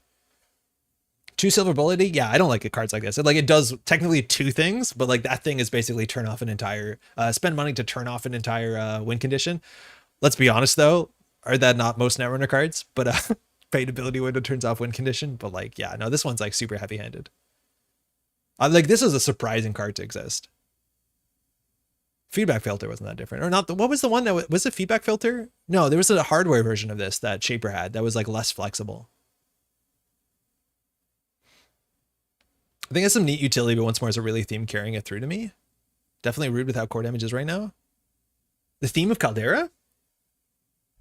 What is a caldera? It's like a volcano, right? The top of a volcano? Oh, feedback. That is feedback filter. What's the one? Merha, how's it going? What's the one that was like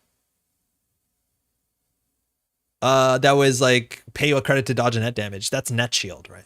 I think I confused the 2. You had to trash itself to prevent core damage. Yeah, that seems better. You're the Brian F of Netrunner? I don't know what that means. Who's Brian F? I hope that's good. Perpa, hey, thanks for the tips to get started. I spent last night learning to play with a Shaper deck against your Hanging Gardens deck in another browser window. The game is something special. Perpa, thanks so much for the I think they're called a super chat or something like that. I'm really glad you're enjoying it. We've been doing not a great job putting out new content, but like I know that content specifically to help people get into startup and standard is super appreciated. I very much appreciate your kind words. Mutual favor. We're getting a Bukalter. We're getting a Bukalter. Netshield was 1x per turn. Yeah, Netshield was the first time. Brian F is a Wormlord and SF Pro. SF is Street Fighter? Or we play StarCraft real weird. All right, I don't think we care to res the pulse here. It's fine. We want them to steal agendas. You can come in all you want. And Netshield was 1 credit to prevent the first, yeah. Usually when it goes off to spend loads of money to prevent a death, which fits the vibe, like the face check with no breakers though. Yeah, the thing is like I've never seen this fire against ice. I've only seen a fire against traps, which like it just turns off traps. Trash my Spin Doctor, I dare you. Please trash something. They know we have a Hangeki. Yeah, he knows. Brian F is a super wholesome community member for fighting games. Oh, that turned around quite nice because somebody called him a Wormlord, which sounds like a slur. All right, we're in. Okay, what do we do here? They can get through the bloop. It cost 4, 5, 6, 7, get 2 back. So it costs 5 up front. Pretty expensive. We have what I would call an economy problem. And as soon as we click for more credits, we have to hope the pulse stops the diversion because they've gone through 25 cards. There's an argument to get a pulse on archives. Otherwise, they're clicklessly drawing a card and getting a credit. I don't think we put this on archives. I think we put this on server 1 and just click 2. Like, this sometimes happens where you just have slow plays because if we don't score an off-world office, like, we need them to steal a bunch of points. Sleep Fighter. All right. R&D, easy run, free. Clickless, creditless. Again, Sable's really good at challenging central servers because you at least always have a click left to steal. Come on, steal something we don't want. Steal a Mega Pre.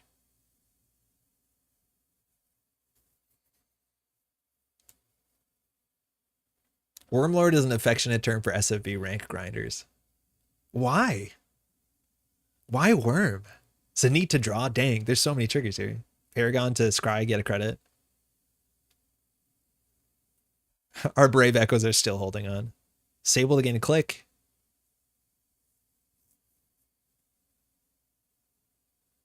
Accessing. Do you trash? Do you risk the dreaded Hangeki? Ah, they trashed. Okay, so we have a Hangeki play. So they're definitely going to take -1 points or a core damage. And -1 points is worth, technically, what we want. It's nice to get the -1 points earlier. There's always like some like psychology you have to kind of understand when you're playing these sort of decks. It's like when they're almost on 5, they usually take core damage. When they're on like 0 points, they're like, I'll take a -1 point, whatever. It barely changes the needle. It doesn't move the needle a lot. So like sometimes getting your negative points in early is really good unless you're counting on core damage. So because the highest rank is Warlord and it's a mimetic mutation. Like Cockney rhyming slang. Warlord is a Street Fighter rank? Credit. There's the doof. Luckily, the doof gets dodged by a pulse, which just gets them. It just gets them. They don't lose a click, but they lose 3 credits. That is, you doofed yourself, which, yeah, you'd hope that's not the case. He's also a mustachioed white guy. All right, you think what I'm thinking? I think we have to. Is this the play? I don't know. But like, 2 core damage seems like too nice of a thing to not do. And I think we can consider stock buyback for 2 credits. No, we can't. Like, I kind of want to shuffle back things with Spin Doctor, but we already have Rashida. They accessed. They're in 2 core damage. Oh, I forgot about Caldera. How could you let me do this?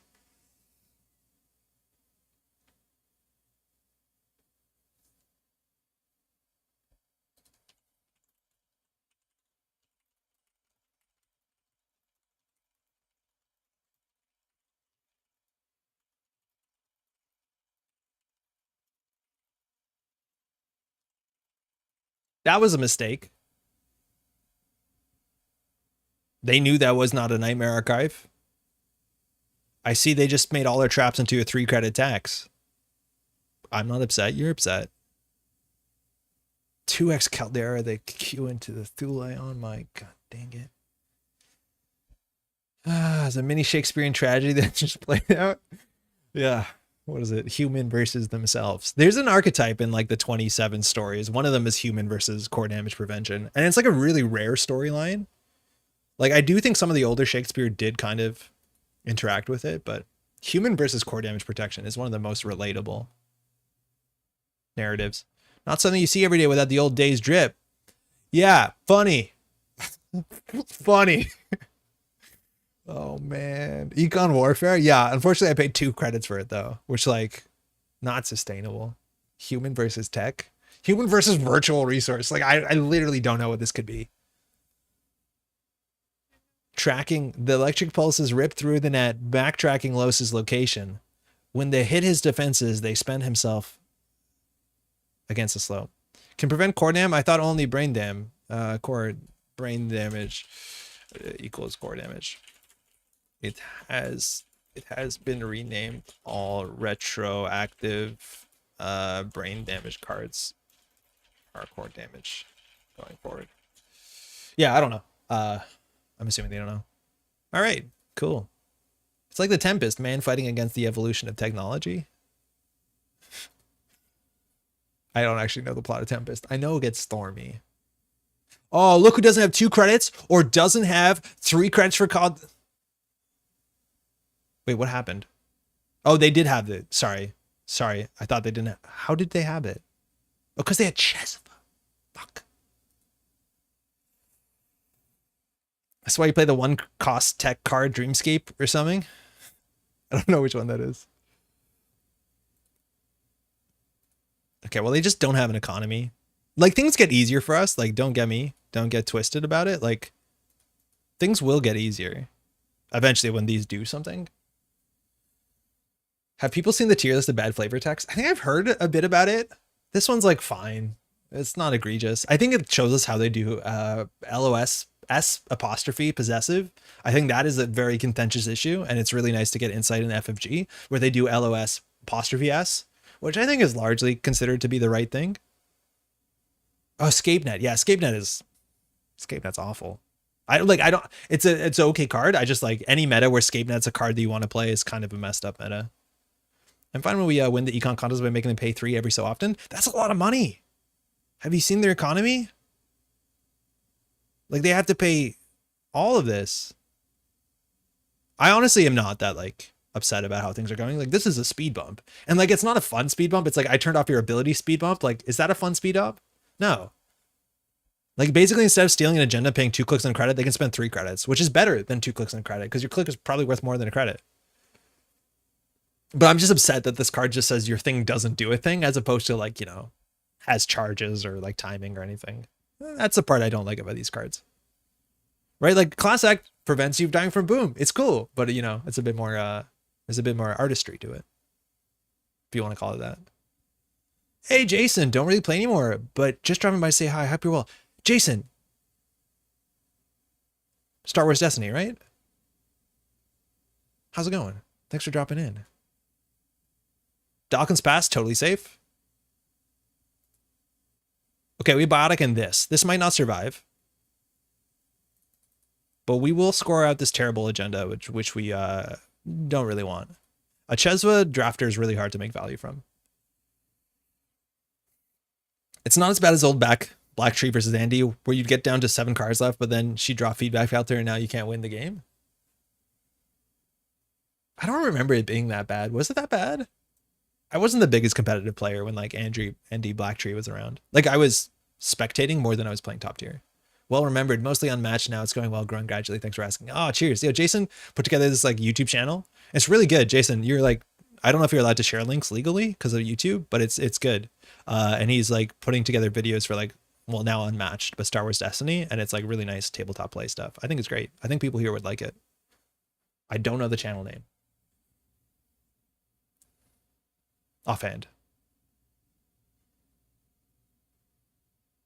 On my Thule deck, I want them to steal 1 Mega Pre. Oh, Mikey, how's it going? I definitely want them to steal 1 of them. But like, do we throw it into archives? Maybe we do, honestly. Maybe we should have thrown 1 into archives. I think that would have been correct.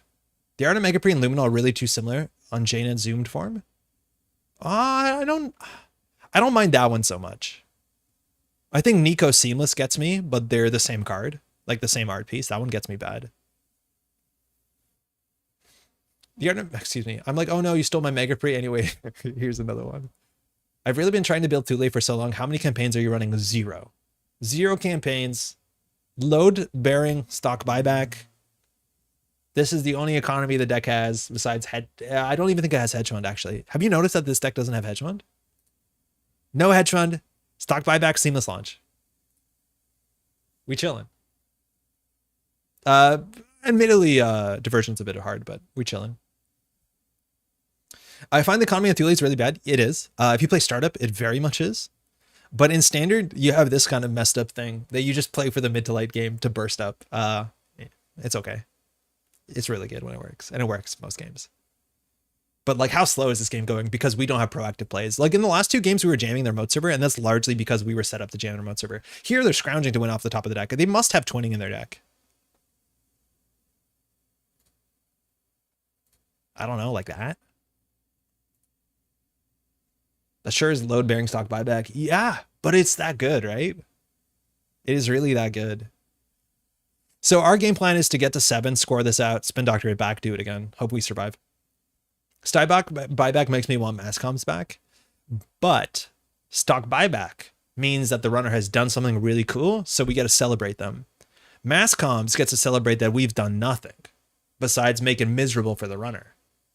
The fact that I'm incentivized to give the runner cards, isn't that so cool? I'm incentivized to give them points. I think runners should be celebrating that.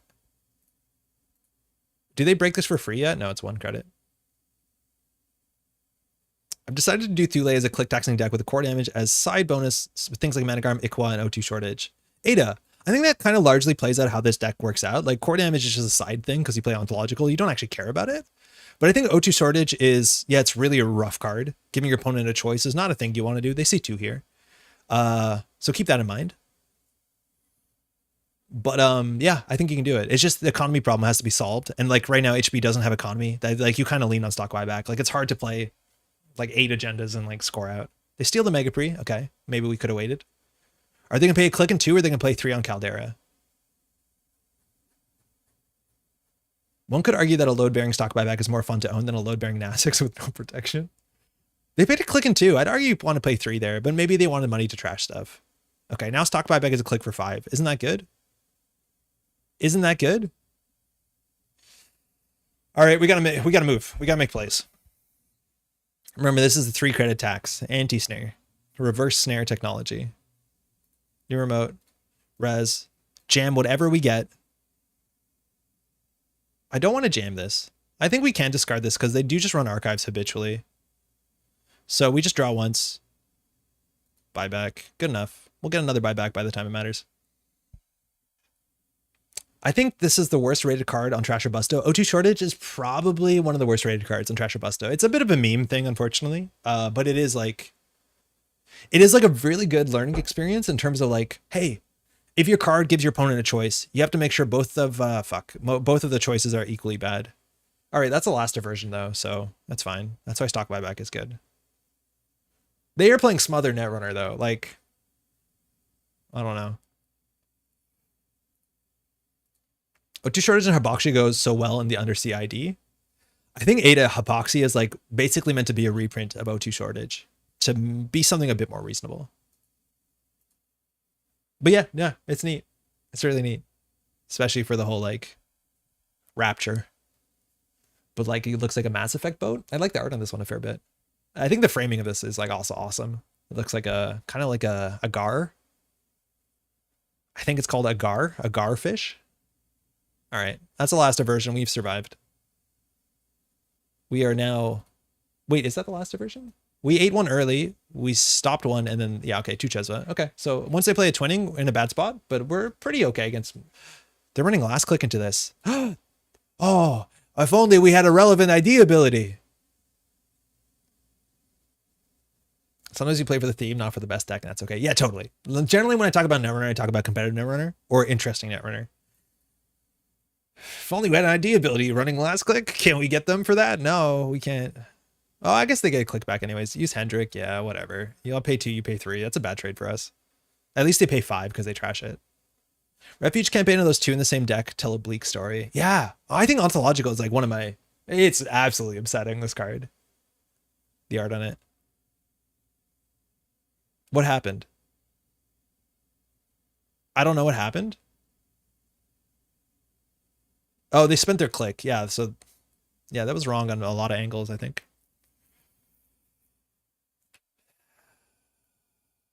We were doing so well, and now we're going to end on this like really grindy whimper. That like this thing has fired a lot, and it's going to continue to fire, and soon our ice is going to be useless. Unfortunately, I think we only have 1 bloop in the deck. Yeah, oh no, we have 2. That would be nice. We have to make this taxing. And Tremolo can't deal with this well, right? Yeah, it's like 3 credits. This is eventually going to cost 0. I think we're in a spot that we can just destroy it. Because maybe it'll cost 2 for a second, but then it'll go back to 0 once they install Awaken Plant. So I think we will do this. It's just like we're never in a rush to be anywhere.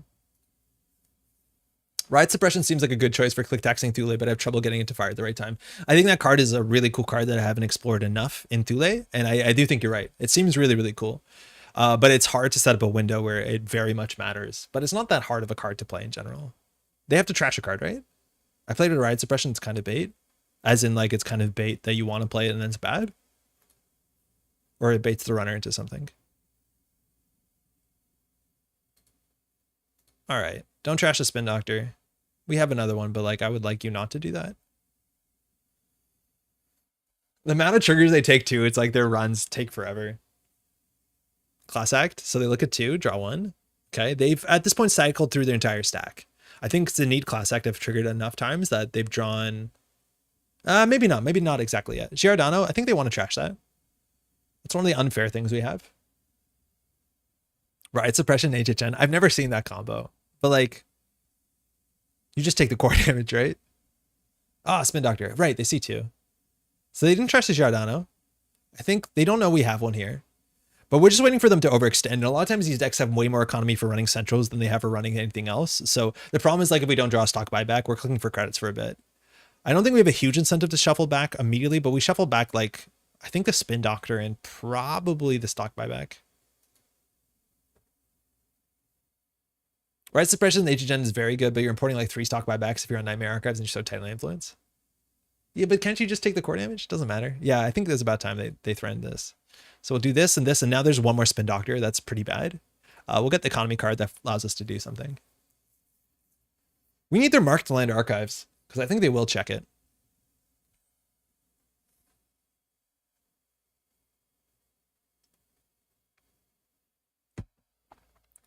It's not competitive, just cool. Yeah. And that's still the hard thing. It's like, there's a lot of board states where you can set it up where like, oh yeah, it's really hard for you to avoid the core damage, but then like you can just take the core damage. It's not the worst. If we res this, we go down to 0. I think they probably add this to their score area, which like powers up so many cards in our deck that we're okay with it. Cause here, this is actually like legitimately 4 credits because they have Cheswood all the way out. Eventually this is 2 credits to break, but Meridian's 4 strength, the subroutine that says either we gain 4 credits, that's probably pretty bad, or they add it as a negative point and they break it for 2 to boost. 1 to break. So sorry, 3 credits. I think I misspoke. Let's see what they do here. Our suppression is not a very good card. I played at least 5 times in 50 Thule games, and I really wanted it to be good. Oh, they're breaking it. Okay. Well, that's okay. That's bad. So this is really bad too, right? They interact with our negative points without interacting with our negative points, which is the reason why they can easily be on 5 points here. All right, well, click 3. I don't know. I'm okay. I'm doing fine. You guys doing fine? You all doing fine? I'm okay. Archives mark, maybe. Maybe, or maybe they'll just play Ches for credits. I think some of the reprisals are actually like genuinely interesting. Like the NBN one is like either put 2 cards or 1 card on the top of your deck or take 2 tags. And like taking 2 tags is something you just can't afford to do in standard. So like taking an endurance and putting on top of your deck, or like, I don't know what else you can imagine is worth doing. Like that's actually really interesting to me. But there's just never a meta where it made sense. But like abstractly sounds powerful, and maybe at some point it is. Because it's like a lot. Maybe, I don't think you return it to hand. I think you return it to deck.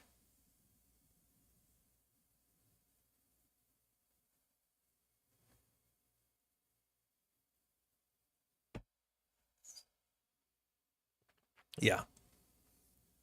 Okay, there's Awaken Plant. So they lost Namakua. We're actually really happy that didn't come down.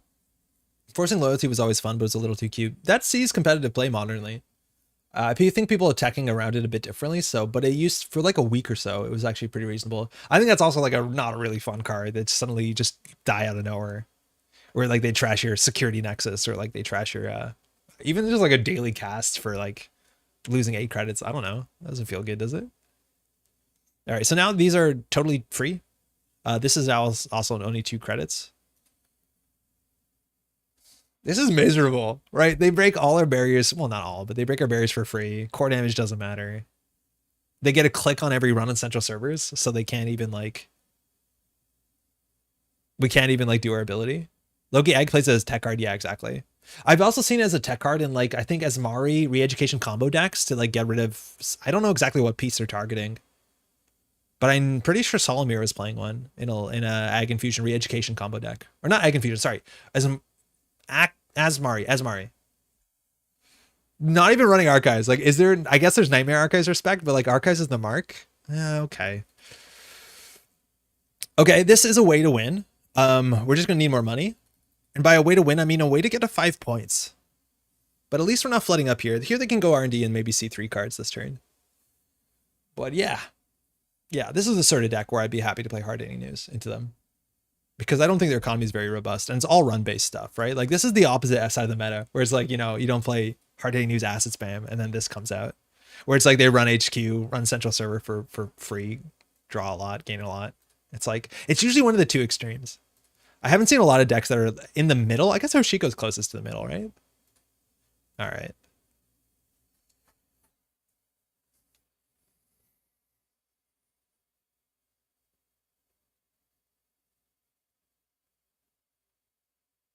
I've lost track on the ghost tongue count.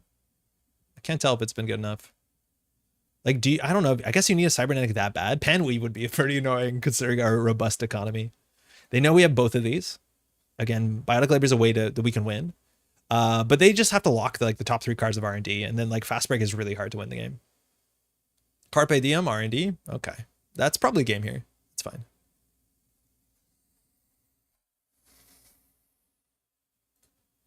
So let's see how many they see. Again, core damage doesn't matter. Our ability doesn't matter. Mega Pre. All right. It's not over. All right. So this is click. How many did they see? They saw 3 cards. So they stole 1. So we're going to be drawing a known card, and then we draw into another card. All right. Seamless. So what can we possibly do here? We probably don't have to draw here. I think we just click for 3 credits. How do we win from this board state? Right? Like we have to somehow hope they take another core damage, which like is impossible. So we're never getting better than 3 2s in the deck. We have off-world offices in the deck, which is a problem. They trash their Giordano. They know this is a Hendrik. The Managarm they can deal with. I think if anything, we have to put something in this server that they can't deal with. So I think we might want to go for it now. The question is whether we think they're going to have more money next turn or this turn. This card is Clicklessly Draw 4. Clicklessly Draw 4. Is that good enough? I'm going to do it because we're going to lose the game if we don't do anything. Whatever. Oh, that was worse. At least this might make them interact with us. That feels nice. So we can put more ice on the server. I think we can't afford to do that. Is it free? It's free, right? Fast Break, are you free? Paying all install costs. Okay. So I'll take it that it's not free. Hangeki is useless because they just pay 3 credits. Cool. We don't need 3 seamless launch. I think we just do credit. Because if it draws too much attention, and mind you, this is still expensive to interact with this. This is dead. This is dead. 3 seamless is a lot. Cool. Question for chat. Hey, Ryoko. I plan to get back on Netrunner, but currently it just looks very hard to learn. Is it like so? No. Yes. But no. The game is super intimidating because it has a high skill ceiling and then there's a huge card pool of old cards, but that's okay. If you want to learn Netrunner, you want to go to Null Signal's website and then either print and play for yourself for free, the System Gateway, or have it ordered from their website and they'll ship it to you, or you can get printed from, there'll be links, it'll make sense. But System Gateway is by a mile the easiest way to learn the game. It's actually the best learn to play experience. And if you can play it, you can do anything in Netrunner. It doesn't get that much more complicated from there. So promise you, System Gateway is the best way that you could possibly learn the game. They pinhole this. Yeah, I guess that makes sense. But yeah, so if you have any questions, hit us up this channel. Also, if you want to check out more links, nearearthhub.net has all the links you could probably ask. And even top, oh, they trust the Managarm. They're going for it.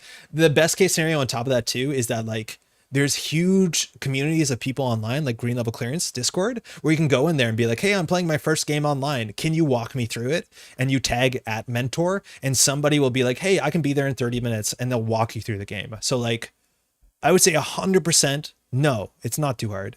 You got this. Do we res this? No, I don't think so. Green Level Clearance has loads of friendly people to play with, including System Gateway. Yeah, but System Gateway is the best learn to play experience. In fact, I think if people learned Netrunner through System Gateway, if System Gateway came out when the 2012 core set came out instead of the core set, I think Netrunner would have been more successful. It's like a much better product. Chiriboga also is really good. Hey, is it going to speak easier? A really cool bot to practice. Yes, you'll find links on Near Earth Hub, but there's a robot you can play online in your web to play against it. All right, we're doing it. We're costing them credits.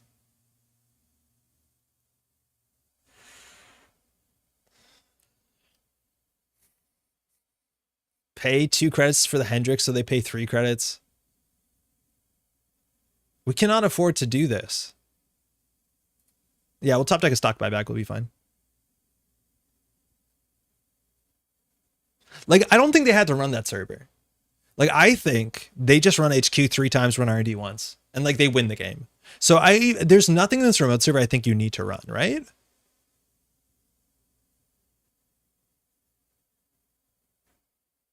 They didn't even trash it. They disrespected him. I've never seen someone not like have the money to trash Hendrick and not trash him. And like I think that's right in this board state, but like that's pretty messed up. That looks really cool. I'll try as soon as POS. Yo, it's great. Let us know how it goes. And if you have any questions, hit up Green Level or come find us and ask your questions. But it's really good. Runner is easier to learn. Yeah, I don't know why you run the server there. I don't think there's anything that wins the game. I think you just close the game out on R&D.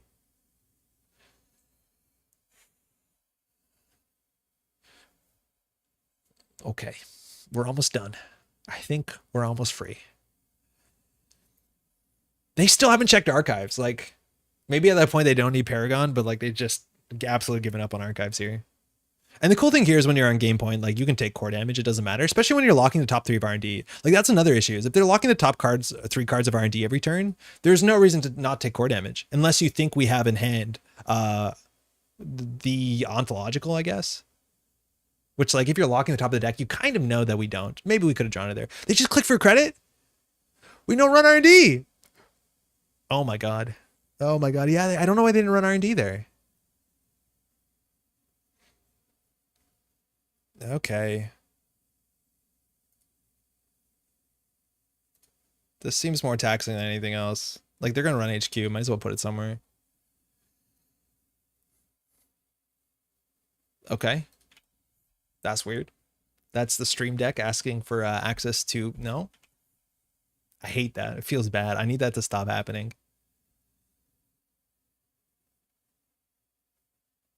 Yeah, so the stream deck is like struggling sometimes to get access because I have some buttons on here that want to like see how many people are watching on Twitch and stuff like that. And it feels like absolute cyber attack anytime it's like, by the way, really frightening. Okay, they've drawn through their whole deck already. Like these cards they've seen. They've fired class deck more than 8 times.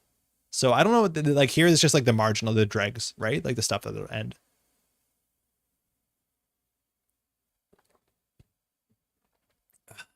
Okay.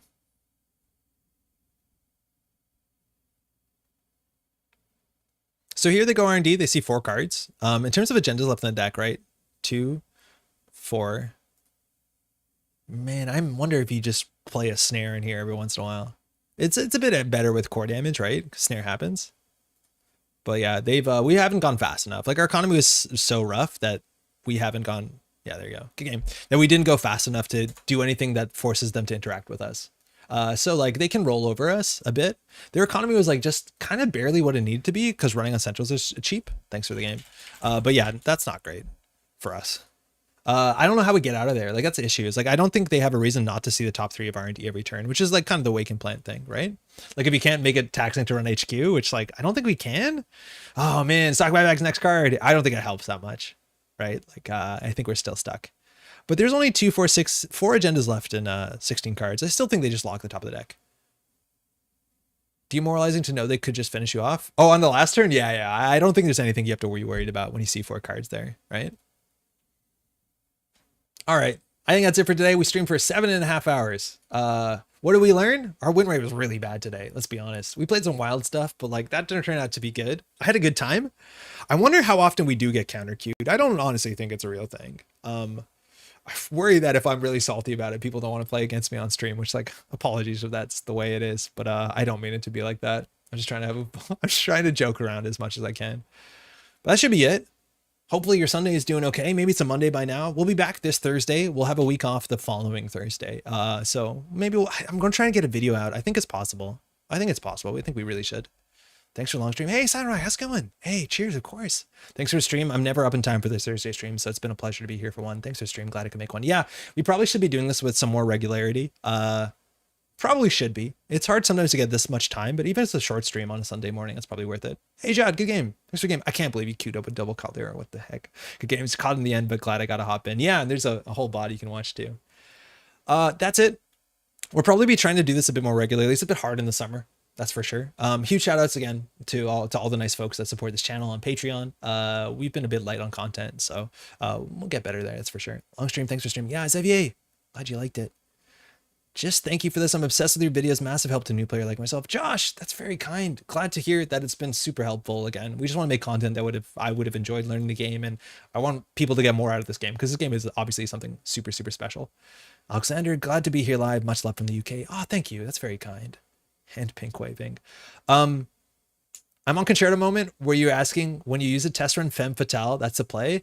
Stanyag, yeah, there is like weird combos. It's just like you have to build the deck around it. And so far, that's not like any of the decks we're seeing really in standard. But I think at some point, can't believe it's 7 hours. Yeah, it's been a bit. It's been a bit. I have to use the restroom, I'll be honest. That's the rate limiting factor is I drank a lot of water. Cool. Can you post your Sable list? Void Oath? You can go through, you can see every card. Like, I'm kidding. It's just really funny when you get to late game, because I've done that before, where you just like print screen, open archives, print screen, and then you just reassemble the deck. And I think you can get there. I don't know if we saw all the influence. Maybe we did. Anywho, that'll be it. We'll be back on Thursday. Hopefully a video before then, or we'll schedule one after that if we don't edit through together, but enjoy the rest of your week.